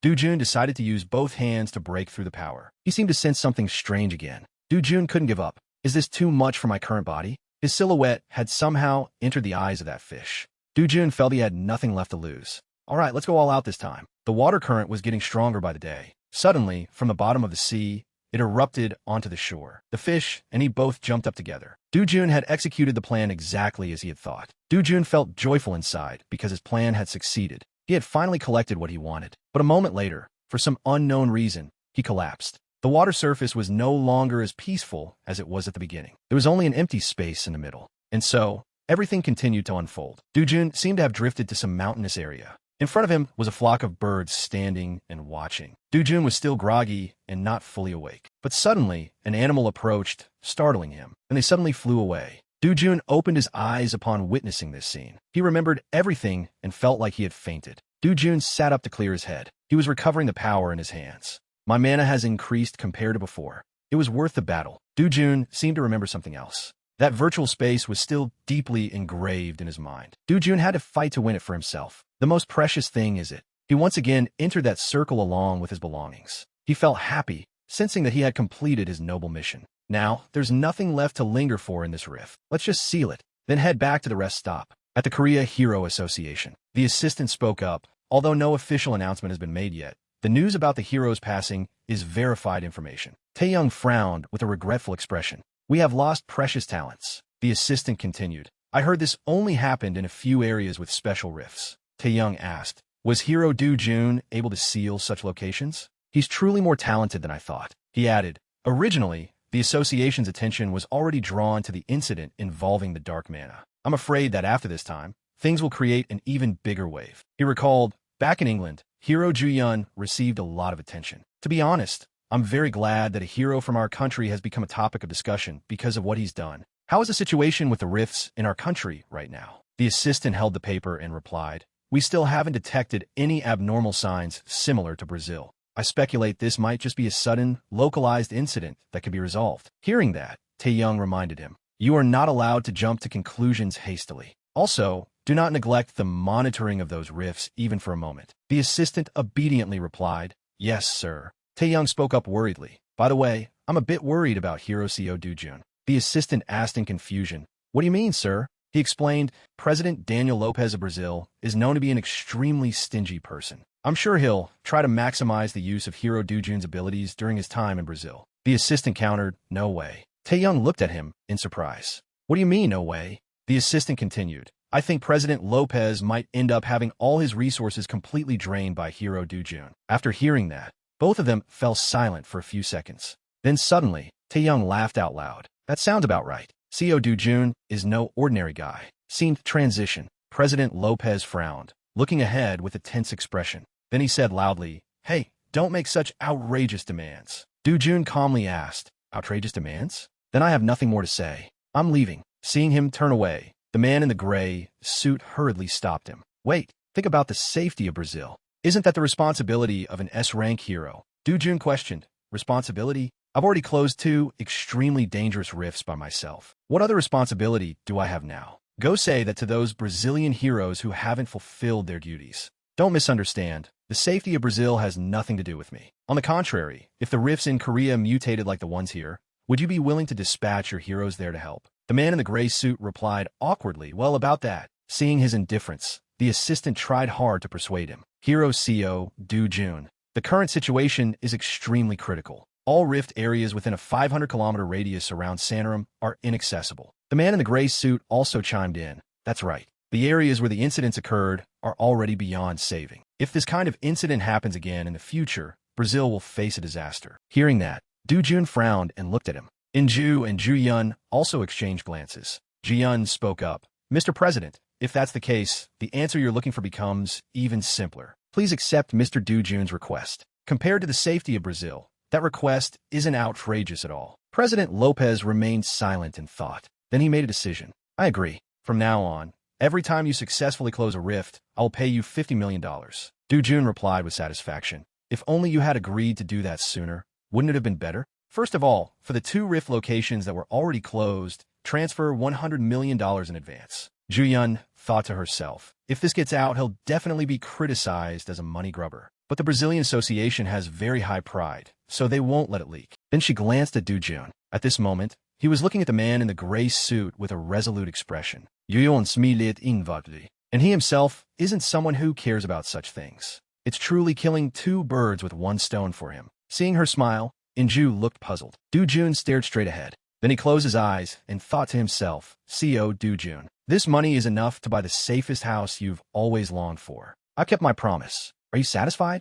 Although the Brazilian government appeared flustered by Do-jun's demands because they had no other options left, they ultimately had to agree. At the same time, they also required Do-jun to sign a non-disclosure agreement first. Therefore, Do-jun's image wasn't negatively affected in the eyes of the public. The scene shifted to a muscular man drinking alcohol, and another guy lying in the hospital covered in injuries. A group of people was carrying coffins onto a plane. Their relatives were all crying in mourning. Among them were Do-jun and his teammates. Do-jun looked down sadly. At the hotel, Inju asked, will you be coming with us to the next rift? Do-jun just ate in silence without answering, making her feel a bit awkward. You don't look very excited. Suddenly, Do-jun spoke up.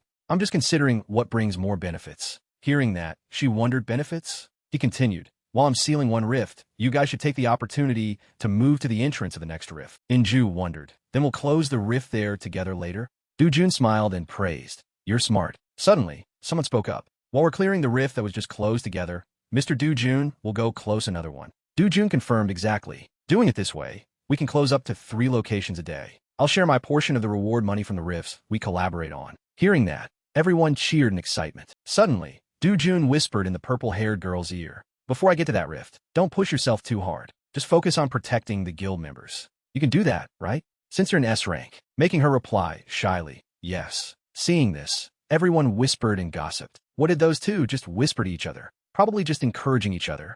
Look at Hero Yoon Ju-yun's face. It's completely red. They must really be dating. Then everyone laughed out loud. Do-jun spoke up. Let's head out after we finish eating. Everyone obeyed. Understood, Captain. Scene transition. Under a clear, blue sunny sky, Do-jun walked alone in the grassy field. Suddenly, he heard a strange noise. It turned out to be a tall monster appearing in front of him. Do-jun looked at it and smiled. It's a monster from the Cyclops lineage. All right, let's see. As soon as he finished speaking, he ran quickly towards the monster and punched it hard in the face. Then he smiled and said, let's take them down and earn some pocket money. Sunlight shone down on the forest. In the peaceful scenery, a flock of birds suddenly flew up into the sky. It turned out that Do-jun had just physically impacted the Cyclops monster, causing it to spit out saliva. The monster staggered after his earth-shattering punch.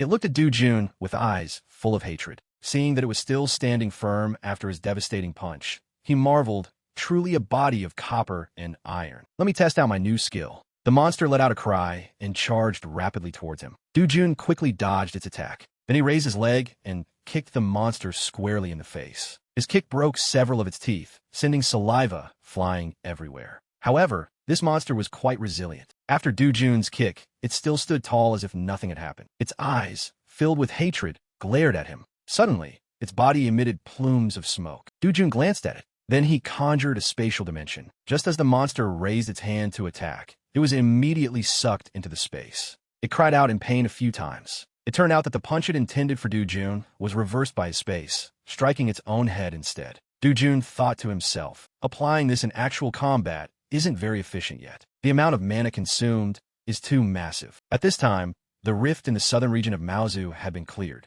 Everyone was shocked upon hearing this news. The man in the suit thought to himself, clearing a rift in a mere 8 hours? Then he immediately ordered his assistant, pay them immediately. He obeyed. Understood, sir. After saying that, he immediately transferred $50 million. Then he spoke in a panicked tone, but if this keeps up, in just a few days, the budget expenditure will hit the billion-dollar mark, Mr. President. The man in the suit replied sinisterly, there's no way we'll let him take all of that. The assistant now also understood the implication in his words. He turned and asked, so your intention is that we'll delay the payment? He shouted loudly, idiot, what if doing that makes CEO Do-jun wash his hands of this and quit? The assistant stammered, then what is your brilliant idea, sir?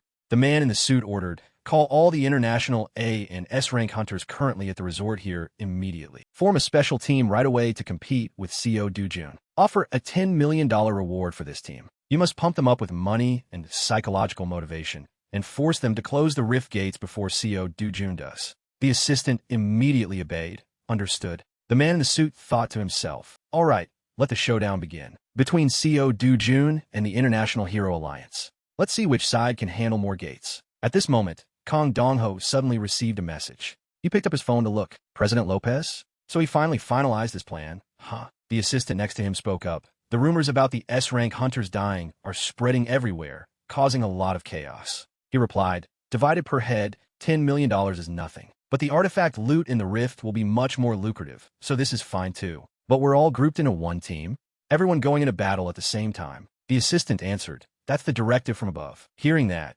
Kong Dong-ho gritted his teeth and said, if I get put in the same team as that annoying CO Do-jun, I'll be so frustrated. The assistant read the list while marveling. I don't see CO Do-jun's name anywhere on the list. He was surprised. What? Let me take a look. It's true. Even Yoon Ju-yun and Jong In-ju have vanished from the list. In short, what the hell is going on? At this time, Do-jun was holding his phone, checking the money that had just been transferred. Ju-yun asked curiously, has the association wired the payment yet? He replied coldly, yes. Ju-yun speculated. It's probably because the fee they have to pay you is too heavy, so they gathered all the foreign hunters in one place to form a team. Hearing that, Do-jun scoffed lightly. Then he continued, the association isn't stupid either. Why would they let me take all the reward money? Ju-yun hesitantly replied, well, seeing her like that, he immediately noticed something unusual. Is something wrong? At this point, Ju-yun also cheerfully exposed it. You're really easygoing, Mr. Do-jun. It's obvious the association is playing dirty behind our backs. Do-jun thought to himself, because I've already gathered the amount CO Do-jun initially agreed upon. Now, money is no longer important to me. From this moment on, there are more urgent things that need to be done. Exactly as the Brazilian Association had calculated, the race between the two factions was quickly decided. An outsider in the room constantly typed on the keyboard, updating the situation at the rifts. 1500 hours. The rift in Sector A35 has been closed. It's the achievement of CO Do-jun and his guild. 1710 hours. The rift in Sector C12 has been sealed. Executed by the Hero Alliance team. 1 S rank and 5 A ranks have minor scratches, but 2 A ranks are severely injured. Call the rescue team immediately. 2150 hours. Rift A037 has been completely closed. The team in charge it's CO Do-jun. He soloed the whole thing. Do-jun looked ahead with a sharp gaze after taking down a monster. And so, a few days quickly passed. Everyone in the newsroom clearly showed signs of exhaustion from monitoring this match for a long time. A man, seeing his colleagues so tired, handed him a can of coffee and teased, your dark circles are down to your chin. He reached out to take it and replied, I'm a bit tired. I just tried to take a quick nap earlier, but I don't feel any better. The current situation is what it is. The places where rifts enveloped by dark mana appear are handled extremely quickly. However, in other words, normal rifts are being ignored. Those places are being closely monitored by special agents 24/7 via machines and sensors. Since no one knows what incident might strike unexpectedly, they're always ready for battle every day. The man wearing glasses drank his coffee while continuing to monitor the situation at the rifts. Suddenly, a large red dot appeared on the computer screen. Despite that, the red dot suddenly disappeared, meaning the breaches at the rift had been completely closed. This made the two monitoring agents widen their eyes in surprise. From a room in the building, a loud shout rang out. Do-jun and the other heroes have successfully closed all those gates. A joyful voice echoed. The rift in Sector B41 has been completely sealed. Everyone was so happy they cried. It's finally over. A person quickly ran towards a room. It turned out to be Lopez's assistant. He joyfully announced, Mr. President, we have cleared all the rifts within a 500-kilometer radius around Sandrum. Lopez breathed a sigh of relief and asked, so the urgent situation has been resolved, right? He confirmed, that's right. All rifts containing dark mana have been sealed. Hearing these words, Lopez seemed relieved. I see. You guys have worked very hard. Seeing the assistant about to leave, he immediately called him back. Wait, hold on. Although there's still a few rifts left, taking a day off won't kill anyone. The assistant still didn't seem to understand and stammered. What do you mean, sir? Lopez replied. I will host a banquet to show gratitude for the efforts of the hunters and agents over the past time. At the party, fragrant meat was being grilled over a charcoal fire. Kong Dong-ho was standing and chatting with his colleagues. The band was also playing music on stage.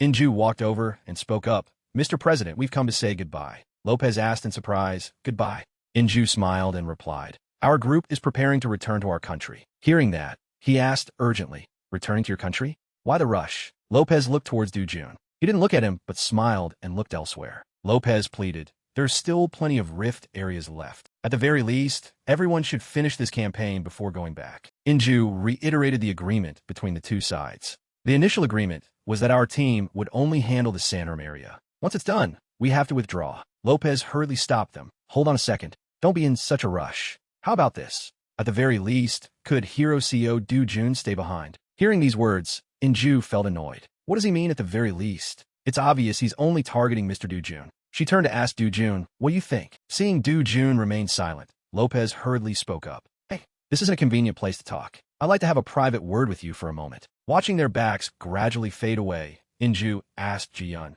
do you think Mr. Do-jun will stay? Ji-yun replied worriedly. He's earned enough money, and he's even gathered top-tier materials like the elite crocodile crystal. He'll probably leave. Inju teased. You silly girl. You just can't bear to be apart from him, can you? She shyly denied it. That's not true. You're talking nonsense. The two of them secretly observed the conversation between Lopez and Do-jun. Seeing Do-jun turn and walk away, they continued to guess. Looks like he's decided to leave. That's great, isn't it? I don't know. Suddenly, they exclaimed in surprise. Ah, is that Beth Holly? Inju nudged Ji-yun's arm, urging her, go see what they're talking about. Hurry up. Ji-yun refused. Why should I go over there? But Inju continued to give reasons.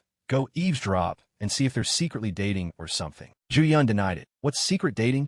In such a crowded place. Seeing her so naive, Inju reminded her, you're so silly, standing in front of such a great beauty. Do you think he still has the mind to pay attention to his surroundings? If you don't want to be beaten to the punch, you better take action. This left Ji-yun dumbfounded. Suddenly, she caught snippets of the conversation between Do-jun and Beth Holly. Please consider it carefully, Do-jun, because this is also a wonderful opportunity for you. Hearing that, Ji-yun thought curiously. Opportunity?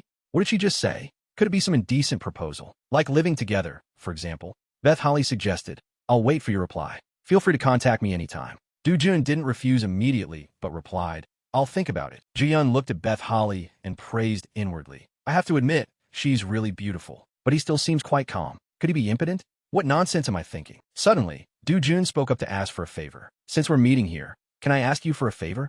Beth Holly agreed. Of course you can. Ji-yun continued to eavesdrop on their conversation. Do-jun asked the upcoming Golden Market. I want to drop by and take a look. Can you get me an invitation ticket? She thought to herself, Golden Market? Is it the world-renowned auction held annually in Las Vegas? Why would Mr. Do-jun want to go there? Beth Holly smiled and replied, of course I can. However, I have one condition. 1 week before the market opens, come my house. Hearing Beth Holly's request, Ji-yun became even more shocked, her jaw dropping. In her mind, hot and seductive images of Beth Holly constantly appeared. She looked at the two of them, nervously thinking, what are you going to do, Mr. Do-jun? Ji-yun glared at them with daggers in her eyes. Beth Holly smiled at him with an expectant look. Suddenly, she realized there was a pair of eyes staring at her. It turned out to be Ji-yun, who had been standing there watching them talk for who knows how long. She spoke up, take your time to answer. But because I truly hope you will come, I will give you the Golden Market ticket. This one is much better than the single-use invitation letters, right? Right after that, he checked his phone and had already received a VIP Golden Market ticket. Do-jun thanked her, while Ji-yun was still bewildered with her thoughts. Since when did she get Mr. Do-jun's phone number? Suddenly, a voice rang out. The view over here is really a feast for the eyes. It turned out to be Kang Dong-ho. He walked over while mocking. The two great beauties of Korea and America are standing next to each other. Oh my, what a beautiful sight. Co Do-jun, you're quite something too. Having 2 flowers in one arm. You must feel like you hold the whole world in your hands, right? Do-yun glanced at Kang Dong-ho, and he looked at him with a provocative expression. Ju-yun felt uneasy inside. Kang Dong-go. It looks like he's about to start trouble. Suddenly, he laughed out loud, drawing everyone's attention. Kang Dong-ho pretended to be noble. Honestly, don't be so tense. I have no intention of doing anything. I just want to introduce a friend of mine to you. But it seems you two already know each other, right?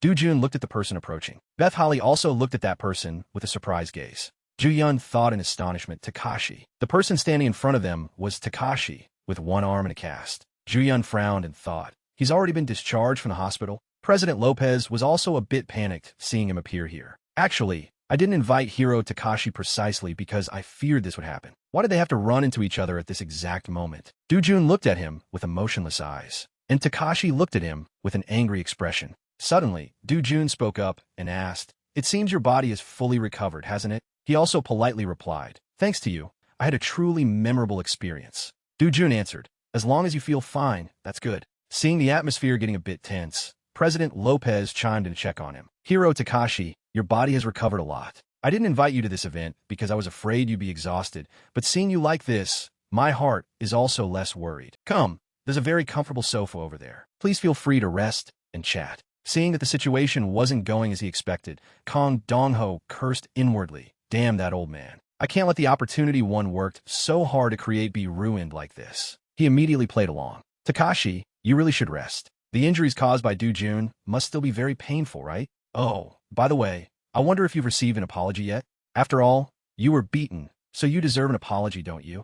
The more he spoke, the angrier Takashi became. He looked towards Do-jun. Ju-yun and Beth Holly also looked tensely towards Takashi. Do-jun smiled and called out, "Hey Takashi, the Yakuza are a bunch of scum, aren't they?" Everyone was shocked to hear Do-jun ask Takashi so bluntly. Ju-yun and Beth Holly stood frozen for 5 seconds, thinking, what's going on?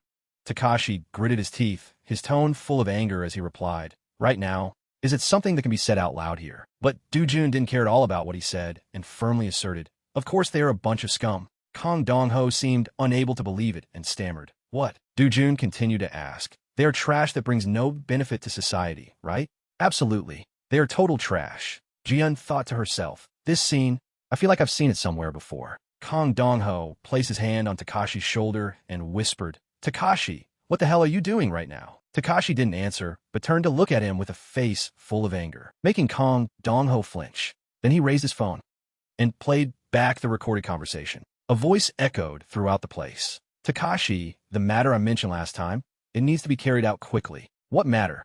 Did you forget? There's someone in Brazil who needs to be eliminated. And recently, I've been too busy." "What was his name again?" "Seo Do-yun." Those who heard it were extremely surprised. The voice continued to play from the recording. "Just take care of him in a rift, right? Talking too much just makes me tired. Is there anything else to do in Brazil? If there is, maybe dating some girls? Take this opportunity to try flirting with Gloria once. Or Yin Ju-yun is fine too. She doesn't seem to have a boyfriend yet. Well then, see you in Brazil." Kong Dong-ho looked at Takashi in shock, unable to believe it. Do-jun thought with amusement, "I didn't expect the Eye of the Lotus to have such a powerful effect. Kong Dong-ho, you've chosen the wrong opponent. From this moment on, I will torment you to the point where you'll just wish you were dead." Right now, hundreds of eyes were staring at Kong Dong-ho, making him both embarrassed and sweating profusely. He frowned so hard that the blue veins on his face clearly popped out. Suddenly, Kong Dong-ho burst out laughing. A voice rang out. Damn it, everything was ruined by that stupid Yakuza.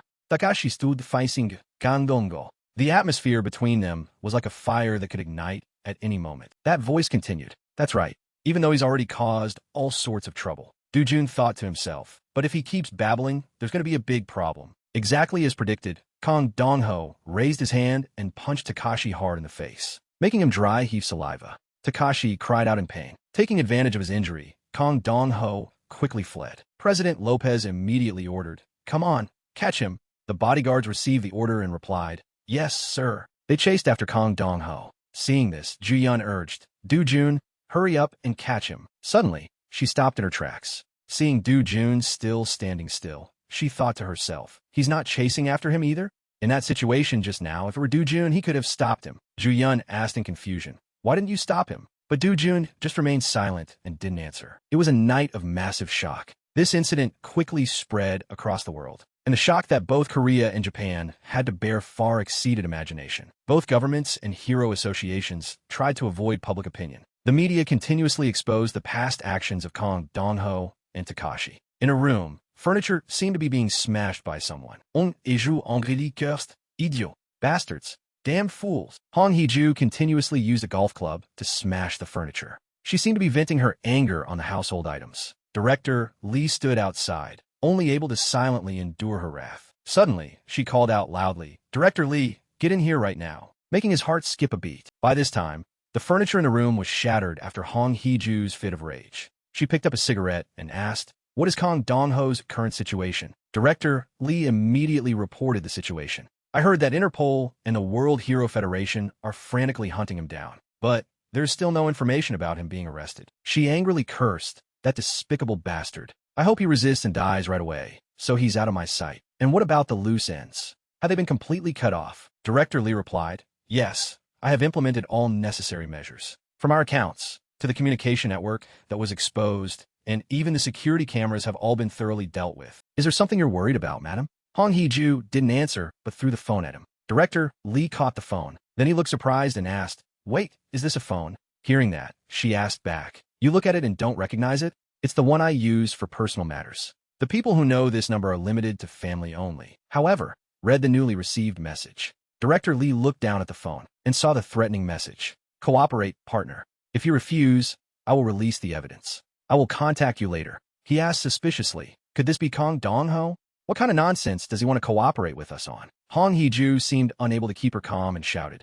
why does that matter? Just being involved with him is enough to cause huge trouble. You're all a bunch of useless, incompetent fools. Get out of my sight right now. Saying that, she picked up a vase and threw it at him. Director Lee walked out while anxiously thinking to himself, if I stay involved any longer, my own life will be in danger. I have to find a way to save my own skin. Just as he walked out the door, he ran into Seo Ki-choi. His dagger-like eyes stared intently at Director Lee. Seo Ki-choi was Hong Hee-ju's father-in-law, the head of T Corporation. As soon as Director Lee saw him, his face turned pale with fear. He hurriedly spoke up, I'm sorry, Chairman. As soon as she saw him, Hong Hee-ju was startled. She trembled and explained, Father, I wanted to say. But Seo Ki-choi didn't let her finish explaining and slapped her. Hong Hee-ju held her face, trembling on the floor. He angrily questioned, do you consider me a washed-up old man? Hong Hee-ju asked tremblingly, what are you talking about, Father? Before she could recover, Seo Ki-choi proceeded to slap her again. He questioned, did you think I didn't know you hired Kong Dong-ho to kill Do-jun?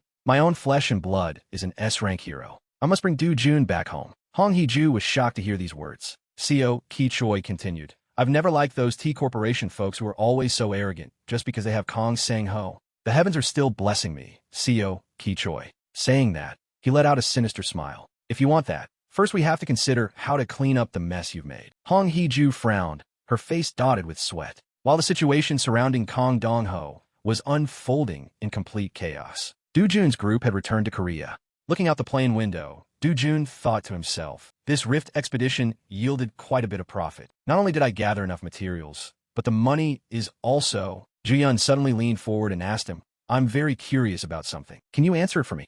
Do-jun looked at her and asked back, what is it? Ji-yun continued, it's about Kong Dong-ho. You intentionally let him escape, didn't you? Do-jun smiled, then playfully replied, only by doing that can we proceed to the next step. In Seoul, Korea, Eun-jong happily enjoyed the hamburger in her hands. Do-jun smiled and asked her, is it good? She replied with satisfaction, it's absolutely delicious. He watched her eat with a happy expression, but his eyes seemed to hold something else. Do-jun recalled the events that happened before. After returning to the country and reuniting with his family, Do-jun was completely shocked because his grandmother's health had visibly deteriorated. Seeing that, he anxiously ran over and asked, why didn't you go to the hospital? You didn't even call to let me know. Eun-jong said softly, brother, don't scold grandma. She said that's the money you had to risk your life to earn, so we shouldn't spend it wastefully. Do-jun brought his hand close to her ear, then spoke up, going to the hospital when you're sick isn't spending wastefully. He whispered in her ear, I went to Brazil and made a lot of money, so don't worry and just go to the hospital. The things you need to do, the things you want to buy, from now on, don't hold back anymore and just live comfortably. Hearing that, she was moved to tears. Do-jun immediately had her admitted to the best hospital in Korea, and Eun-jong visiting her every day, then eating hamburgers together, had become a daily routine for him. The two siblings happily ate hamburgers together. The scene shifted to the Gazan Digital Complex residential area. Inside the shop, Song Cheon commented, the more I look at it, the more impressive it is. This is the first time I've seen a blood crocodile heart this intact. I can forge a sword that's far more effective than expected. Do-jun asked curiously, how long is the wait time? He focused on thinking and then announced about 3 weeks. I'll start working on it right now. Suddenly, he suggested, besides the sword, I also want to ask you to make something else. Is that possible? Song Cheon nodded in agreement. Anything. If you ask, I'll do it all. Do-jun pulled out a disgusting item from his pocket. He looked at the item in his hand with some surprise. He calmly announced, this is the silk and salivary gland of a Belgera. Hearing this, Song Cheon seemed to understand. You want to make armor? Made to your size, right? He shook his head. No, I plan to have it made for my sister to wear. His expression gradually changed. Your sister?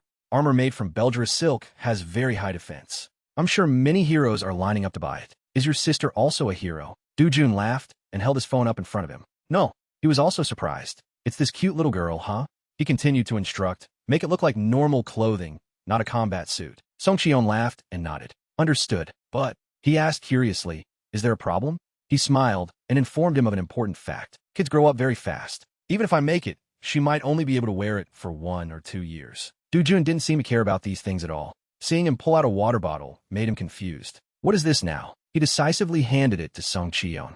It's the essence of a talabog. If combined with fabric material, the elasticity will increase tenfold. His eyes lit up. Really? Talabog? That extremely common plant monster. Dujun nodded and turned to walk away. Then I'll leave it to you. Song Cheon was still confused and asked, last time it was Cyclops' blood, and this time, where do you know all these things from? He suddenly stopped at the question. Right after that, Dujun laughed and announced, this is my second life, after all. The scene shifted to the vast city. Park Sung-wook walked slowly forward. In this place, he was no different from an ordinary person. Sung-wook's eyes were now filled with a strange look. After walking for a while, he entered an underground basement. Next, Sung-wook went inside the cafe. The staff smiled and welcomed him. Welcome, he thought to himself, opening a cafe in a basement. The owner must be someone with a good eye. Suddenly, Sung-wook recognized the man in front of him. He felt a bit of admiration inside. But thanks to that, it's good to be able to meet this person quietly. He silently looked at the back of the person in front of him. Sung-wook stepped forward to greet him.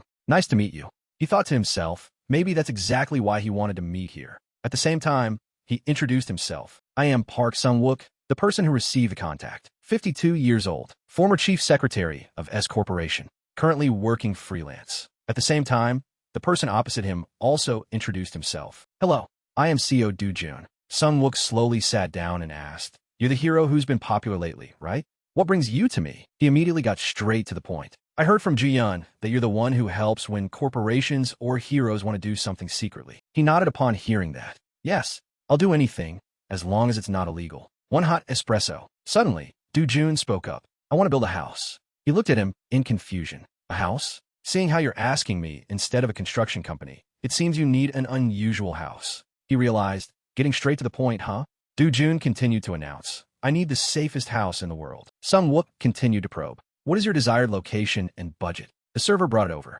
Here is your coffee. He thought silently for a brief moment. Priority is Seoul. Budget is about 5 trillion won. This number made Sung-wook spit out all the black coffee in his mouth. He frowned in annoyance. It was the first time he had handled such a large budget. He hurriedly shook his head. No. Then he carefully stepped forward to wipe Dujun's face clean. Sung-wook sighed and continued to ask, it seems you intend to build a castle, not a house. He was surprised. A castle? Maybe a castle would be better. Then the budget will be, would a budget of 1 trillion won work? This number made Sung-wook freeze. He hurriedly reacted. Hero CEO Dujun, do you perhaps know where the safest house in Korea is currently located? He thought for a moment. It's the private residence of Chairman Oh Jun of S Corporation. In Gangnam.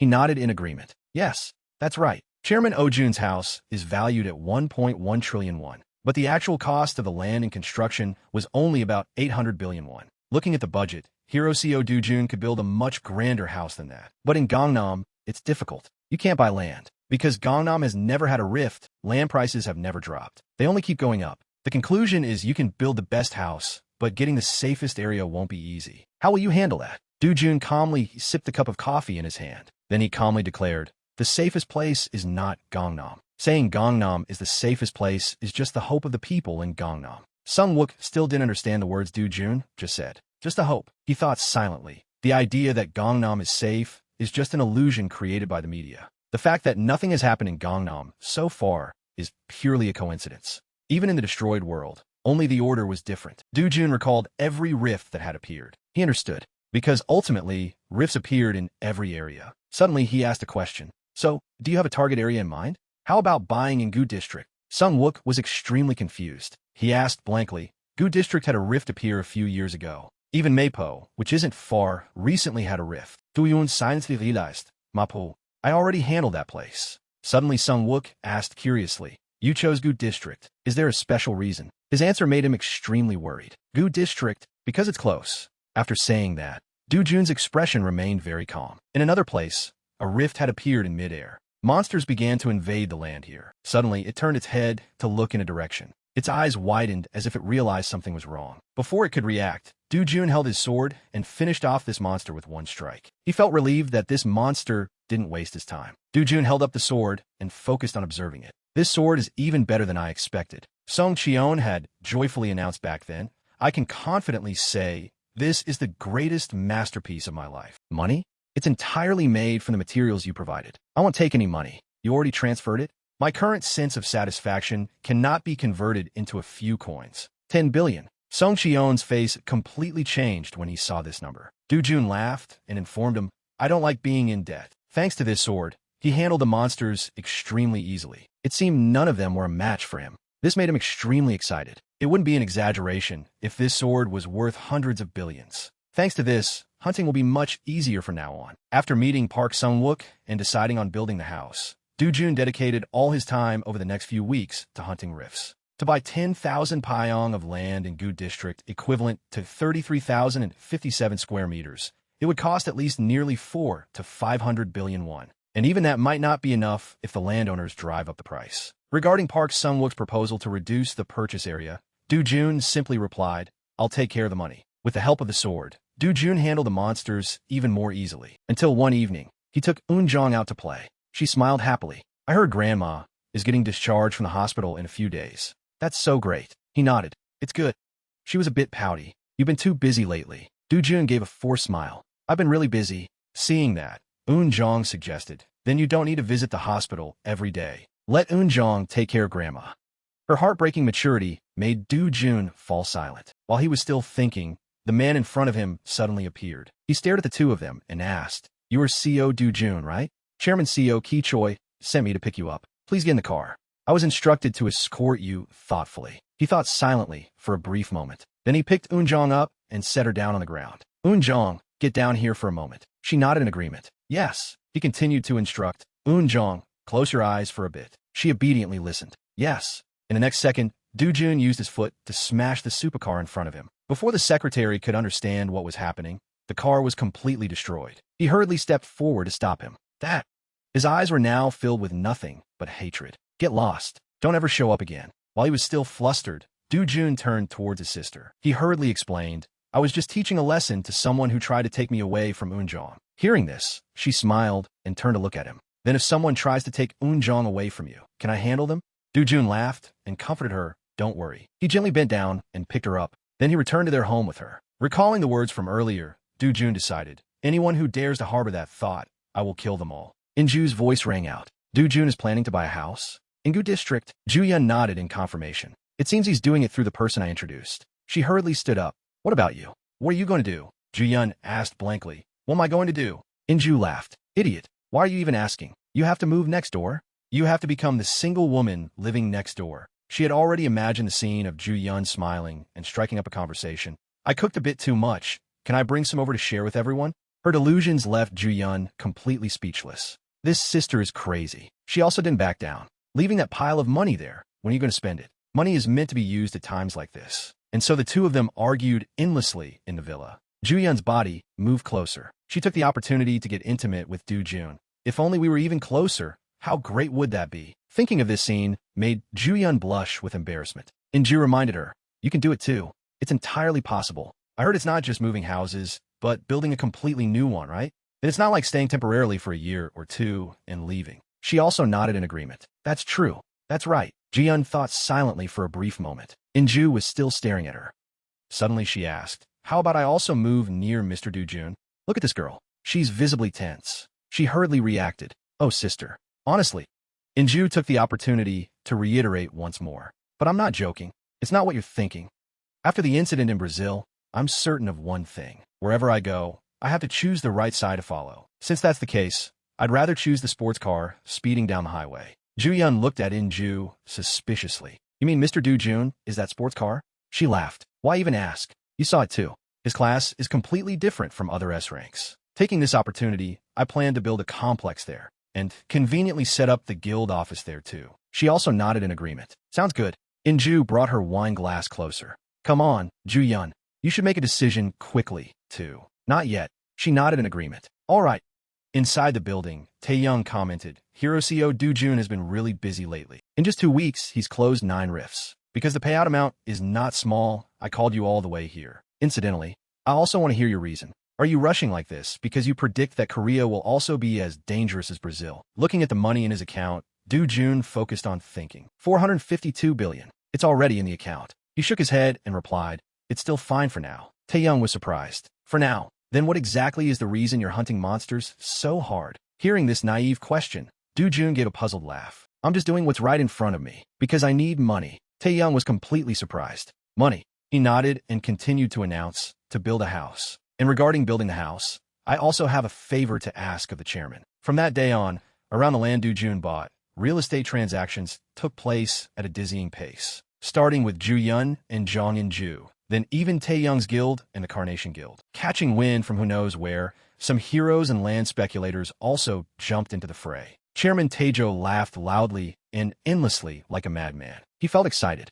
Indeed, the blood of the businessman flowing in one's veins cannot fool anyone. If it's an investment, it has to be real estate. Look carefully at where he bought and buy up all the surrounding land for me. The secretary immediately nodded in agreement. Understood. Rumors bred rumors, which then drew in more buyers. Before long, land prices in Gu District skyrocketed, but Jun had already bought 10,000 payong of land in advance. He calmly placed the blueprint down on the table. Sung Wook was still surprised and asked in confusion, Is this all? I really don't understand. On a 10,000 payong plot of land, you're only building a house of 150 payong. Then what do you plan to use the rest of the land for? Jun slowly handed the blueprint to him. I have to make this house the safest place. He was confused. Safest? It just looks like building a circular outer wall. Sung Wook thought silently. Does he plan to build an actual city wall?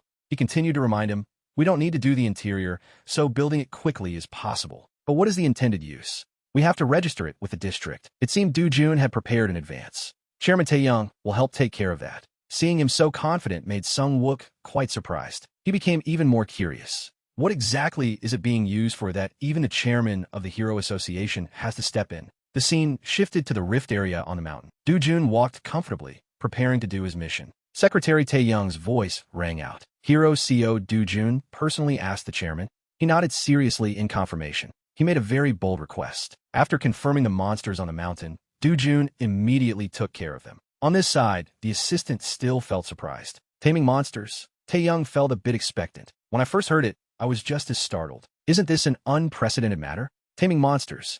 It seems CO Jun is truly serious. He calmly walked to a cave located on the cliff. His tall figure slowly advanced deeper inside. Taeyong was still feeling expectant. He asked for permission to raise monsters right on his own land. After entering the cave, Jun observed the surroundings. Taeyong continued chatting with the secretary. And there's an even more shocking matter. Do you know what it is? The monster Jun intends to tame is. It's Cashin. Seeing the monster in front of him, he felt even more expectant. Today I'll go easy on you. It swung its giant tail towards him. With his agile body, Jun easily dodged. Cashin continued to generate a massive surge of power to attack. Its eyes were glowing red as if it wanted to eat him alive. Jun stepped back to keep a safe distance. Time passed until an hour later. Finally, he had finished dealing with the monster Cashin. It lay exhausted on the ground, unable to move. He approached and calmly patted its head. Next time I visit, stay put and be good. Feeling that today was too fun, Jun hummed a tune and left. Cashin behind him appeared extremely depressed. Yun's phone kept ringing continuously. She tiredly reached out to grab the phone, and she slowly picked up. A familiar voice rang out. Were you sleeping? I have something to ask. Yun was surprised. Mr. Jun? He continued to probe. Does Stone Man also distribute mana stone powder? She was confused. Powder? Mana stones are so precious. Who would grind them into powder? I heard that grinding them dissipates all the energy. Why are you suddenly asking? Jun calmly looked at the giant rift in front of him. I have a use for it. Yun became even more surprised. What are you using it for? I'm even more curious now. But he didn't tell her at all. Never mind. I'll find it myself. After hanging up, Yun frowned in annoyance. What the heck? Talking about confusing things early in the morning. On this side, Jun had stepped directly inside the rift. The most fundamental thing to protect a house is from the outside. As for the guards inside protecting the house, I just need to bring them in and deploy them when the construction is complete. Jun looked up ahead. And finally, crafting a device to neutralize external impacts like earthquakes. Seeing the monster attacking him, Jun laughed. To make that thing, I need your mana stone powder. When it attacked, he jumped to the side and hurriedly dodged. The monster's attacks were extremely powerful, forcing him to be on guard. Even though a long time had passed, the monster's strength was still very. Jun took the opportunity to jump up into the air. Before it knew it, he had appeared behind its back. This monster was too vigilant. It had detected his action. Naturally, Jun didn't back down either and directly struck. His body was enveloped by a strange aura. He slowly brought his sword forward. Vanzal's swordsmanship. Third form. Jun's eyes widened as he looked ahead. The light on the sword became increasingly fierce. He decisively slashed hard at the monster. Everything happened so fast that it was bewildered. The space here gradually changed. The destructive spiral hidden behind the flashy appearance. spirals of fire continuously fell straight to the ground. The monster was still bewildered, not knowing what it should do. In just a few seconds, spirals of fire continuously rained down on its body. With no way to escape, it was severely injured. When it fell, Dujun also jumped down to the ground. His eyes were filled with nothing but terror. The reward for this battle was a sparkling crystal. Dujun crushed it without hesitation. He ground it into powder and carefully poured it into a vial. Then Dujun continued to calculate. Come to think of it, a rift is also a form of external impact. Who knows, using this might suppress the generation of rifts. If that works, it will be great. The scene shifted to the press conference. Everyone was gathered here. While Dujun was busy between hunting rifts and visiting his grandmother in the hospital, a shocking piece of news was released to the public. The grandson of Chairman Taejo, Seo Dun. The truth that Dujun was the grandson of Chairman Taejo. Chairman Taejo laughed extremely heartily. It seems that Kid Dujun got scared too, holding a press conference out of nowhere. Once the rumor has spread, no matter what you say, people will only see you as my grandson. This topic was widely discussed by everyone. No wonder it seemed strange. That kid is so young, yet he's an S rank. Who would believe it? Taejo Group must have poured a lot of money into him. With this level, isn't he born with a diamond spoon? Why hold a press conference? Probably just to deny it and say he doesn't know. Let's see what that Seo Dujun has to say. In front of all the camera lenses, Dujun appeared strangely calm. Finally, he decided to speak up. Born as an illegitimate child, abandoned since childhood. This news made everyone freeze. Ju Yun and Inju were stunned. Even Chairman Taejo couldn't believe he would say such a thing. Dujun slowly recounted the life he had lived. More accurately, the life that Seo Dujun had experienced. It was told briefly but clearly. Those who were half-believing and half-doubting Dujun's words were convinced by the verification posts from Seo Dujun's school friends. Even interviews with the bosses where he used to work part-time were broadcast. Gradually, the wave of sympathy for Dujun spread wider and wider. Comments kept appearing. Seo Dujun's personality is also perfect. What kind of person is he really? I want to marry Mr. Dujun so much. Therefore, Taejo Group's stock price, which had been continuously rising before the press conference, plummeted by 30% in the blink of an eye. Chairman Taejo completely lost his mind and clutched his head. In the past, although still young, Dujun only carried one determination. The only thing I desire is for Grandma and Eunjong to live safely for the rest of their lives. That was the reason he kept striving. It won't be long now. That promise will come true. Absolute safety. Unshakable. The creditors have been cleaned up long ago. T Corporation has also become much more obedient after that devastating blow. Even though Kong Jangpyo is still alive, he will definitely walk right into the trap himself. The only thing to guard against until the end are the rifts that spawn unexpectedly. Once the house is completed, even if a rift appears nearby, it will have enough defensive power. Sung Wook stepped forward to report. We have completed the exterior first, exactly according to your instructions. The house part is also almost done. Dujun asked, when will it be completely finished? I want to move in early. He was extremely confused. How can you say that? This is the residence of the world's #1 hero family. We absolutely cannot afford to be careless with even a single screw. Dujun suddenly announced, I will pay double the construction cost. Sung Wook's expression immediately changed completely. 10 days. Guaranteed to be done. Suddenly he remembered something. There's one more thing. Tonight, do not let anyone come near here. The time shifted to the evening. Dujun entered deep into the forest. He was still focused on thinking about his next future. His expression gradually became calculating. All the mana stones I've accumulated for so long, I'll use them all tonight. Saying that, Dujun pulled out all the mana stones he had on him. A magic circle appeared. He bent down, preparing to act. His body emitted a fiery red aura. He reached out to control the mana stones from afar. These mana stones all fell into different positions. The common point was that they had all been calculated by Dujun in advance. This magic circle helped make the wall increasingly solid. His eyes swept over the surroundings once. They're all elite-grade mana stones. Arranging them makes it look really neat. All right, I'll use the mana stone powder to crush any variables that might arise. A mana stone fell to the ground, making the place sparkle brightly. After finishing, Dujun walked in another direction. So the base is done too. Time to go pick up the gatekeepers. Hiju's scream rang out. It really is you, Kong Jangpyo. If you have time to threaten me, go kill Seo Dujun first. Fake IDs, hotel expenses, and the cost of investigating Seo Dujun too. I took care of everything for you, didn't I? Now go get that bastard's head and bring it back here immediately. Seeing her attitude, he was extremely annoyed. I heard this woman was shunned by both her in-laws and her own family, yet she takes her anger out on me. He asked, do you think I like being in this position? I've had to suppress the urge to personally bury alive the bastards who put me in this state, just to focus solely on that CO Doojun. And yet you dare say what? Saying that I'm scared? Scared of CO Doojun so much that I'm cowering. He stepped closer and warned, shut your mouth and crawl into some corner and stay put. Do you think S-Rank's fighting is child's play?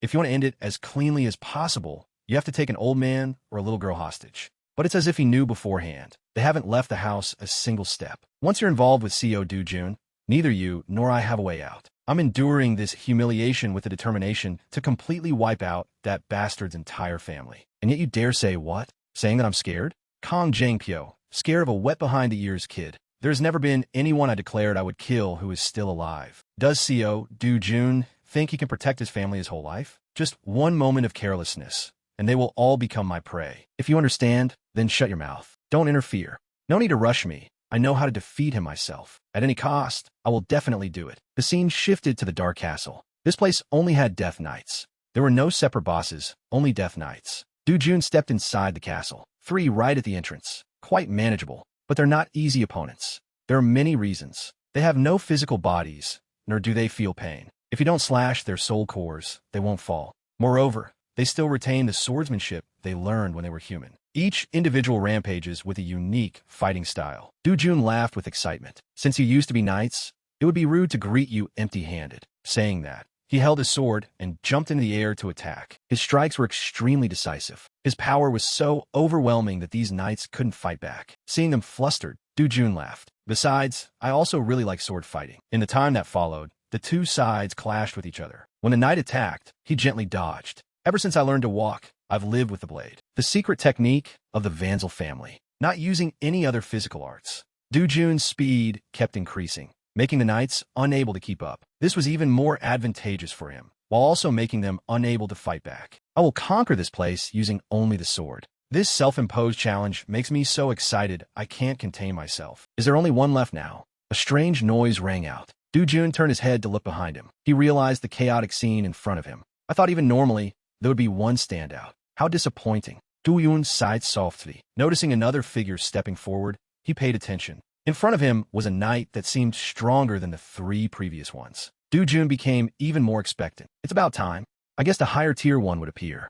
The knight didn't say much and directly attacked with its sword. He only needed to twirl his sword gently to block it. Then the two clashed in the realm of swordsmanship. Doojun thought to himself, as expected, it's completely different. The tip of the sword is really sharp. Excellent. Keep going. I'm liking this. The two of them fought each other for the next period of time. Even he had a nod in praise. That last strike was very good. But Doojun had found the knight's weak point and attacked. It couldn't hold on anymore and collapsed to the ground. He placed his sword against its neck and declared, "You will be my guard." And so Doojun gained a few more guards. He laughed with great amusement, hunting 5 elites in 2 days. The effort put in was worth it. Suddenly, he reached his hand out to the side. All the knights were listening to his instructions. They suddenly disappeared completely from this place. Doojun laughed, talking to himself. Recruiting guards is done too. I should probably get a watchdog as well. Inside the forest, Cashin noticed something unusual. It's that human who came here last time. Its eyes were filled with nothing but hatred. After seeing Doojun,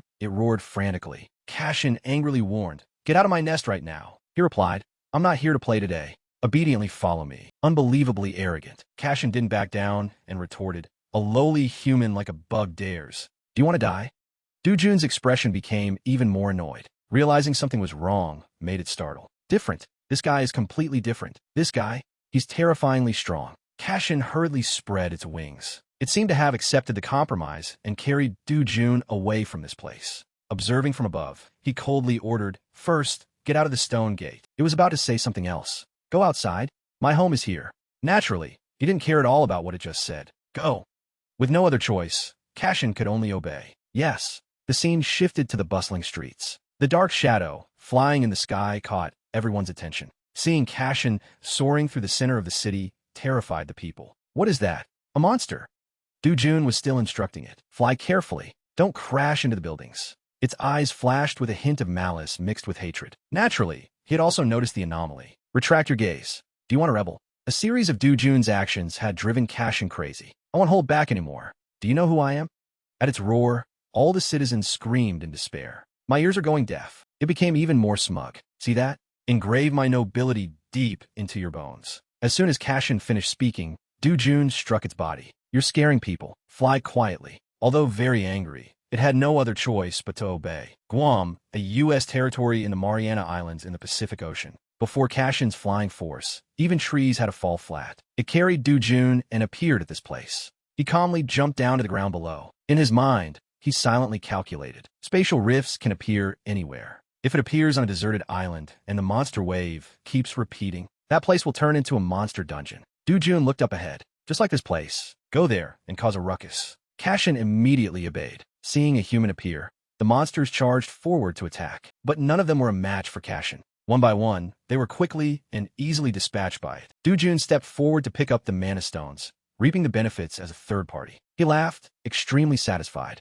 At least you have to earn your own keep. I'll take you for regular walks. Not long after, Du-jun's new house was also completed. 1 basement, 3 above-ground floors. Inside, it was fully equipped with state-of-the-art systems. Grandma was extremely surprised. Oh my, this isn't a house anymore. It's truly a palace. By the way, she suddenly turned her head to look behind. Realizing Cashin was sleeping obediently in the yard startled her. What is this, Du-jun? He informed her, in the countryside, people usually keep a chicken in the yard, Grandma. It's just like that. Grandma nodded, but Cashin was deeply hurt. A chicken. Eun-jong was extremely excited. Brother, can I go tour the house for a bit? Du-yun nodded. Of course. If you want to see anything in the house, feel free to touch it. Grandma hurriedly walked towards the little girl. Be careful not to fall. Come with Grandma. In the yard at this time, only Du-jun and Ju-yun remained. She suddenly called out, Mr. Du-jun. Earlier, there was a gloomy aura rising from underground. Besides Cashin, you're keeping something else, aren't you? He gently reassured her. It's not dangerous. Don't worry about it. In his mind, he thought, her senses have become much sharper. Hearing him say that, Ju-yun nodded. I guess so. From beneath the ground, the knights Du-jun had recruited appeared one after another. Du-jun suddenly spoke, catching Ju-yun's attention. Anyway, thank you for taking care of Grandma and Eun-jong when I wasn't home. Let's go eat together this weekend. Just the 2 of us. Ju-yun was completely surprised by this proposal. Ju-yun looked at him in confusion. Mr. Du-jun, did you forget? We already promised to take Eun-jong to the amusement park this weekend. She's really looking forward to it. He was startled. His face immediately became serious. I've been so busy hunting gates lately that I forgot. Oh well, Eun-jong is the #1 priority. Ji-yun suddenly spoke up. Then let's go together. Let me go to the amusement park with you guys too. Is that okay? She looked at him with an expectant gaze. Soon, the day to go to the amusement park arrived. The 3 of them happily went to this place together. The people around were surprised. Isn't that CEO Du-jun? And that's Yoon Ju-yeon next to him. They look amazing together. Who is that little girl? Could it be their child? Don't you watch the news? That's CEO Du-jun's younger sister. Not only dating, but bringing the little sister along too. They're totally the type of couple approved by the family. Everyone played together very happily. On the roller coaster ride, Eun-jong was a bit scared, but because she was tired, the little girl fell asleep on Du-jun's back. He and Ju-yeon chatted for a long time. Suddenly, he fell silent for a brief moment, catching her attention. What are you staring at? He recalled what Eun-jong had told him. Brother, yesterday she cooked pasta for me. The taste was a bit strange, but she was very gentle. I like her a lot. Before that, I even went to a super pretty cafe with her and Grandma. It was sparkling. Thinking of this, Du-jun smiled warmly. Thank you for always being there for my family. I hope you'll continue to help out in the future. Seeing that, Ju-yeon was surprised. The safest house in the world is already completed, and he's still talking about the future? Could it mean something else? What does he mean?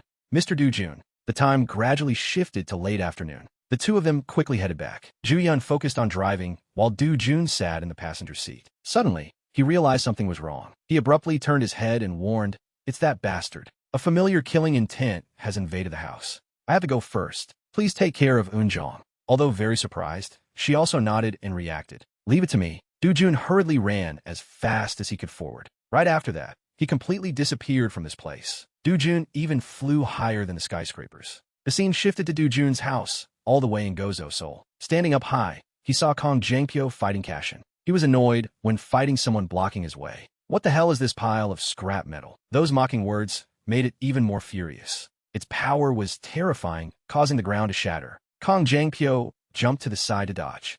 He shouted loudly, Cashin, why is that thing here? Du-jun stood up high, silently observing. Just as expected, he chose the time when both Ju-yeon and I were absent. If he were a little less cowardly, he wouldn't have fallen into the trap. He immediately waved his hand to command, fall back. Right after that, the knights gradually disappeared, making Kong Jang-pyo panic. What is this?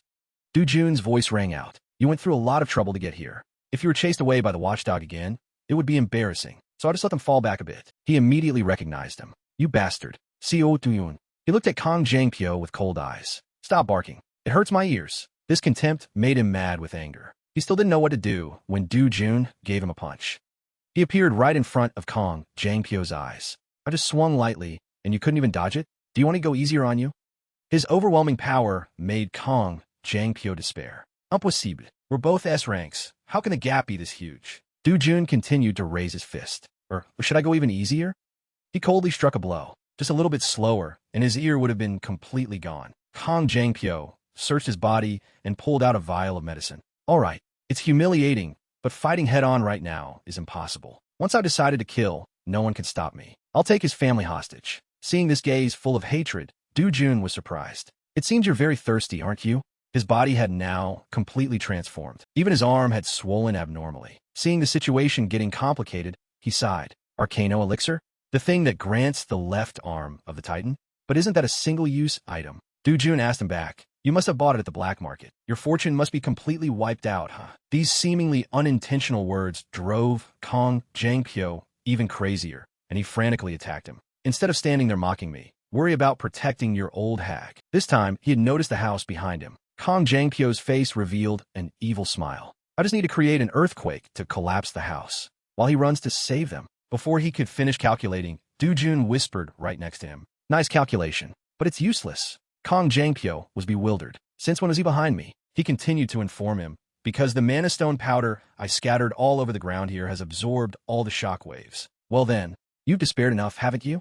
Now use your own body to pay the price for daring to target my family. After saying that, Du Jun used his hand to press Kong Jangpyo's head hard into the ground below. Just one strike made him lie still without any movement. Still not letting it go, he continued to raise his leg. Then he treated his body like a ball and kicked it straight ahead. A familiar noise rang out, catching Du Jun's attention. Eunjong is back. Juyun stepped forward to cover the little girl's eyes. It seems everything is done. Eunjong, don't look. She obediently nodded. Yes. Kong Jangpyo was handed over to the Hero Association in a state where he was barely breathing. The Du Jun of the present saw the Du Jun of the past. He was surprised. It's you again. Long time no see. The Du Jun of the past emotionally placed his hand on his chest. Thanks to you, my wish seems to have been fulfilled. Now I have nothing left to worry about. I truly thank you. You have done more for me than I could have hoped for. How can I ever repay this debt of gratitude? The Du Jun of the present replied. You don't need to worry about it. Just consider it a service. The next morning, Juyun smiled. Mr. Du Jun, did you sleep well? He stepped outside. Good morning. He felt warm inside. That's right. Co Du Jun, you don't need to worry about anything, because I have also found my happiness here. The story ends here. Thank you for watching until the end. If you enjoyed it, please like and leave a comment to let the admin know your thoughts on the series. Have a great day.